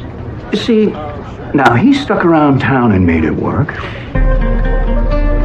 Unlike some other people's ungrateful relatives? It's a heartbreak for those left behind. They had to drag themselves through their wretched, lonely existence, barely making it through the day. Stop. What's the follow-on the profile on Courtney? Depends if it's found an accident. We talk fire safety. Meanwhile, you follow the money. Exactly. Good episode. We're running a feature promoting it on the front page. I wrote it myself. Thanks. Of course, since I had no details about your life these past few years, I made it up. Your season as a rodeo clown. What about trapeze artist? You still have time to put that in, don't you? Dinner Sunday. You're cooking this time. Okay, but healthy food this time. Well, yeah. So he was your date. Again, you bury the lead. You're Lewiston? My mother was. Why didn't you say anything? It's a long story. Listen, is Uncle Miles sick? He told me at dinner that sometimes he plays hooky. Yeah, he may not come in every day, but he's still very much on the job.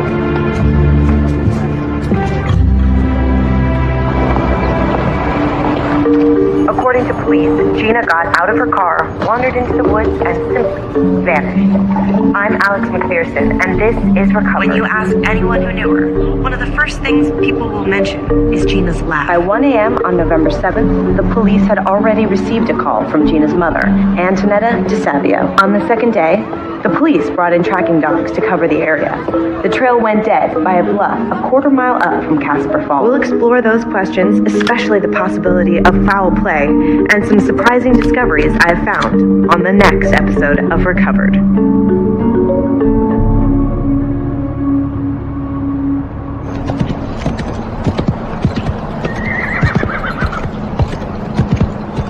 You still got it. Oh, thanks, Mr. Mitchell. Thanks for letting me ride Goose. I think you can call me Howard now. I heard what you've been doing for Gina. Yeah, well, we're trying anyway. Did she keep riding after middle school? Couldn't keep her out of here in high school. Once she finally quit going over to the Russells. Gina worked for the Russells? Yeah, about 3 months. And she stopped cold. She wouldn't say why, except that she had to get away from the family. I was glad she was back. She worked harder than any two guys. By that time, I'd actually paid her to ride. Really? Yeah, she got better all the time. That girl could stick in the saddle. Anytime I had a young horse, no matter how wild, I could put Gina on him, she'd bring him along. Real gift. She wanted to be a trainer after college. She talked about it all the time. Yeah, that would have been her dream.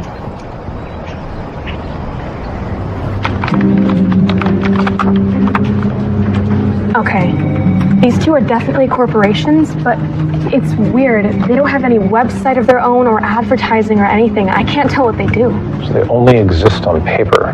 They must be pass-throughs, shell companies. Try Central PA Mechanics.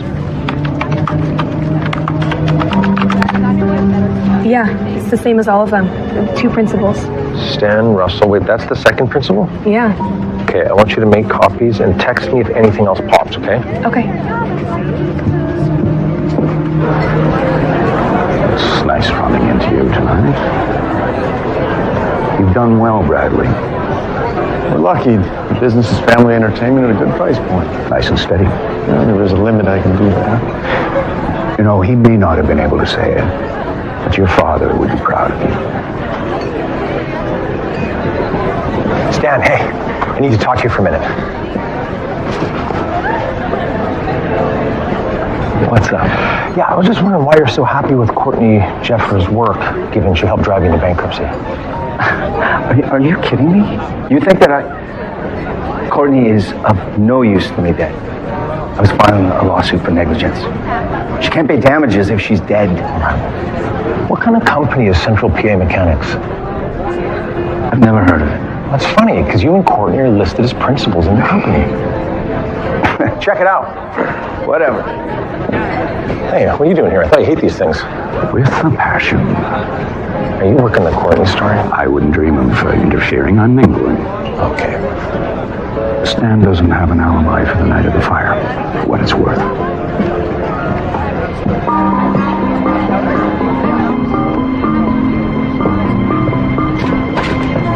Hey, I got your text. What's up? There's a comment section on the podcast page, and someone posted on it that there is a way down that cliff. I guess we should go check that out. Great idea. Okay. Mr. Mitchell told me that she just quit suddenly, and she wouldn't tell him why. Huh. So, Stan Russell knew Gina in high school. Maybe he harassed her. I don't know that, but certainly something happened, and she refused to work with him after that. Okay, so the comment read that there was a way down from under the platform.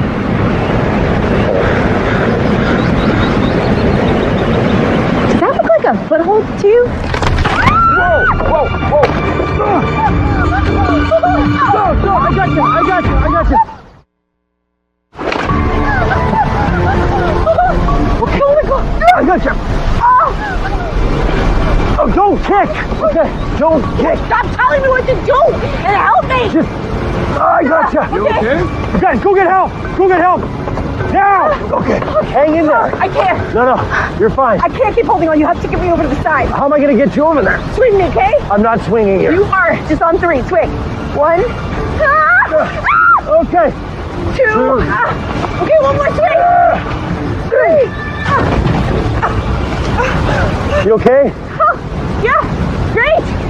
You're living the dream. Listen, do you see something like above me I could reach for? No, just hang in there. You're fine. Help is coming. It's not exactly safe where I am. So look, I'm sure you feel fine right now. Just make sure you take it easy for the rest of the day. Okay. That platform should have been tested at the start of the season. Hey, you okay? Yeah, I'm fine. Thank you.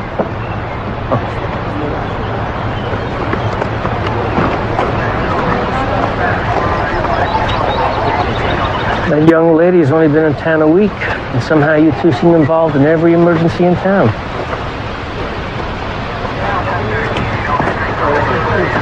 Did he just call me young lady? Yes, he did. He's a little old school like that. Are you okay? Fine. It's so weird. Like, she hardly pressed up against it, and it just gave way like that. And, well, it looks like the wood's rotted near the bottom, so we'll try to recover the boards from down below. Take a look. Thanks.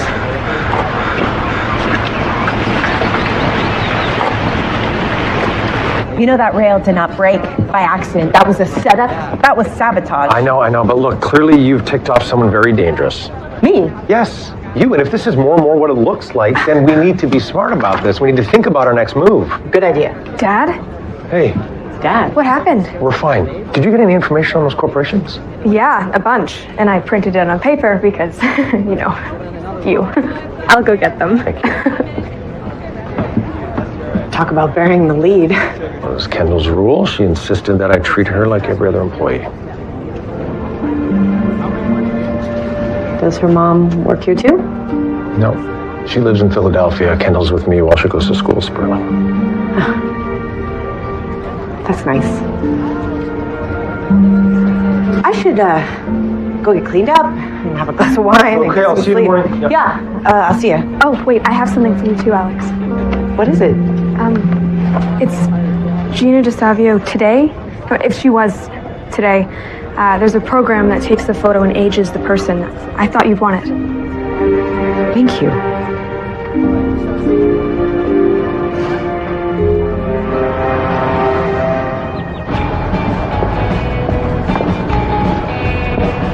We're not ready to release the statement just yet. I need everybody to stay off the platform for now. Can you trim that up? Thanks. Drew Godfrey and Alexandra McPherson were both treated at the scene and released. Harrington FD will investigate the incident. Lucky we made it. Harrington City Council has just voted on the ratification of the new Park Board initiative. They say stick in the saddle. That's the expression. Ooh, I like that one. She was training horses when she was a teenager, so she'd be a pro by now. I think we should start looking at horse farms in Kentucky. Why there? Well, there's some evidence in her mom's house that pointed to it. It's just a theory, that's all. No, I'm totally into it. Keep going. I started making a list of farms so we could... I'll call you back. I see. Oh, wait a minute. Hey, Chris. Hi. What are you doing here? I just wanted to tell you that we've ruled Courtney Jeffers' death a homicide. What'd you find? Well, nothing we want in the paper right now, but if you come across anything, any information that might help with the investigation, please share it and then back off. Just let us do our job. Okay, yeah, no, we're happy to help. Yeah. In fact, you might want to look into Courtney's clients. She put Stan Russell into bankruptcy. And I was interviewing this guy, Troy Hines, for my podcast, and he was a hothead. I mean, he got right in my face. Okay, thank you. This is very elaborate. This is for your show. Yeah, it helps me keep everything organized. I'd love to interview you if you have time. Now's good. I'm not sure my boss would love that, but I will get back to you on that. Thank you. Bye. But Courtney incorporated all these companies with herself as one of the principals. She was starting her own businesses? All of them had one of her own clients listed as principals, but Stan Russell said he'd never heard of the company that he was listed on. Do you believe him? I think it looks like they're pass-through companies, used for some kind of transaction, then all the money's transferred out to somewhere else. So, was she hiding her money or her clients? I think maybe both. What if she was stealing from her clients and one of them found out about it? Or she could have been working with them. Did we ever find out who that is, Huggin? She met with him every week. No luck yet. Nobody here in Harrington. Oh, I gotta go. Oh, are you sure? I'm going to cross-reference company names to the client list. Give you good times. Let me guess, you were a chef somewhere. I helped restructure a company that owned Italian restaurants. I picked up a tip or two. And where do you call home now? Wherever I am, I guess. The last few years, I traveled with my mom to every place left on her bucket list. She'd been to every continent by the end. What happened to your business? I asked my partners to buy me out. We were doing pretty well, so that floated me and paid for all of our travel. Now I think I'm going to have to figure out what to do next. She was lucky to have you. I was lucky to have her. She never wanted to come back here, huh? And I never knew why. She was okay that I wanted to come, but she wouldn't. She knew I loved Uncle Miles. I loved my summers here. I loved working with him at the paper. But I started to feel guilty. Disloyal somehow. That's part of the reason I didn't come back. So maybe now you'll stick around? It'd be nice to know where to send the Christmas cards. Jessica's grown 5 inches since the last card. She sure has. Fireman Sean? Oh, that's Steve's friend. Steve's single friend. Who was training as an EMT when Gina disappeared. Yeah, I was out there every day. It was my first missing person search. I wish I'd been there. Hey, no. No, we had plenty of people. We just had nothing to find. After a few weeks, when it turned into a recovery instead of a rescue, the volunteers started to fall away, but There are regulars. Her family, some friends. This one guy turned up every day. Tim, Todd, Travis, maybe. Troy Hines? Yeah, that's the guy. I think him and Gina were dating. Anyway, he was there every single day. It was like he was obsessed.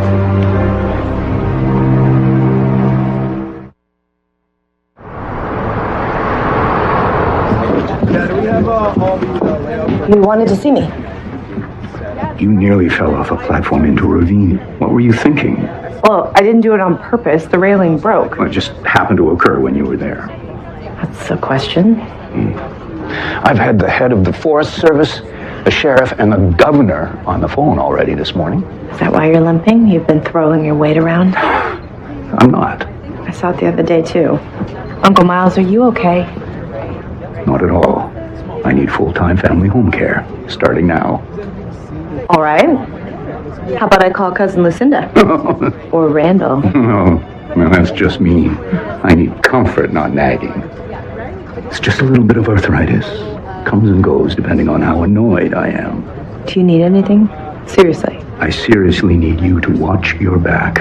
We don't know what kind of a hornet's nest you and Drew have stirred up. Is Patterson in? I need to speak with him immediately. Russo! Sheriff. What does the medical examiner want from me today? Toxicology I ran on Courtney Jeffers. A tox report and a poison assay. Russo, why? She had a very pronounced cerebral edema, not caused by the fire, so I ran the tests. Bromethylene. She was poisoned before the fire ever started. Anybody else know about this? Not yet. This is the piece we hold back from the public. And when was this? Yeah, I mean, it was 1998. 2004? But I can send you a picture of her. And when did she leave? Sure. Yeah, she's 5'3", brunette. Thank you so She's much for really your time. stick in the saddle. You most likely have her working with young horses. Perfect. Do you have an email? Great. Thank you, sir. That sounded good. Yeah, they had a trainer there for a year in 2004 that fits Gina's description. But like all the other farms, they had a bunch of women work there over the years. We never on our list at all. No. Alex, tell Miles this guy needs a new collar. Something seasonal. Will do.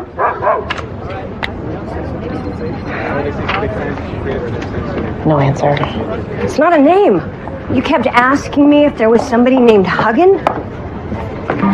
It's the Hug Inn. What is that? It's an entry from Courtney's calendar. What is the Hug Inn? It's a nickname for the Grand Royal Hotel. That needed a nickname? Oh, it was the 60s. I was a mere toddler, but the stories are outrageous. Anyway, it closed down in the 70s, and there were a bunch of different owners, and where is it? On the square at Rockbridge. Thank you. She's amazing. Wait, hold up. What? Me? Yeah. It's okay. I've got this. I know. It just looks like fun. What does? You know. Oh, Miles called. Look, he's not wrong. You almost fell off a cliff. You shouldn't be alone, so it's either me or Chuck. Get in. Let's do this.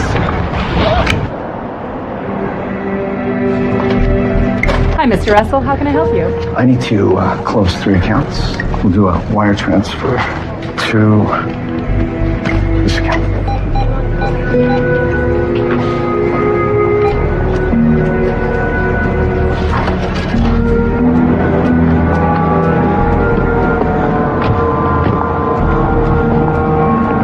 It's charming. Yeah. More of a tourist stop these days. Really? Meaning you wouldn't run into locals here? Interesting.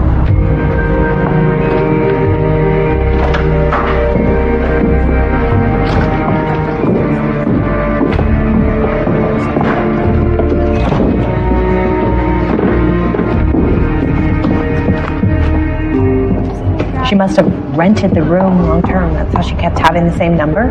Maybe an affair. Right. Which means that she wasn't staying here alone. 314. Or you're wrong and we're about to walk in on a couple of nice living people who just want their privacy.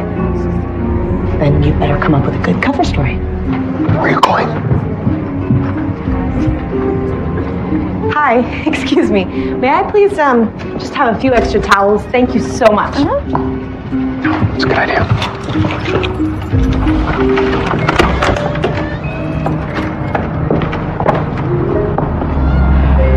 Drew.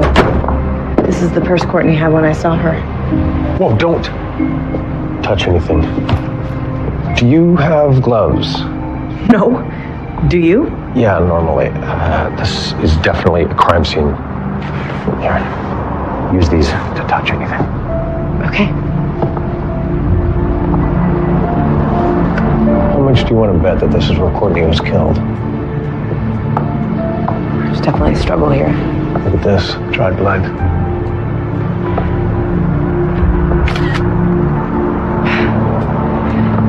Hey, look at this. They're maps.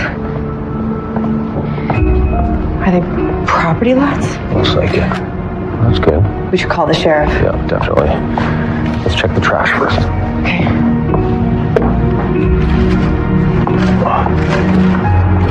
Fourth Ave Hardware. Gosh, that's Stan Russell's store.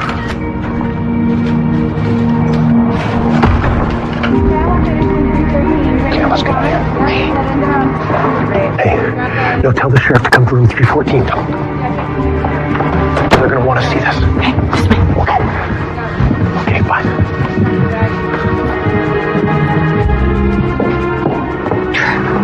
Let's hurry up back staircase.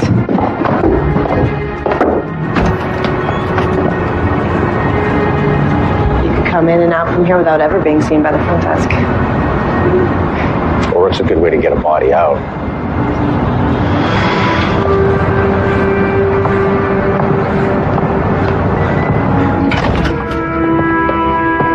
Hey. You okay? Yeah. I've just never seen a fresh crime scene before, you know? Yeah. Poor Courtney. Who could do that? I don't know. But if we find the person that was in that room, then we find our killer.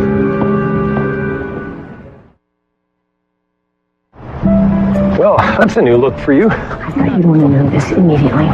Ask me who I play tennis with. Kathy Russell, Stan Russell's soon-to-be ex-wife. She said he bailed.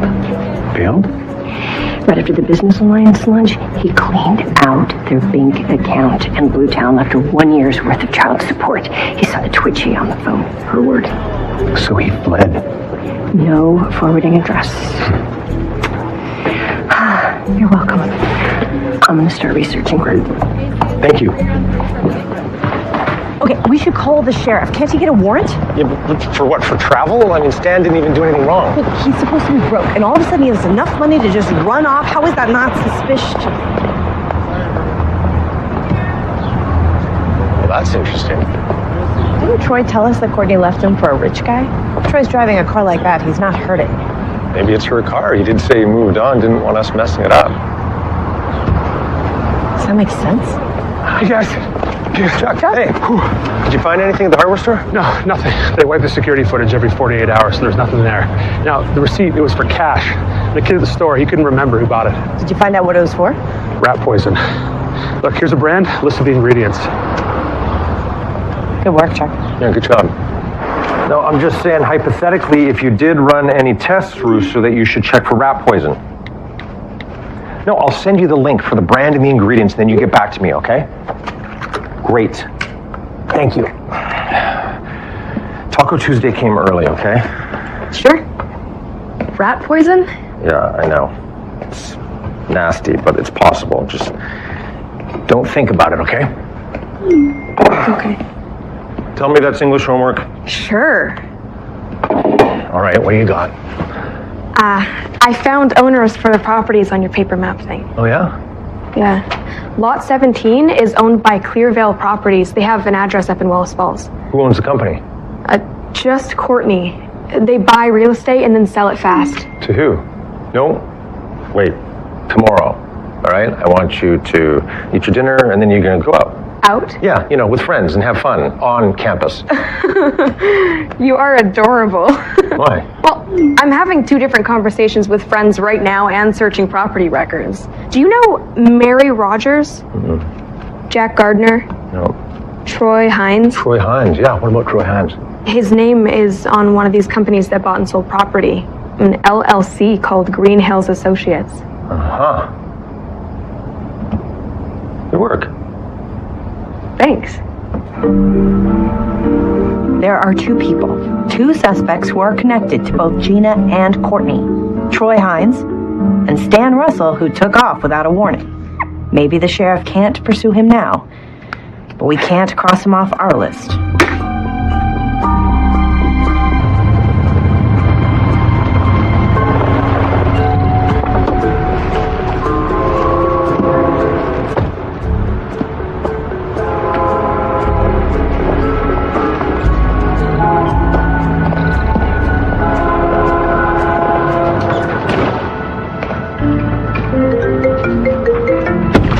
Russo, hey, thanks for calling me back.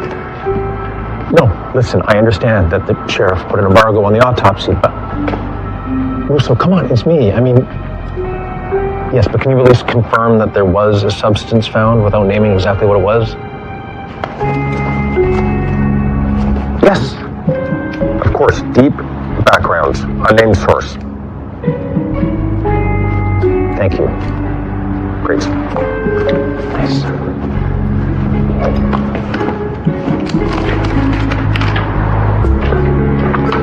Troy Hines.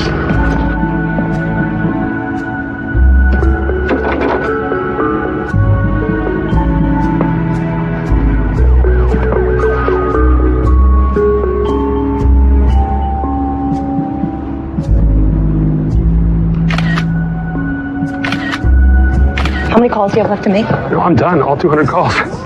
What, really? Oh yeah, I'm super caffeinated. I'm just flying. Well, I have 2 possible maybes here. Okay, I have 5, so that's 7 women that are definitely possible maybes. I wish there was a way we could narrow it down a little bit. There is. Chuck, where is the database for the Chronicle subscriptions? Should I ask Drew? If you could. Yeah, I will. Hey. Where are you? Just leaving. What did you find out?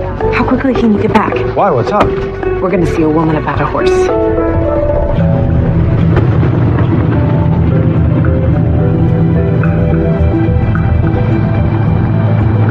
Get about half a mail. You can see that. I don't know how many other companies are at that same address. Well, I can see 4 names here. Central PA Mechanics. Stan Russell. Green Hills Associates. Troy Hines.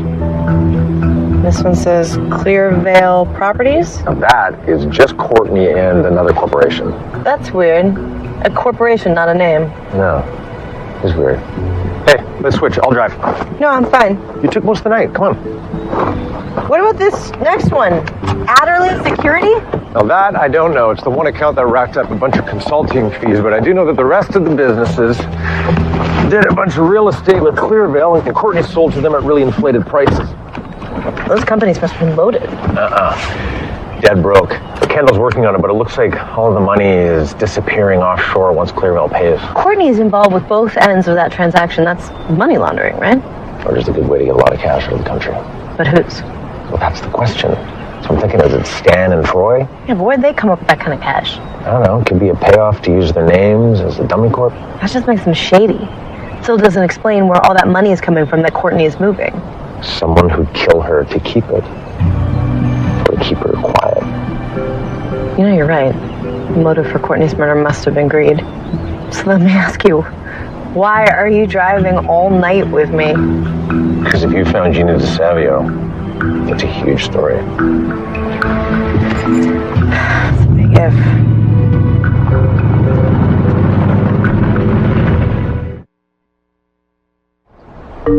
They say that it's very hard for people to disappear completely. No matter their motivation, it's hard to walk away from everything you ever had or knew without holding on to at least one thread.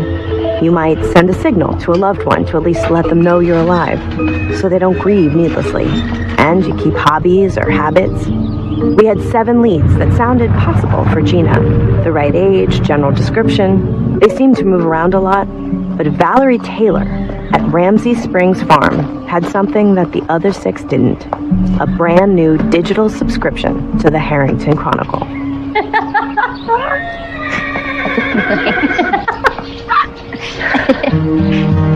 Come on.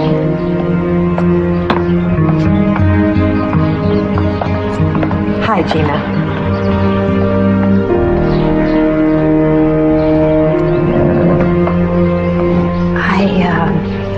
You got here fast. I was hoping to have a little more time to get Peaches settled before I left. It's really good to see you.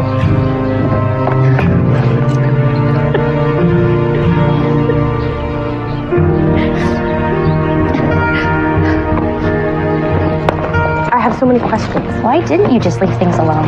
Well, the last few years I finally felt free. The older I get, the more I think, good, no one's gonna recognize me. Maybe I could sneak back and see Mom. Oh, I wouldn't give to just hug her again. Why did you disappear? Because I had to. That's it? Whatever it was, it happened 20 years ago. You don't know. Then tell me. Look, I get it, something scared you, but we can help you fix it. We've got your back. We believe you, Gina. Just tell us the truth. You have your recorder?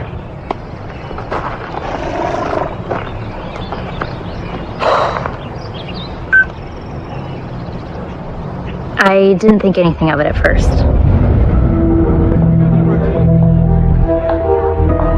There was a man standing at the wait station beside a tray full of champagne glasses, which I thought was weird. I startled him when I came up. He just took one of the champagne glasses and took off, which I also thought was weird. I saw that there were still pills on the ground, so I picked them up and I slipped them into my pocket. I took the tray and I went over to his party to serve them. The pill guy was with an older gentleman.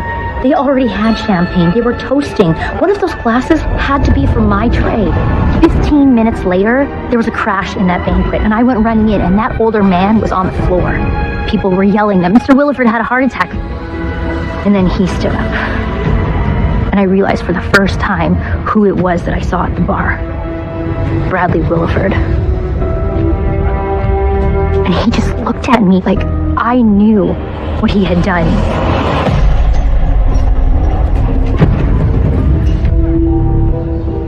And my brain just froze. I wanted to get out of there. I grabbed my purse, I grabbed my coat, and I headed for a side door. I didn't make it very far. What happened? This goon stops me. He had a gun tucked in his waistband. He made sure I saw it too. He wanted to clarify any misunderstanding that I might have had, what I might have seen. Bradley Jr. doctored that drink. That creep drugged his own dad right out there in front of all of those people. I just tell this goon that I never saw anything. And then he says to me that I might actually even be happier living in another town, that it would be better for everyone, especially for my mom, Antonetta, and my little sister, Angela. He knew their names. Why didn't you call the cops? Bradley Williford and the cops are buddies. God, the Willifords were such an important family in that town. Who's gonna believe me? Besides, this guy got his orders from Williford and he wanted me gone. So I got in my car, and I didn't know what to do. I didn't know where to go. If he knew our names, he probably knew where I lived and where I was gonna go. So I just kept driving, and suddenly this truck comes up on so fast that I hit a boulder. You hit your head on the windshield. Honestly, I didn't even feel that. At that point, I was just running on adrenaline. I knew it was that guy with the gun, and I couldn't outrun him. So I hid, and I waited.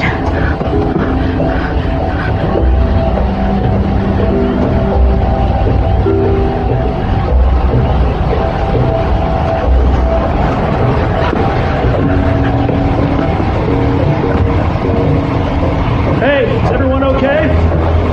So the goon had to go back to the road, and that was my chance. I just kept going and going and going. I went down the cliff, up the stream, to the bridge. I know it was stupid to keep the pills that he dropped. It's worthless as evidence in court. Why did you hold on to them for so long? Someone wanted me dead. I don't even know who. For the past 20 years, I have looked over my shoulder. I thought maybe they'd be some kind of insurance. I took them to a vet that I trust a few years back. Got it tested. Cyanide. Did you hear that Courtney Jeffers died? Yeah, on the Chronicle website. It's a house fire. The fire was staged. She'd already been poisoned. Bradley? Or what about that guy that was after me? We don't know who killed Courtney or who came after you, but I know one way to find out.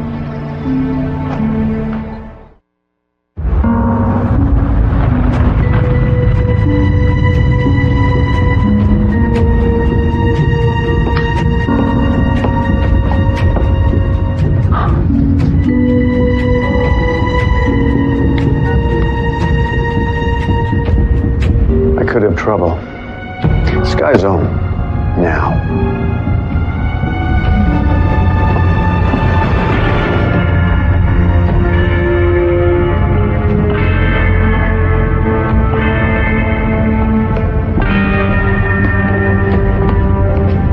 I'm sorry.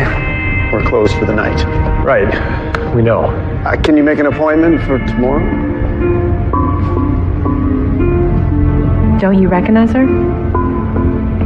Gina DeSavio. You dropped these.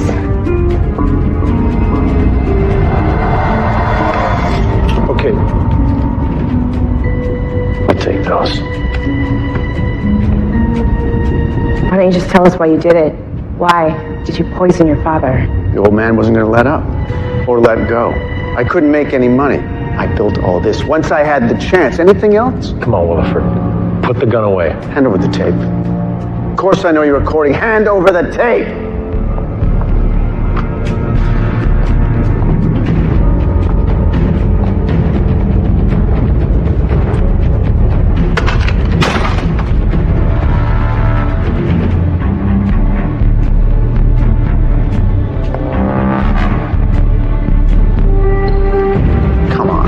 Real knots.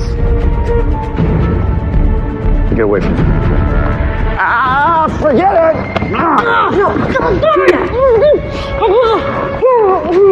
Now you get to tie up your little buddy. Get over there, both of you. Patterson, you got my 911 call. Got here fast. I was in the area, so what's going on, folks? Mr. Williford, let's talk about this now. Let's try to find another way out of this, okay? So right now it's just me, but in 5 minutes the whole department's gonna be here. And then anything can happen. Okay. Finish her off this time. What? If you'd done it right, they would have gone over the cliff and we wouldn't have this problem, would we? Don't you have somewhere to go? You can't do this, okay? The police are coming. We'll be long gone by then. My squad car's out back. So let's go. Move! Let's go! You were supposed to go, Gina. What about Courtney? Yeah, who wanted her gone? Was that you or Williford? Probably the boss. Yeah, you're Williford's boy, huh? His goon? Nobody's boy. Mm-hmm. Your partners? Is that how that works? Please. Shut up. Adderley Security. It's you, isn't it? The money. Really? You just were doing this for money? Hey, keep walking. Clean up after murder, that's got a cost. What's the price for poisoning? Well, that wasn't me. Look, Courtney showed up with an ultimatum for Brad, saying she suddenly remembered what he did to his dad. And it was going to cost. So does he handle it? No, the idiot doses her. Then he calls me to somehow cover it up for him. Gina, I'm so sorry I got you into this. I keep thinking about when we were kids, how we would ride and how fun it was. How I was so good at the half seat, but boy, you knew how to post.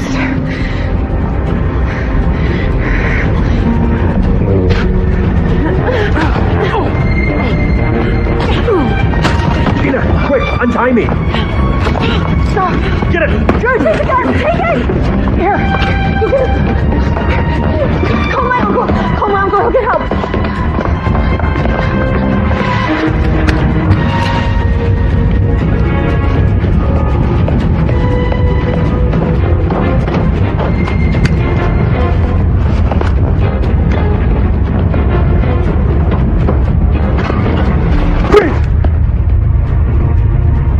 You're a better shot than me?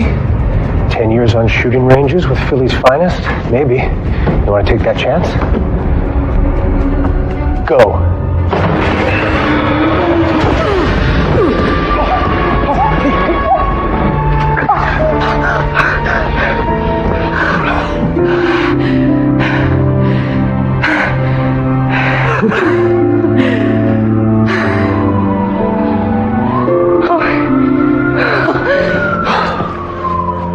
Sounds like my chief of detective's not going down by himself. Was he talking? He won't shut up about it. Unit picked up Bradley Williford boarding a private jet. We'll exhume his father's body in the morning. We think we have enough to charge him with both murders. Wow.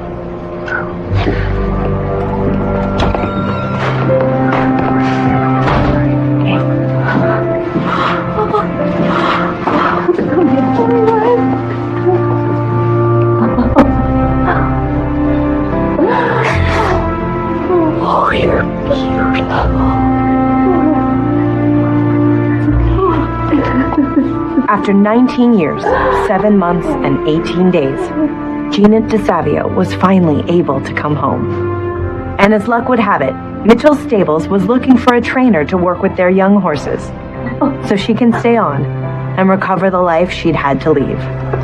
Hot off the presses! I always wanted to say that. So. Sheriff's deputy, business owner charged with murder and embezzlement. Local woman recovered after 20 years missing is key witness. Why, you two really earned it this week. You won't believe the follow-up I can do on this. Everyone, you could bring it in, please. Don't be shy.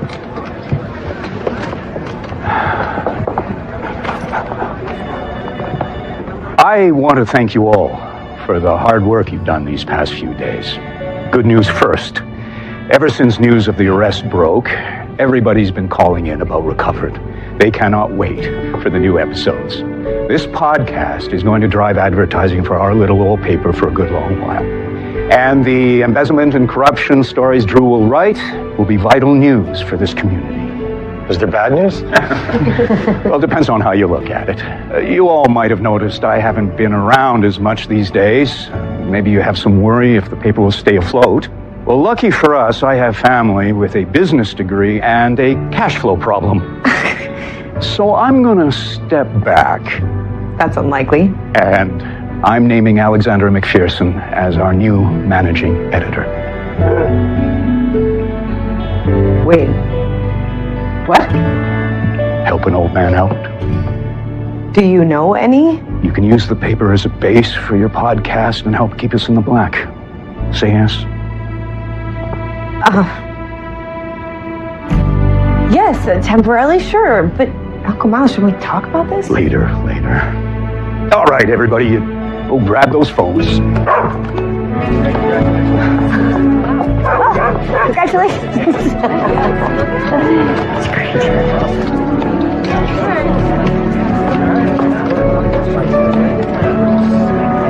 So, guess that makes you my boss? Sort of. Well, can you handle it?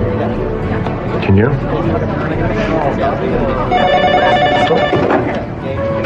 The Chronicle? Yes, this is Alex McPherson. Oh, well, thank you.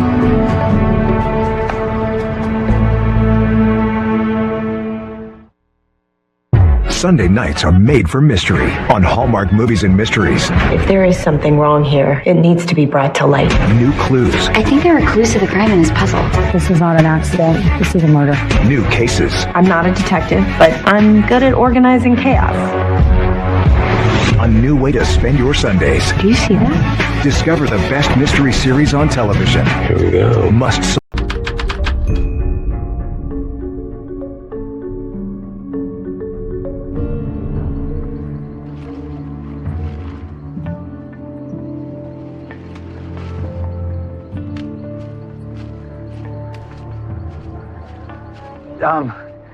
Yeah, I don't know. I'm like a half mile from the parking lot.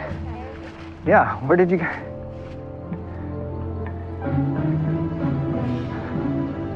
I gotta go.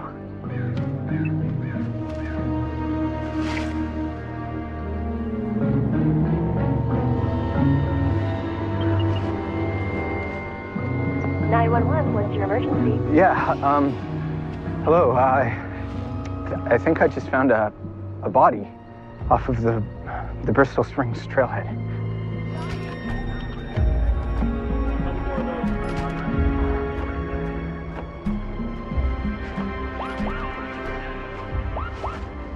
We're down to skeleton and bone. I'd say she's been here at least 18 months, give or take. She? Check the inscription. The body was in rapid decomp due to where and how it was buried. Moisture in the soil, animals.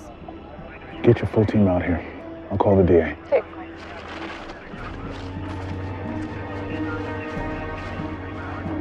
Tara. Unbelievable. They tried the husband without a body. That prosecutor must be kicking himself. Oh, yeah. He took that trial real personally. Oh, you covered it, right?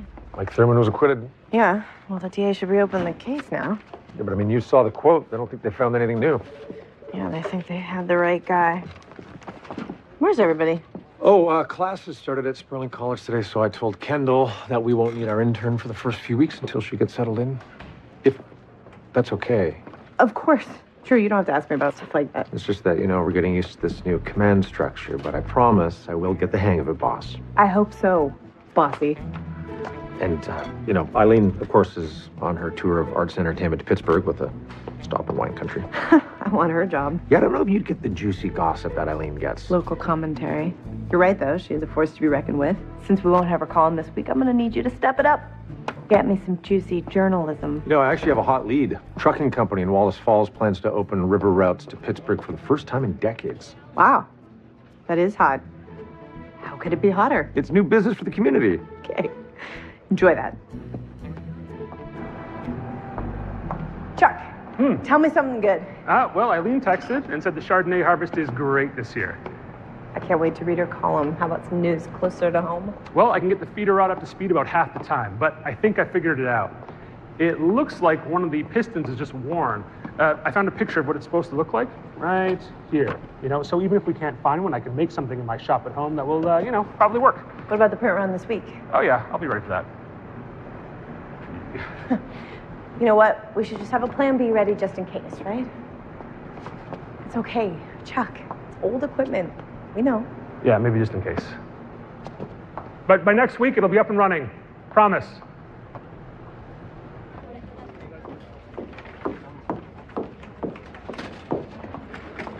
Miss McPherson, if you can give me a few minutes, Mike Thurman. At least you didn't say the infamous. What can I do for you? I want my wife's case to be your next podcast.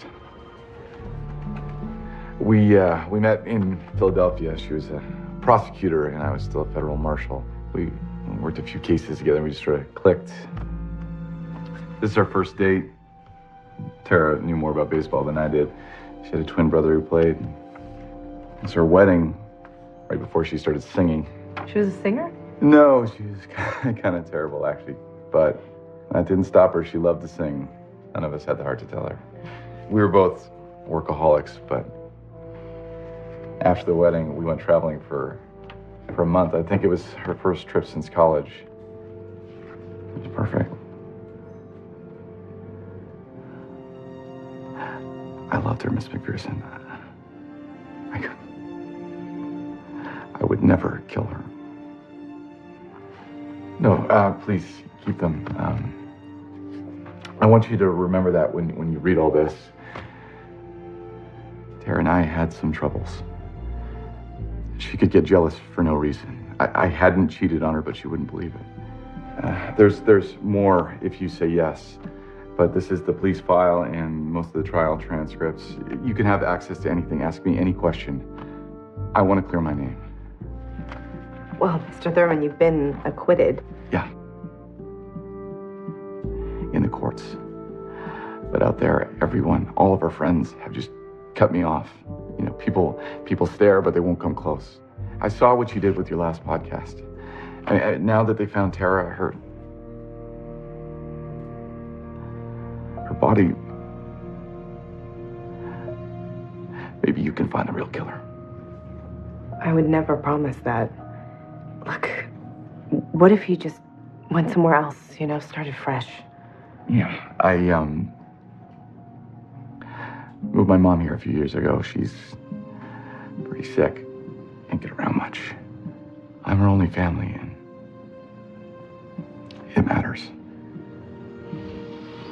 It does. You didn't have to come all the way down here, Uncle Miles. I could have called. Nice to see you, too. Can't very well spy on my new managing editor from home, can I? So, what's up? It's the printing press. I ran a cost analysis of the maintenance versus outsourcing the run each week, and you'd save a lot of money if we stopped printing it ourselves. I'd lose a lot, too. I know. That's why I also emailed you the rest of the annual budget. If everyone stays within those guidelines, you should be back in black before the end of the year. Oh, why does it sound like your car is packed and you're backing towards the door? I'm not, but we did agree that this is just temporary. No, we didn't. What? And didn't I see Mike Thurman leaving your studio? Yes. Yeah, he was here. He wants Tara's murder to be the next podcast. Sounds great. Go to it. Just like that. You told him yes, didn't you? No, I told him I'd have to look into it. It's been a month since the last season of Recovered.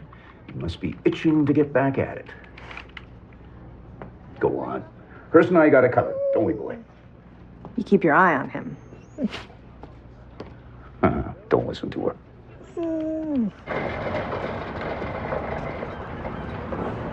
Yeah, it's gonna be huge.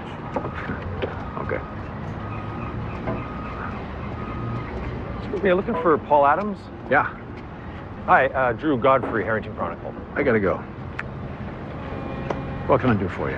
I was actually hoping it could be the other way around. Wanted to do a profile piece on Wallace Falls shipping. Oh, yeah? Yeah. You guys are expanding the river routes. Yeah. It's a pretty big deal for the area. Ports haven't been active in a long time. Just wondered what made you decide to do it. It's about 1/10 of the cost of trucking. We figured we can expand, get the crops and the farms to the Tri-County. I'm sorry, I'm in the middle of something right now. Maybe you could call. Make an appointment. Thank you.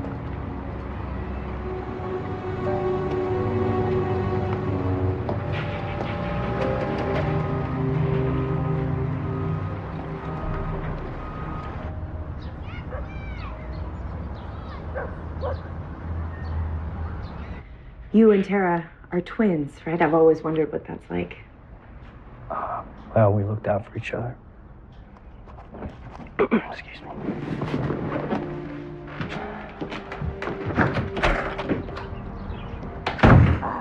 Tim has thought about Tara every hour of every day since she went missing. He worked as much as he could. He's an EMT? Yeah. It helped him to help someone else. And after work, he'd search. He'd make calls. He'd make trips to places he thought she might be. Must have been tough for the family. For you. I don't know what will give Tim any peace. If we can find out what really happened to Tara. Tim is already sure.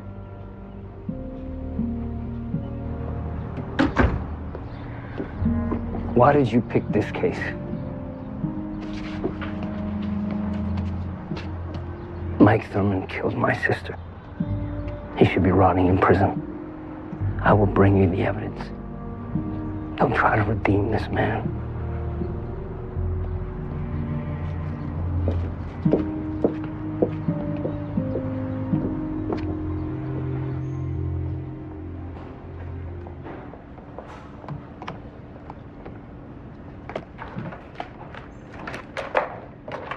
Wow, I love what you've done to the place. Does this mean you're sticking around? This equipment is portable. I can pack it up and take it with me anywhere. Mm-hmm. Except that, Miles told me.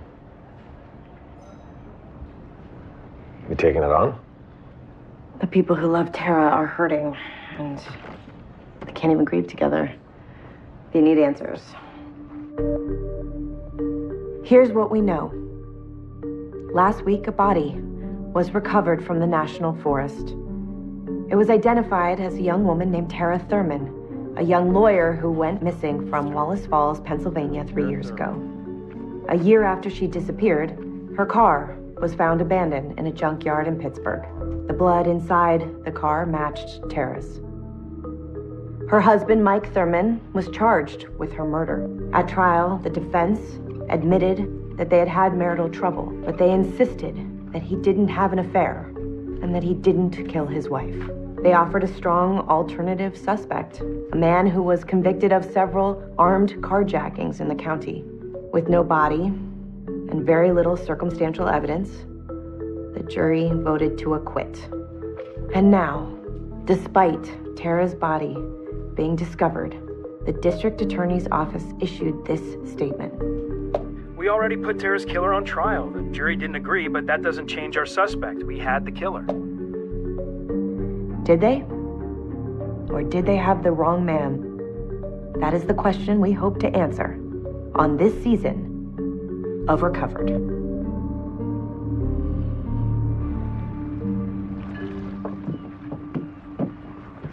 Morning. Good pickings? Well, sometimes. You can usually tell by the size of the pile. Name's Drew. Glenn. Nice to meet you, Glenn. Yeah, I hear people have been dumping around here for years. Oh, yeah. Most of the stuff goes in the river around here. Gets sucked down by that eddy out there. So you think this Wallace Falls shipping is going to have to dredge the river if they want to open the port? If they have any sense, they will. Is that an open question?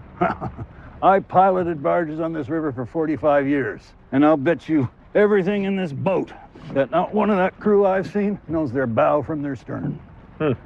They are not rivermen. Thanks, Glenn. It is a real luxury for me to have my own legal expert here. Are you kidding? This is fun for me. Podcasts are my guilty pleasure. Well, thank you. And I have to thank Steve and the kids, too. You could cook for us some night. That'll be fun. Oh, yeah, done deal. Okay, where do you want me to start? Right. Okay, so I pulled out the trial transcript. Well, first part of it for you to look at. You know, there's a lot of people who really are sure that Mike did it. Yeah. You too? I mean, there was that other guy, right? This one, the carjacker. I guess it's possible. Oh, is this the other woman? Yeah. You did follow this case. Yeah, that's Betsy Gray. They said that Mike had an affair with her. Allegedly. They had no evidence. Right, well, he definitely says he didn't do it. Okay. This is such a lawyer quote. You know, that was Tara's cell phone. They never found it. It wasn't with her purse, her ID. It wasn't in the gym bag. Do you think that it could have been with the body? It'd still be intact. Should be.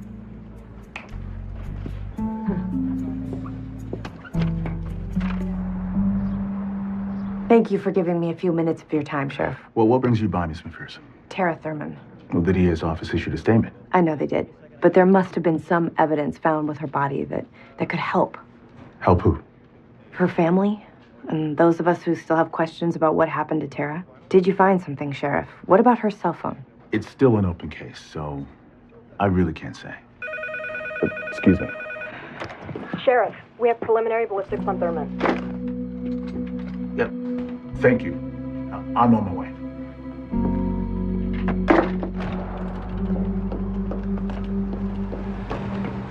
Fireman Sean. Hey. I mean, I'm actually getting a name badge made up. Well, it's an honored title. Yeah. You know, you're always coming to the rescue. What are you doing in Wallace Falls? We're out of the West Ridge fire with their department. Our towns are so close, we work together a lot. Does that mean you know Tim Reynolds? He's an EMT here. Yeah. Yeah, I actually helped train him. I don't see him much now, outside of work, not since... Did you know his sister? Sorry, is that pushy? I'm doing a podcast about Tara Thurman's murder, and if you have insight on him or the family, I'd love to talk to you about it. You know, I work today, but I could call you later. Great. Yeah, I'm gonna need your number to do that. Of course. Yeah. Just... there it is. Yeah, have my cell on it. Anytime. Great. Okay. See you later. Yeah, cool. Oh, you going? No, yeah. Yeah. Okay.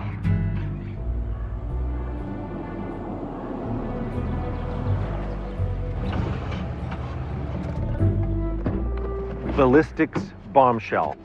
All the way here, I'm wondering... Oh, you're not supposed to be reading text behind the wheel. Well, you shouldn't be alliterating about bullets.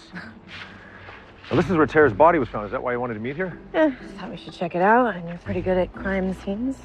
I'm sorry, could you repeat that? I didn't quite hear you. Why don't you tell me about your barges? Oh, there's definitely something off with this company. I started poking around down at the Chamber of Commerce. They said the company's only a few years old, no complaints, but nobody seems to know anything about them. And the owner, I don't know, he just seemed skittish. I mean, he should have been glad-handing me wanting to promote his business, but instead I just got the sense like he wanted me out of there. Glenn by the river thinks these guys have no idea what they're doing. Glenn by the river? Glenn by the river, that's right. He actually used to run a barge there, so he's a very reliable source. I'll get the story. Sounds fascinating. I'm sorry, what was it that you wanted exactly? News? Oh, news. Is that what I was supposed to do? Okay. I'm gonna write that down, you know, for future reference. So she said ballistics and Thurman before the sheriff could take her off speaker. They were clearly talking about Tara. Well, if they ran ballistics, it must mean that they have a shell or a casing or a bullet to match the gun to. I mean, there was blood found in the driver's seat of her car, so maybe she was shot in the car, but then how did her body end up way out here? You need the current case file. Good idea. You don't by chance have a close friendship with Sheriff Monty, do you? I don't, but Miles does. Really? Mm-hmm. This is the spot.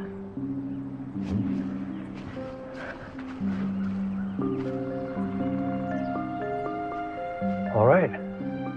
Play it out. I don't know. Nothing in the court documents or the original police investigation led them here. They don't even know when Tara died. She was last seen in March, then she took a leave from her job, and then she started sending these threatening texts to Mike and the other woman. And the text slowed down, they stopped in the fall. But the Pittsburgh PD didn't even find her car until January. So she was killed somewhere, sometime between maybe March and January, maybe by a gun. Yeah. The prosecution said that it doesn't matter when Mike killed Tara. The point is he had her phone and he was sending threatening texts to himself. Well, it made sense. So the cell phone pings came back to 2 towers that cover basically half of Wallace Falls. And that includes Mike's office and his home. Okay, remind me again, why not the girlfriend? Right. So she was in Ohio when a lot of the threats happened. The police ruled her out. She was filing complaints, you know? She was scared. You need to find that phone. Hey, were you in court during the motive evidence? Yeah, it was pretty convincing. I mean, Mike blew through Tara's money once she disappeared, which is why they said he sent the text. Right, she had to be alive enough because they had a joint account. Right, but not so alive that she divorced him. It was actually pretty smart. Jury didn't buy it. Actually, there was one big reason, though, why he was acquitted. Ray Burrell has been convicted of 2 armed carjackings, and he's serving time in Putnam Prison right now. A lucky coincidence? Or he really did kill Tara. We just gotta find a way to make him confess. Maybe I should go down there, you know? Interview him myself, if I can get in. You think you're just gonna walk in there and he's gonna confess to you? It's worth a shot. You know what you should do is listen to the police interrogations, and we'll give you somewhere to start with first. What? It's a good idea. You know, if you take a deep breath, I hear it hurts less. Okay.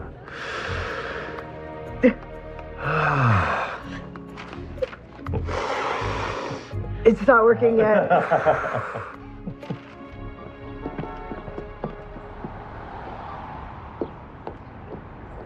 Betsy Gray?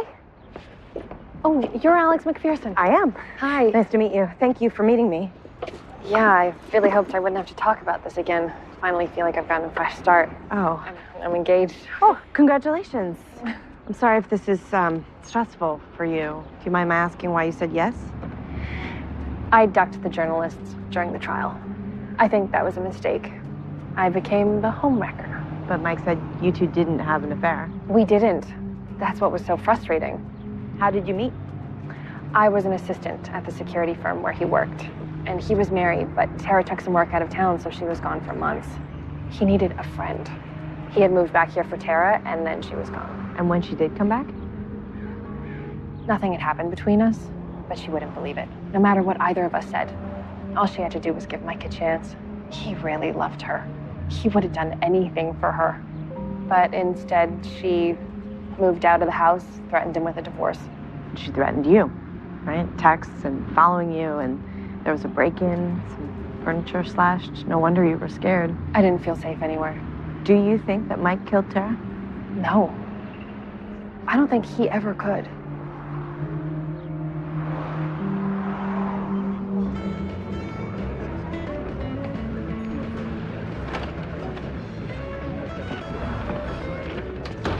Hey, Sean. Hey. Hi. Early dinner break? Yeah, we're late lunch. I'm doing a 12-hour shift, so I'm not really sure what to call it. Right, so you're still on duty? On call, yeah. Hey, do you have to take the food and rush right back to the station? No. No, not at all. Okay, so Tara and Tim. Yeah, so they really had that twin thing going on. Very close. When I first met Tim, Tara was still living in Philly. but Tim was always at her to move back. It worked?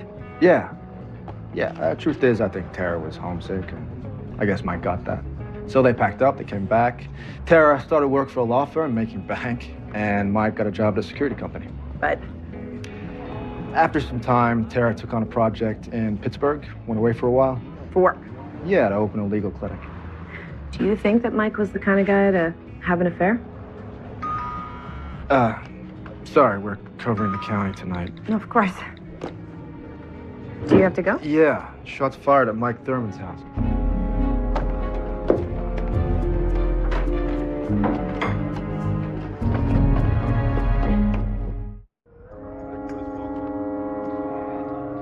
Let me just check if it's okay for press. For what it's worth, I think Mike would want me here. Do you need any medical help? We have another paramedic now if you'd be more comfortable talking to Sean. No, I'm okay. It's just bruised. Did you get a good look at this person? No, they hit me from behind. I went down the stairs and then they took off. Okay, well, if you find anything's missing, Mr. Thurman, make a list and we'll file a report, okay?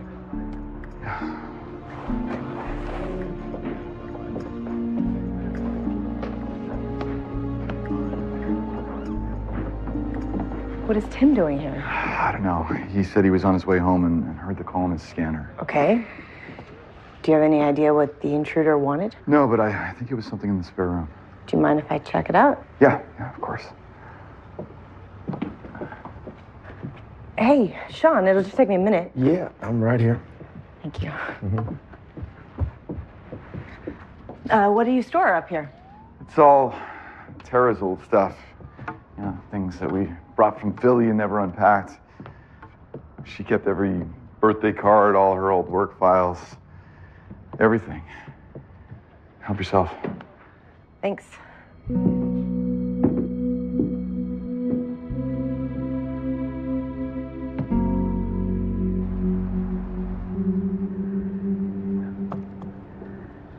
So where do you think Tara went after she and Mike split up? Oh, she was here in Harrington until Mike killed her. March 3rd. That's a very specific date. It was March 3rd. Maybe a day or two later. How can you be so sure? These text messages between Tara and me, March 3rd, 3 years ago. I wrote, "Hey, T, where are you? Hello, can you please respond or ring me back? Come home, T." And she answered soon. Gotta go see an old Philly friend who's laid up next week. I'll call. That was the last time I heard from my sister. So she had a friend in Philadelphia who was sick? Not that I could find. I mean, I spent weeks looking. There was nothing. She was already dead. Okay. If that's true, how do you explain all these other texts that people received? Oh, you mean that crazy stuff? That's not her. Tara had a temper, but she was never a stalker. That text, that is the last time Tara was alive. I would stake my life on it. Great. Thank you. Weirdest little current right off the dock, yes. Have a second? What's up? I need a rap sheet. Access to the whole thing. Do you know how to make that happen? Well, I don't know if I can get the whole sheet, but I can definitely get convictions and sentences. What's the name? Clayton. Burrell. B-U-R-R-E-L-L. There you go. Look at that. He was in Gresham County lockup for vagrancy from February 20th to June 15th. What does that do? Tim Reynolds is right. And this was Tara's last text, and she was killed around March 3rd. When Clay Burrell was in jail. He couldn't be the killer. Right. But if she was still alive after June 15th, he is still a suspect. What you mean that Tara texted the threats and stalked Mike and Betsy between March and June? Oh, was she capable of that? That's the question. You're into it. Admit it. Actually, no. I'm gonna go learn about river channels and what it takes to get them dredged. Yeah, I'm yawning already. Gonna be page 1, I tell you. Page 1? Yep, front and center. Got it. And there's still life in her. Now, I could build a piston for the feeders, and the distributor might come up with something refurbished, but it won't be here, I don't know, until next week, and it'll cost you. Yeah. I mean, honestly, Mr. L, there's bound to be a place that could do a run your size for cheaper. You miss being upstairs? They need you on the farm? No, I love my job. And there's plenty of help in the family with the farm. I love this. And I know you might not keep me around if we didn't have this press. Well, I need this press. The clanking, sight of the web spinning. It's not all about the money. I want you both to stay. Okay, then.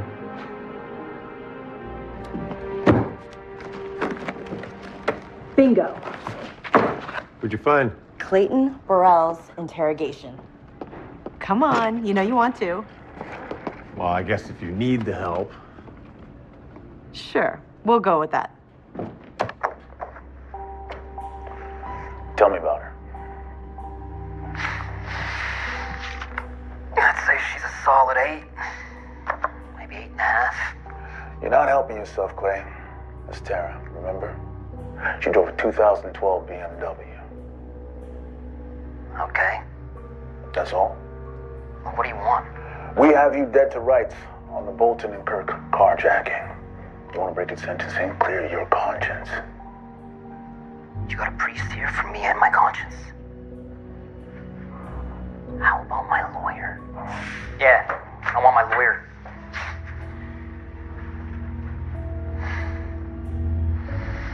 Thanks, Charlene. Where's your patron saint when I need him? What do you think? He's a religious carjacker. I have to go talk to him. Whoa, whoa, word of advice. I don't need any I would advice. get something to use against him, otherwise he will stonewall you. Right. See? Gets easier every time.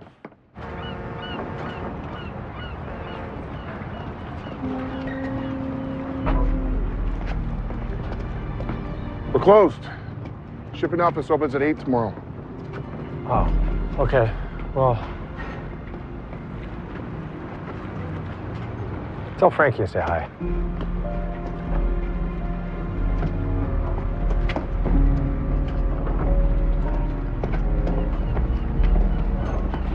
He knows you're here. Keep an eye on him. I don't need trouble. I don't like that guy. My name is Alex McPherson. I'm doing a podcast about Tara Thurman. I understand you were her assistant, Lori, so I would really like to speak to you. Feel free to call me, text me at this number anytime you have. Oh, thank you. All right, thanks. Bye. Look at this. The defense tried to introduce something at trial from Tara's past to prove that she could have been capable of lashing out at Mike and Betsy. What? It's not in there. The judge wouldn't allow it, so he sealed the record. Why would he do that? If it's not in evidence, the prosecution can ask, and he agreed. But Mike would know what it was. I don't feel comfortable asking Mike about the investigation. I want to stay as objective about him as possible. That's smart. And I think I know a few people I can ask. Really? Hey, guess who just moved into the neighborhood? The Philly mob. Well, of course, they must have found a ton of forensic evidence at the gravesite. I mean, Frank Cipriani wasn't that high up the mob food chain. The sheriff just doesn't want to announce it. I mean, he was just an enforcer, but... You know what? The body was found close to Harrington, so maybe your medical examiner could help. Frankie should be in prison right now. You know, he was convicted of extortion. Hello, we have a murder over here. Hello, back. The mob has set up shop next door. And this is why we have a division of labor. The mob? Yeah. I interviewed this guy years ago. One of my first stories, very dangerous guy, Frankie Two-Tone. Who should be in prison. Right. I'm gonna go to Philly, find out why he's here.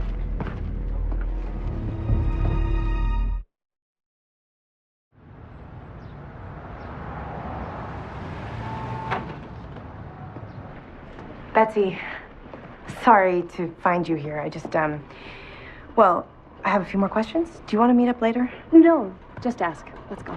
Okay, so I wanted to ask about when Tara was stalking you and Mike. Did you see her? What do you mean? Did you physically see Tara when she was following you or at your house when your windows were broken and your furniture I was out of smashed? town when that happened. Right.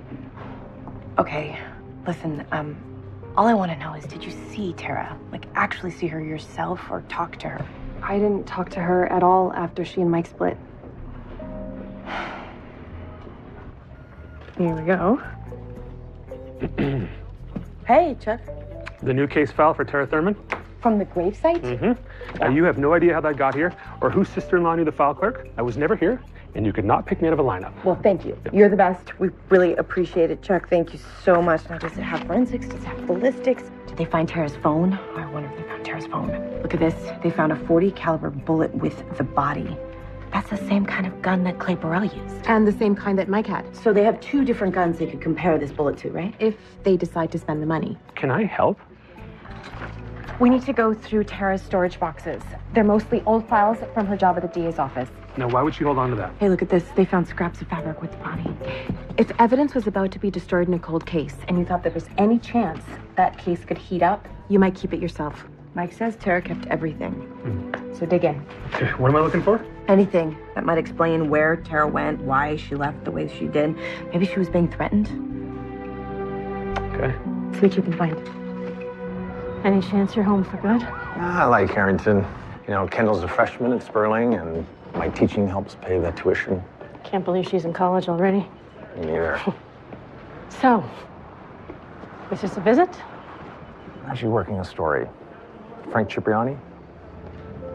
I still can't believe with everything we had on him. The Caputo murder. Caputo goes off the roof of the building with Frankie's St. Francis medal clutched in his hand. Right from Frankie's neck. Silver and gold two-tone, of course. And we still can't charge him. Nobody saw him. Caputo could have taken it any time. Who knew for sure it was Frank's, yada yada. Of course, everyone on the street knows that it's him. My best deputy spent 6 months of her life scraping up cases on him.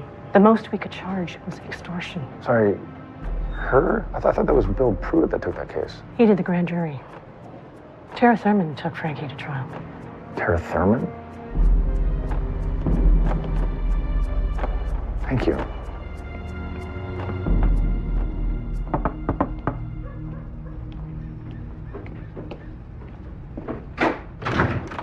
Hey. You want a beer? Yeah, sure.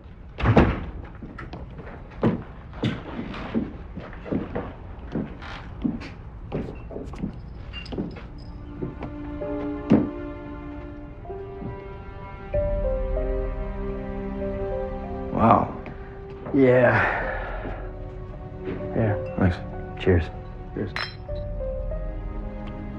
It's, Janelle home? I wouldn't mind saying hello. No, she took the kids to her mom's. I needed more room, so I brought this out here. Yeah. That sounds pretty hard on the kids, huh? Yeah. Yeah, this whole year's been tough on them. I mean, I barely seen them. It's not fair. I need to end this for all of us. I am gonna nail him, Sean. Look at that. Looks like his insurance paid off, huh? So he bought a new TV? That's a full home theater. Okay, that's $15,000. He may not go down for Tara's murder, but that man is a lowlife. There will be something. Hey, look, she's an artist. Obviously, she loved to draw on anything she could get her hands on, right? You should see the files in her car.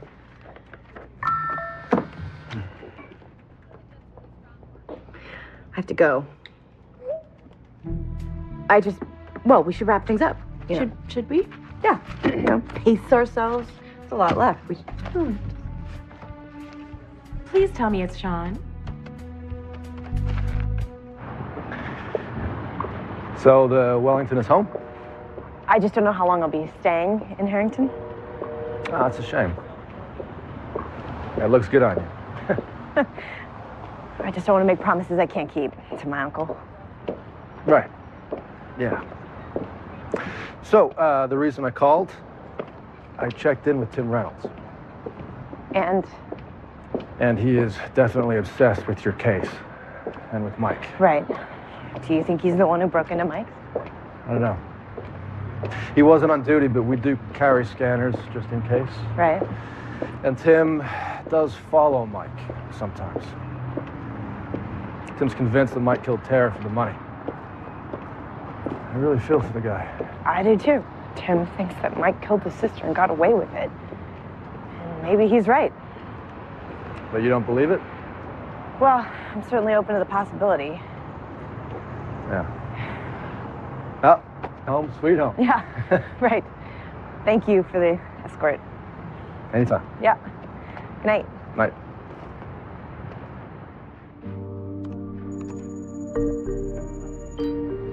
This case was a controversial choice for many people in the county. But I think everyone should know if Tara's killer is still out there or sitting in prison, convicted of armed carjacking. When Tara's car was found, the forensics unit went over it thoroughly. They found 37 prints or partials, all smeared. They also found a gym bag, which suggests that maybe Tara was on her way to the gym when she was ambushed. The prosecutor, Mr. Farrell, said that there was no evidence found with Tara's body that supports reopening the case. However, they have not released any information about the evidence that was found at the gravesite. One of the biggest mysteries with this case is when. When was Tara killed? We're gonna go over possible timelines and what that says about possible suspects. All of that on the next episode of Recovered.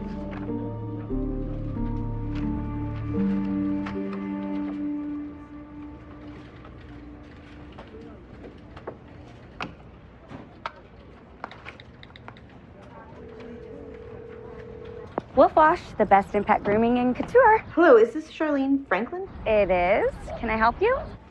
I'm looking to have my dog groomed, and you came highly recommended. Oh, who recommended me? Well, I read your reviews online. Well, my human clients are just as important to me as my four-legged ones. What's your little darling's name? Hurst. And he does need some grooming. We were just hoping that you had time for him this afternoon. Yeah, I'm available in 2 hours. Can you come to me? Yeah, just send me a text with the address to this number. Okay, I will. Thank you. Hey, how's Philly? Frank Cipriani and Tara are connected. Tara was the prosecutor who put Frankie away for extortion, but she had other cases against him that she couldn't make yet. Other cases? You mean like cold cases? Because that's what these are. She would be furious that he got out early. You know, she made a promise to him that she would show up at every parole hearing to make sure that he never got out. When did he get released? It was 3 years ago. April 1st. The hearing was March 14th. March 14th? Yes. At 3 p.m. This was in Tara's car. There's no detail on what the file was about. She planned to go to his early release hearing. Tim said that the last text he's sure actually came from his sister read, she's gonna see an old Philly friend who's laid up. An old Philly friend, not a friend in Philly. Oh, Frankie was definitely laid up and she didn't make that hearing and now he's a free man. Are you sure we're not just doing some crazy conspiracy thinking? Look, I'm just telling you that I covered the mob for 12 years. This is what they do.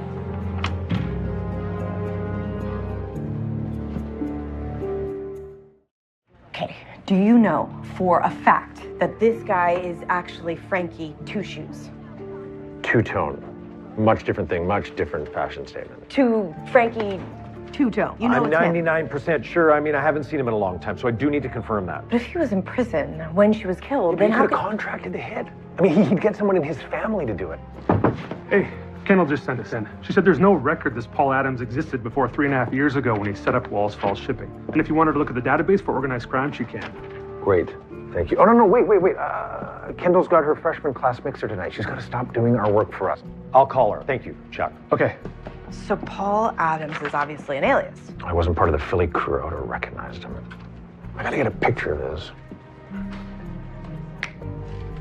Hey, Chuck. Yep. What do you guys raise on your family's farm? Like corn and soybeans. You know, we used to have 100 acres, but now we're just down Interesting, to... but not today. You have a big spread and you're looking for cheaper ways to ship your grain. Are you in? Sure. No, you are not making Chuck spy on mobsters. Mobsters? Oh, so you believe? Alleged mobsters. Well, there's only one way to find out. But, of course, we would need your help. This had better be page 1. It will be.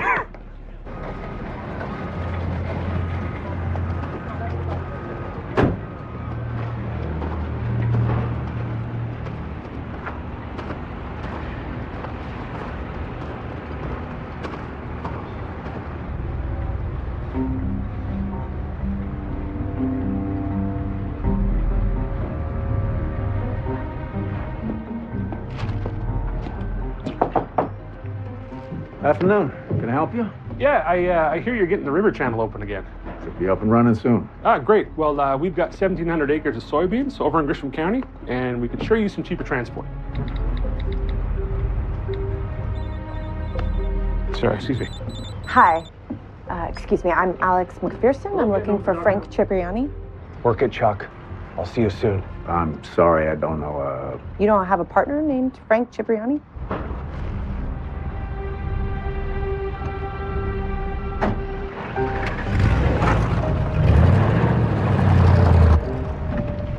I'm following Frankie. Yep. I'm real sorry, miss. Just can't help you. Well, all right then. But, give me a call if you change your mind. Hey, can I call you right back? Yeah, you bet. Okay, bye.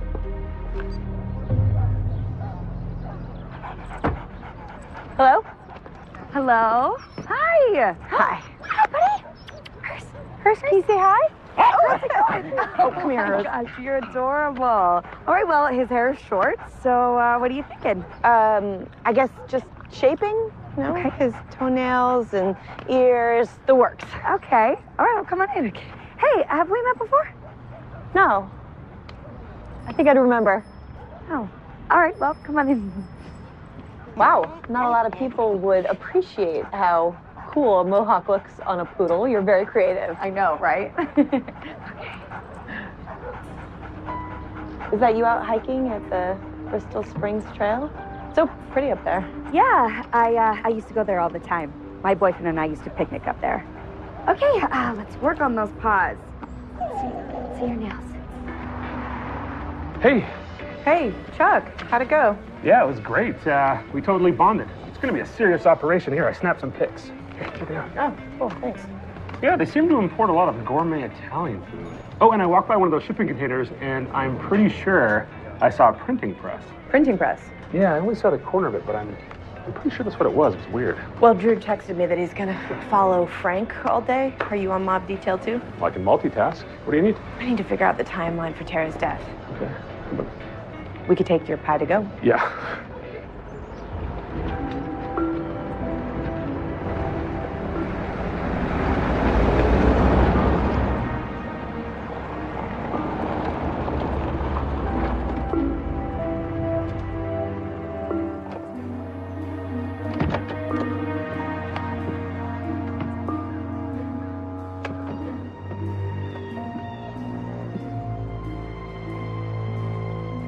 Bird watching? Frankie. My man, Godfrey. Long time no see. A new look for you? My whole life's new these days. A new leaf. Lots of them. This your land? My cousin's. He gave me a fresh start.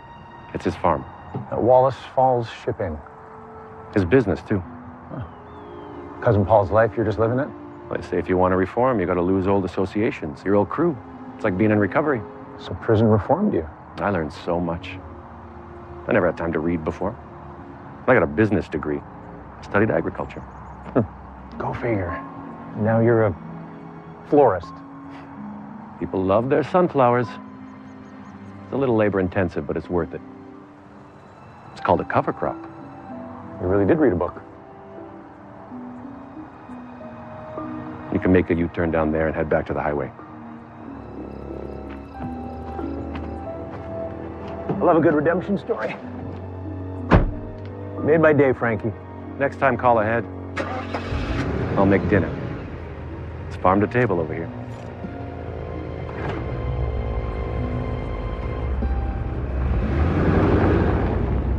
Clay Burrell was in jail until June 15th, so he couldn't have killed Tara or sent any of the texts before then.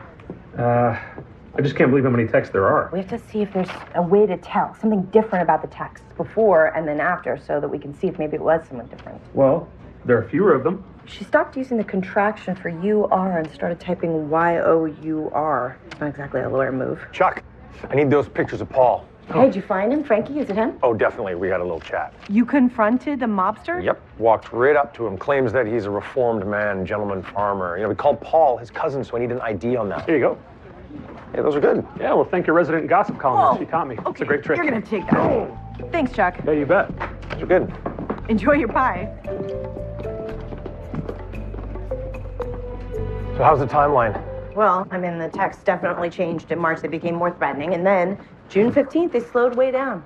Like someone else is writing them? Yes, maybe. I mean, Clay Barella is free by then. How about Clay's girlfriend? She is an excellent dog groomer. And she told me that she and her boyfriend used to picnic at Bristol Springs. No kidding. Or it could be Frankie's hitman. Wait a second. Aren't you the one who said you have to build the story baby steps at a time? I am. It's just that I know what he's capable of. What about the phone and the text? Same motive as Mike's. He just wants to muddy the timeline. Okay, but why would he bother? Because whatever Frankie is working on is big and he wants a cover. He wants to look legit. What could that be? Like smuggling something? Maybe running drugs? Yep, maybe. I mean, that's what I'm gonna go find out. I see that look on your face. Drew, no. What? What are we supposed to do? We're supposed to call the sheriff when they haven't done anything illegal yet? Isn't it dangerous to go snooping around? Look, they have been going through a lot of trouble to look like a regular business in a place that they have never done business before. They are not going to blow their cover. How else am I going to get this story? Well, you shouldn't go alone. All right. You can come with me. Me? Yep, tonight. What lovely weather for this. Well, I told you didn't have to come. You said it was a criminal organization. I don't see security or anything. Were you expecting goons with machine guns? I mean, they still have to look like a shipping company. This doesn't look like they're guarding anything. I There's guess they're nothing here. waiting for whatever it is they're supposed to be. Oh, hey, look. That is a printing press. What? Chuck said he saw a printing press when he was here. What, are they counterfeiting something? I mean, why would they need to ship that? Go, go, go. Somebody's coming. Right, go, go here.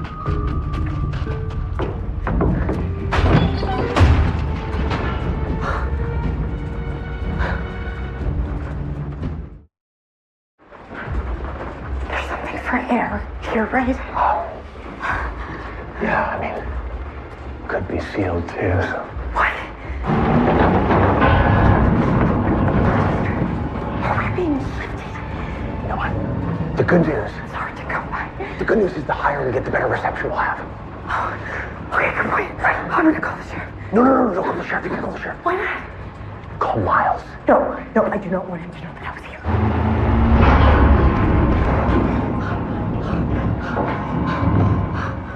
We could call your fireman. Sure. He's not my fireman. Right.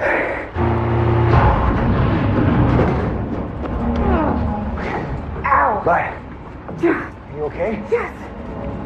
He does have a truck and a ladder and a siren. Right.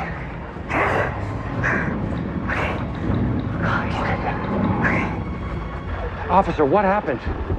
Who was working that crane tonight? None of my workers. We're closed. We have had some trouble with hooligan youth in the area.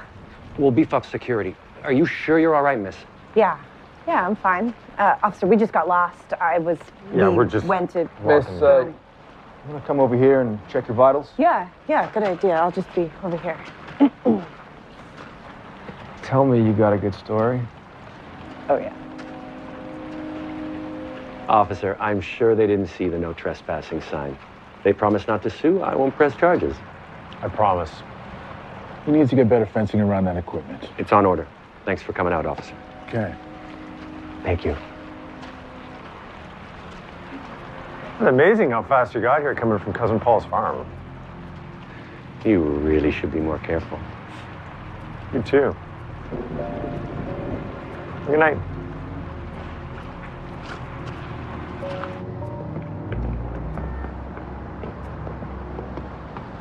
Hey, what's up? Mike, hey, thanks for meeting us.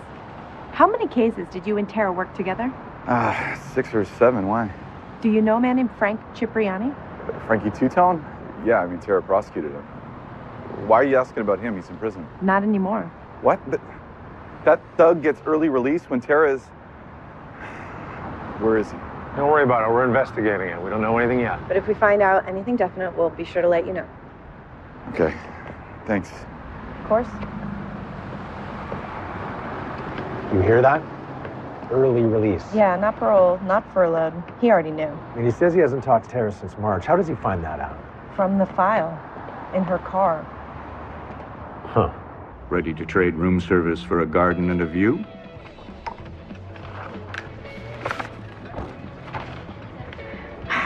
Real estate listings.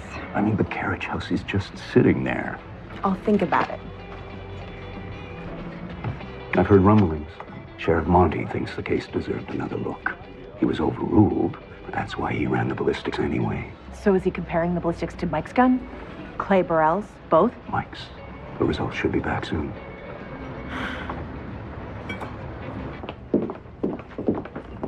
Hey, Alex. Sorry, I couldn't keep an eye on him. I had to grab the desk. What? Who? Mike was here, and he was going through one of those boxes. Mike Thurman. Mm-hmm. Really?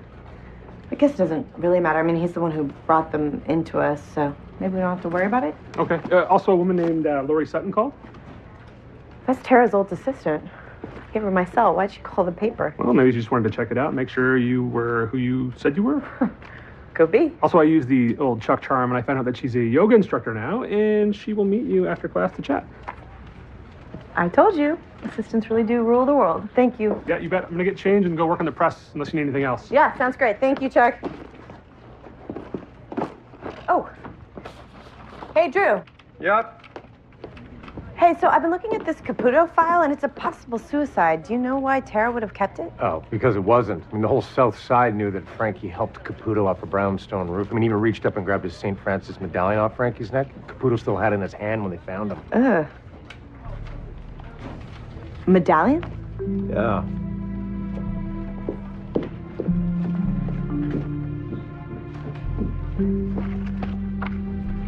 Drew. Like this? Yeah, that's it. Tara had this on the wall in her office until she left. Actually, the DA in Philly told me that she would take the medallion to Frankie's trial every day and put it on the prosecutor's desk so he would know that she knew and that she was coming for him. I knew I'd like this lady. But it should be here, right? The medallion? Yeah, should be. That's what all these boxes are, right? There's evidence for all of the files. For every case she had it meticulously kept. This medal was so important to her. Wait, if she was going to the early release hearing... It might be in the car. Yes. Well, there's a list in here of everything. All the contents of the car and... No, there's no mention of it. So would Frankie's hitman have known to take it back? He might have. Or maybe St. Francis is the patron saint for what again? The environment, animals. Animals, right? Yeah. Don't you remember what Clay said in the interrogation? He said, "Thanks, Charlene. Where's your patron saint when I need him?" Maybe he wanted to get his girlfriend a little present. Right. So if Tara had it in the car, he could have taken it. Wait, what's her name? Charlene? Franklin. Franklin? Yeah. What are you doing? Well, let's see what we can find out about Charlene Franklin. Oh. Shoplifting, forgery, check kiting. Oh, she seems so sweet. She loves animals. I get it. She's Clay Burrell's girlfriend. Maybe she was helping him from the outside. Yeah. Maybe.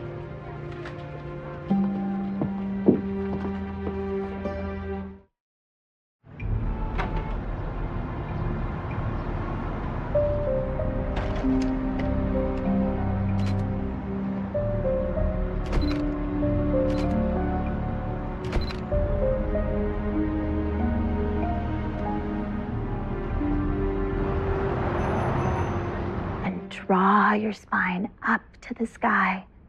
And one last cleansing breath. And release. Namaste. Namaste. Tara was fun, not snobby like the other lawyers. She knew everyone's birthdays, and not just the partners, like the janitor, the copy room guys. So did you hang out? Well, she was more like a mentor, but she always had good advice. She worked just as hard as anyone, but she didn't take it out on other people. She had her routine, and that chilled her out. What was her routine? She worked out every morning. She'd even take her clothes and change at the gym so she didn't have to go back home. Wow, she was serious. That was the one thing she splurged on. She had the best gear. She invited me to go with her a couple times. Now I wish I had gone. Did she ever talk to you about Mike? Tara and Mike had crazy fights, like glass-breaking fights. You heard it. I brought some files to the hotel and I heard it myself. Did you ever see her around this guy? Or, maybe that guy? No, not those guys. The only other person I saw her with was that girl, Betsy.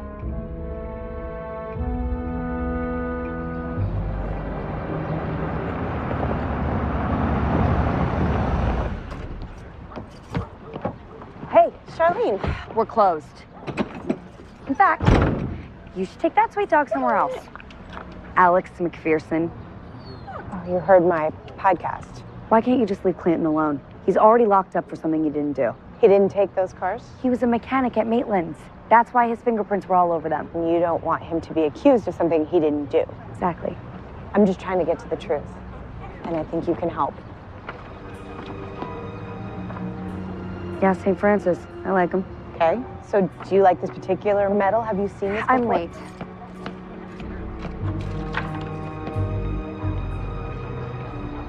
So did Charlene have the medallion? I don't know. She found out who I was and she didn't like it. Well, like she was threatening? No, but she was upset. Oh, look at this. I just got an ID on Frankie's cousin, Paul Adams. Paul DeCenzo, a.k.a. Paulie Snakeskin? I don't want to know. He is from the West Coast. He is a low-level bookie who was displaced by the tech crunch, online gambling. So then he went into shipping? No, but how did he get the money? I guess Frankie had some put away? Money for what? Those shipping containers we found were empty. Well, for now. Empty containers, for now. But not for long. Have fun. You know what? It's actually not fun. It's very serious business. You love it. I do.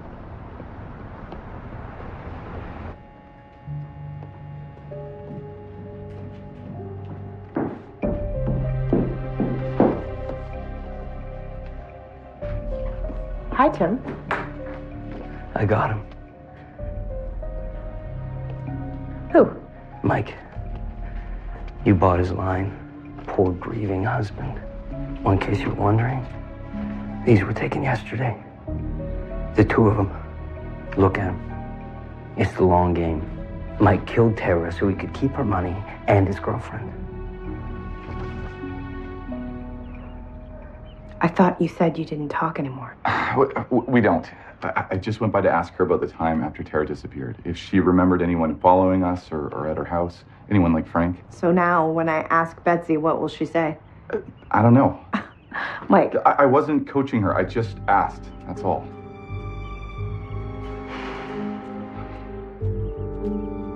All right, I don't see Frank's truck, so I think we're good. You're sure you're not burnt as a customer? No, Paul never put Alex and I together. All right, good. I'm gonna check this out. You go back and just keep them busy, all right? Okay.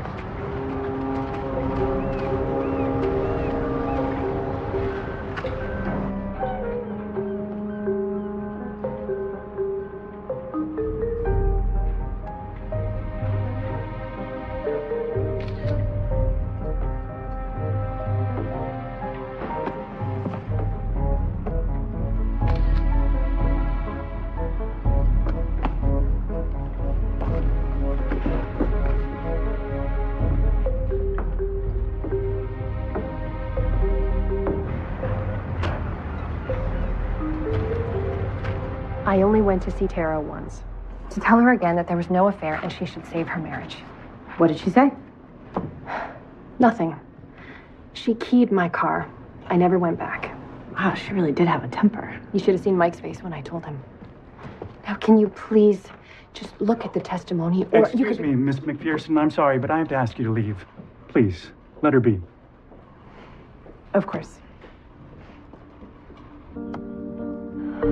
Tara and Mike had crazy fights, like glass-breaking fights.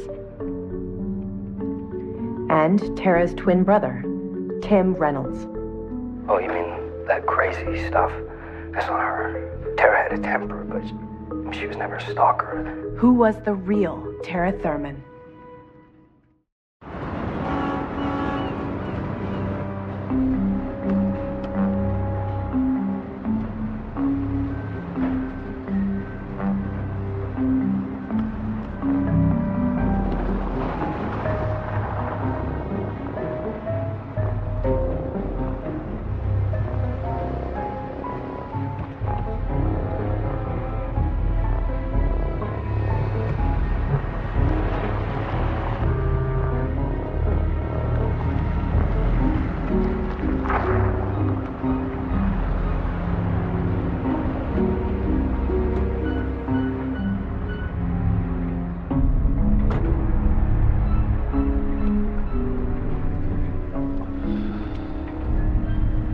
Don't do it. Tim, what are you doing? What is in your hand? Huh? You were about to dump something. What is it? Look, I swear, man, if you don't back off, Yeah? You're what? Huh? You're what? You're Hey! what? I didn't kill her, man! I didn't! Hey, break it up! Break it up! Hey! I got you. I got you. Well, this looks like evidence to me. It's not what you think. All right. Why don't we take a listen?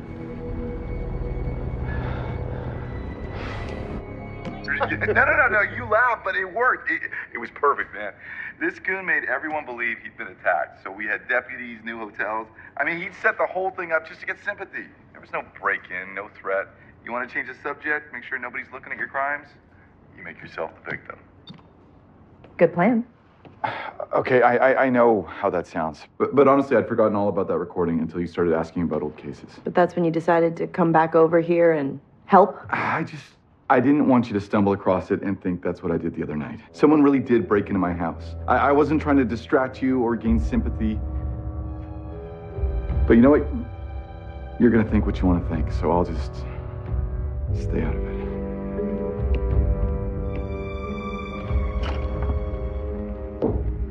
I don't know. What do you think? There's a lot of passion running around between him and Tara.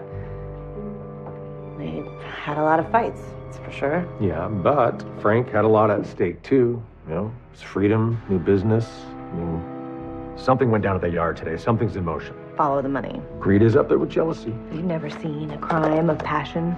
Yeah, people get passionate about money.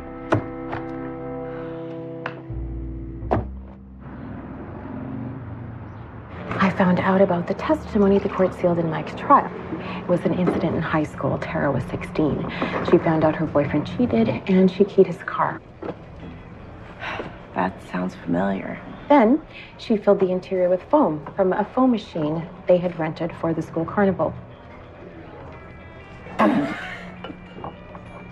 Well, I mean, it's creative. You gotta give her that. The judge must have thought it sounded like a prank, and she was a minor.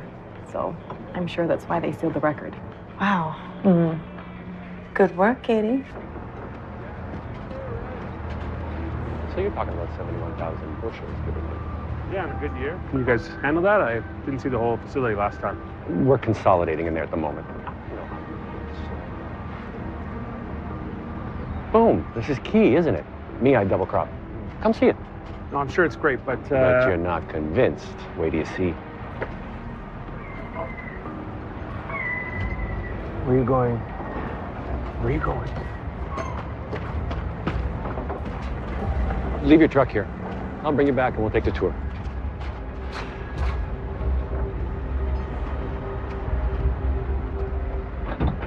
No. Chuck, do not get in the truck with the gangster.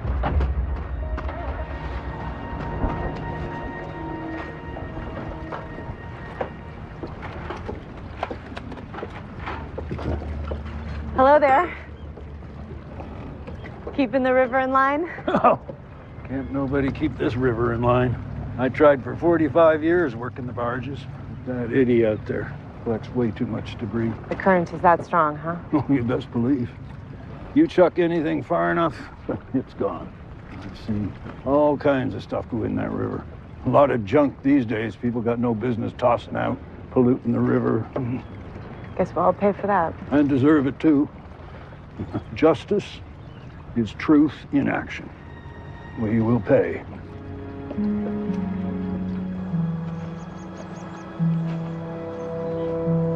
Spray it all, or it's all natural? It's all natural. Yeah, well, you know, I hear you on the double crop. We could all stand to make some money between the seasons, but I just can't get around the labor. Here it is.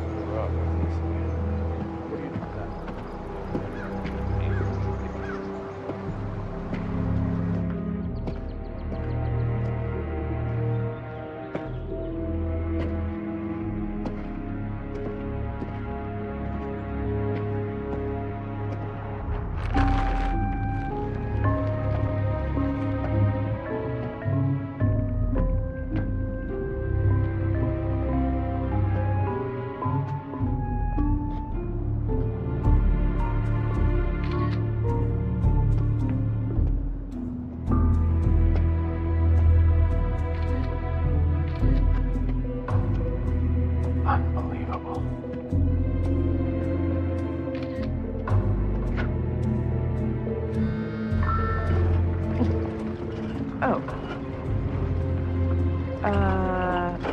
Okay, I have to go. Thank you.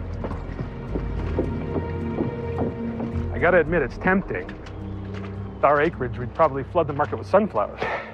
I can help you with that. We have the distribution set up. You want to be the sunflower king? I don't know. More like the sunflower oil king. Just called the sheriff, sent him pictures of everything in the barn. They're on the way to the warehouse, too. You're busted.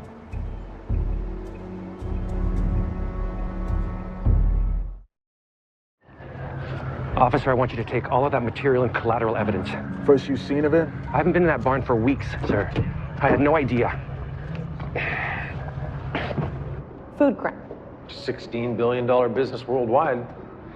This was their lab. They take sunflower oil, which has no odor or taste. You got a little bit of chlorophyll, a couple drops of the real thing. Next thing you know, you got a bottle of counterfeit olive oil. Cost you maybe 50 cents. That's all. You slap an extra virgin olive oil label on it. You could sell for what, 15, 20 bucks? Wow. Better profit margin than narcotics, a lot less risk. But of course, Frankie knew nothing about any of this, which is why he's so shocked, right? Right.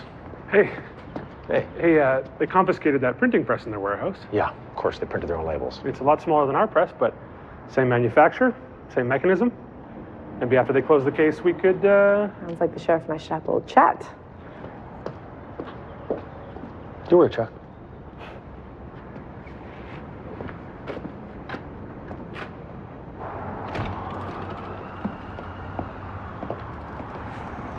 Hey, guys, how'd it go? Paul's under arrest. They interrupted a shipment at the warehouse, so it's felony charges.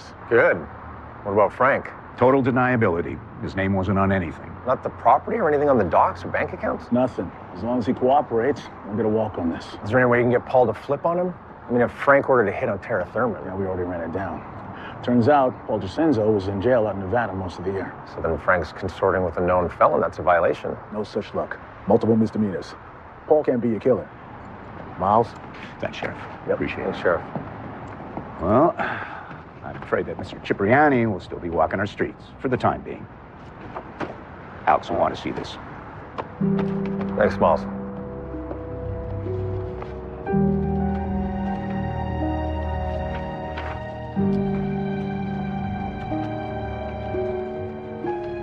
Just got the final ballistics report from your uncle. Oh, great. And the bullet they recovered from Tara's grave? 75% match to the gun seized from Mike Thurman. 75%. For ballistics, it's pretty good. Good. What's that? Oh, I just picked this up for you as well. The enlargements from the crime scene photos. Oh.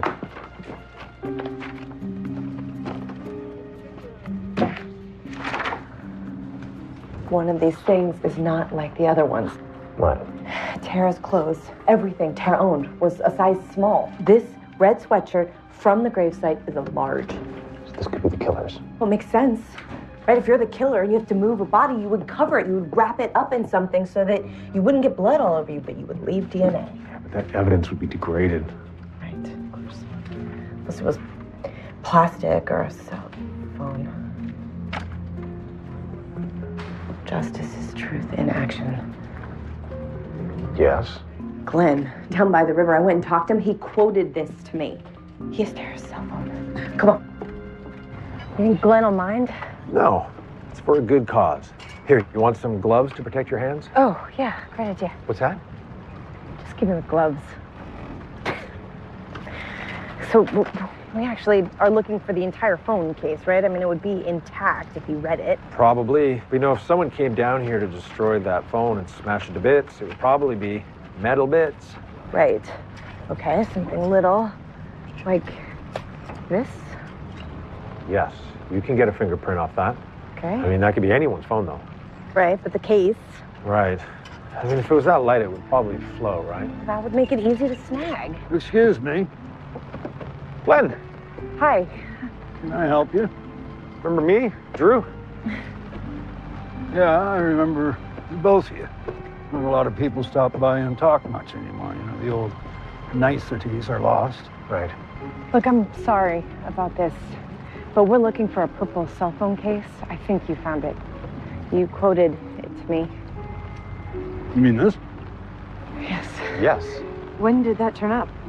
Wednesday morning. Fits my old phone perfectly. I never upgrade. Look, it's very important to us. In fact, it's evidence in a murder. People want to handle that end of things. I'd be obliged. Great. You know, this could be huge. Yeah. The break-in happened at Mike's on Tuesday. I mean, if it was a break-in. What if someone wasn't trying to take something out? What if they were trying to bring something in? Right, like they wanted to plant the phone and then got interrupted and then came here to destroy it instead. Maybe they succeeded and Mike found it before we got there. Mike would definitely want to get rid of it and not tell us, because who's going to believe him if it just suddenly shows up? Maybe Charlene. She would do anything for Clayton? Yeah.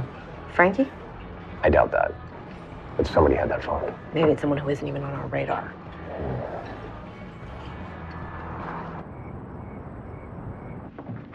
Ta-da! You want the final look? Yeah. I like it. Goes to print tomorrow. If the press works.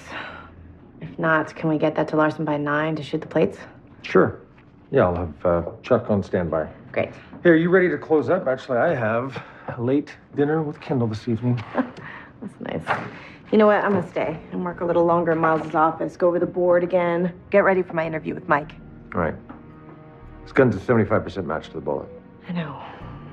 He looks guilty. He does. And I don't think that you should be interviewing him alone. Well, I'll be here, right? There's tons of people around. It's broad daylight. Well, suddenly there's a security guard that appears at reception. Just ignore him. Okay.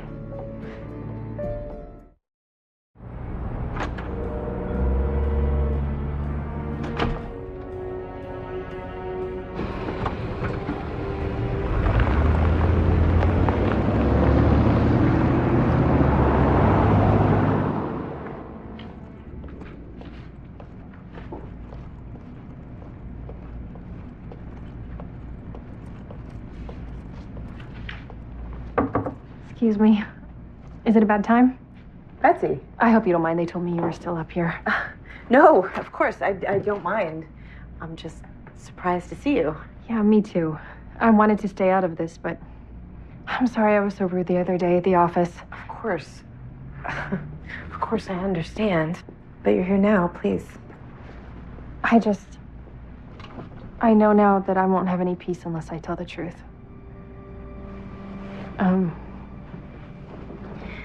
When Mike and I said that we hadn't had an affair before him and Tara split up, that was a lie. We had been seeing each other. When Mike and I were dating, he used to talk about getting rid of Tara. He'd say it like a joke, like a hypothetical, well, if I was going to do what I would do, whatever.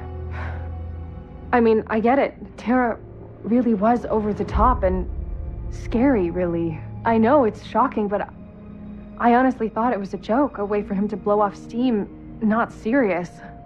So I protected him.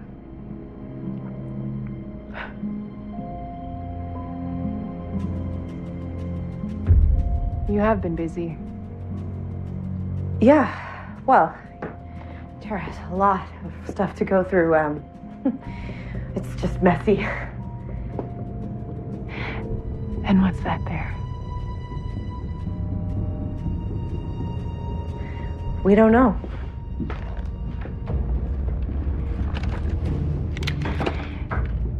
But now you do. Don't you? I really hoped I wouldn't have to do this. Is that the gun you used to kill Tara? No, that was Mike's gun. I put it back. You were trying to frame him? Not then. I thought I was going to spend the rest of my life with him. And it was working. The more threats came in, the more time he spent with me. He was getting closer. And then he got arrested and he dumped me for my own good. So it was your red sweatshirt they found with Tara's body. Thank goodness I was wearing it. I hadn't planned. Right, and thank goodness Tara had extra clothes in her car that you could put on so no one would see the blood. That helped. You think quick on your feet. I had to. I didn't want any of this. No, of course not. Obviously, you were just carrying Mike's gun with you because of Tara's temper. In case she keyed my car, smashed my windows, slashed my furniture. Please. That was all you. Mike had to see. Even after she left him, he wouldn't let her go. Tara had no passion. She didn't deserve Mike. She paid no attention. It was all about work. Even that. She fought harder to get back a piece of evidence than she did for her own husband. So I kept it. And now it reminds me, never take your eyes off the prize. And I haven't. I finally figured it out. I've changed. I wouldn't chase after someone who didn't want me now. I have a man who loves me and wants to marry me.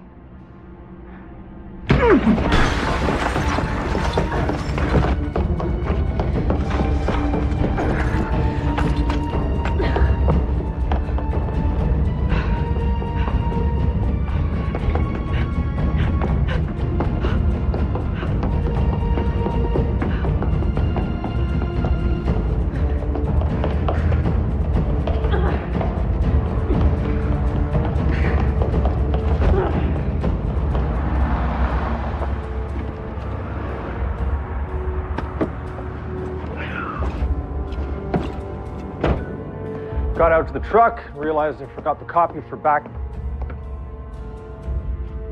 Alex! Alex!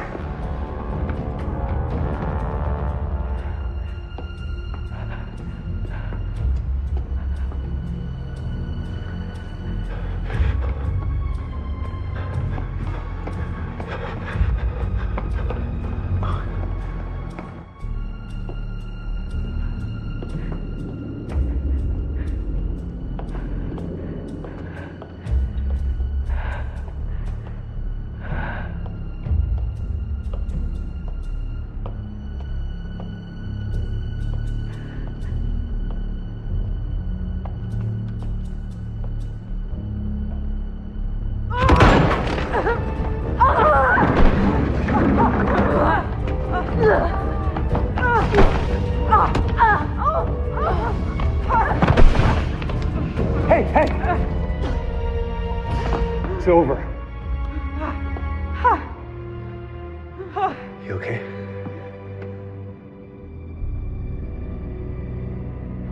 Betsy Gray confronted Tara Thurman at dawn on March 4th. Tara was on her way to the gym. Betsy jumped into her car and forced her to drive to the National Forest. The two struggled, and Betsy shot Tara with Mike's gun. Tara never threatened anyone. Betsy used Tara's phone to send those stalking messages, to gain sympathy. And it worked. Betsy had sent those texts to bring Mike around, to protect her. After the police searched Mike's house, Betsy hid Tara's phone there, in case they searched hers. She was keeping the phone, hoping for the chance to clear Mike by sending a text proving Tara was still alive from some big city like New York at the right moment. But she never had that chance. Mike suddenly broke it off with her. She never got another chance to get to that phone. After a while, Betsy moved on. She'd forgotten about the phone. And then they found Tara's body. She panicked. She broke into Mike's house to get that phone back so she could destroy it. And that's how we found her, along with the medallion that Tara had kept to remind herself to never stop looking for justice. Now that Tara's real killer has been found, a wrongly accused man may be able to move on with his life.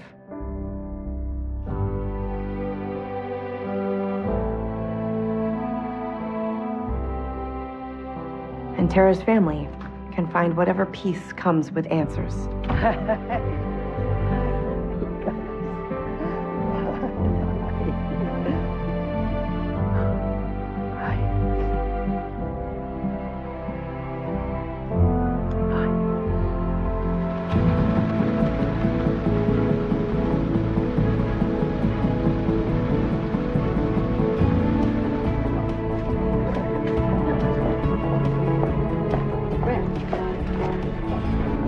Getting started. Great. There it is. Look at that. Good job.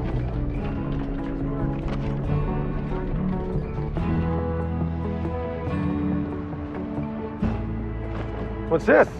You leaving town? Well, I always said it wasn't permanent. Right, yeah, no. Gotcha. Real funny. I'll be here tomorrow. I gotta crack the whip. Mm-hmm. Speaking of which, do you have a plan for the next front page? Well, there's always follow on the shipping story. Tara's murder. Follow on. That is not new news. Oh, I got a good one, actually. There is a dog show in Larson next week. Front page. Are you ready? Of course. I'll see you tomorrow. See you tomorrow. Boss. As for me, I am finally unpacking my bags for the first time in years, which means I'll be sticking around. I'm Alex McPherson. Coming soon is a new season of Recovered. Sunday nights are made for mystery on Hallmark Movies and Mysteries. If there is something wrong here, it needs to be brought to light. New clues, I think there are clues to the crime in this puzzle. This is not an accident. This is a murder. new cases, I'm not a detective, but I'm good at organizing chaos. a new way to spend your Sundays. Do you see that? Discover the best mysteries.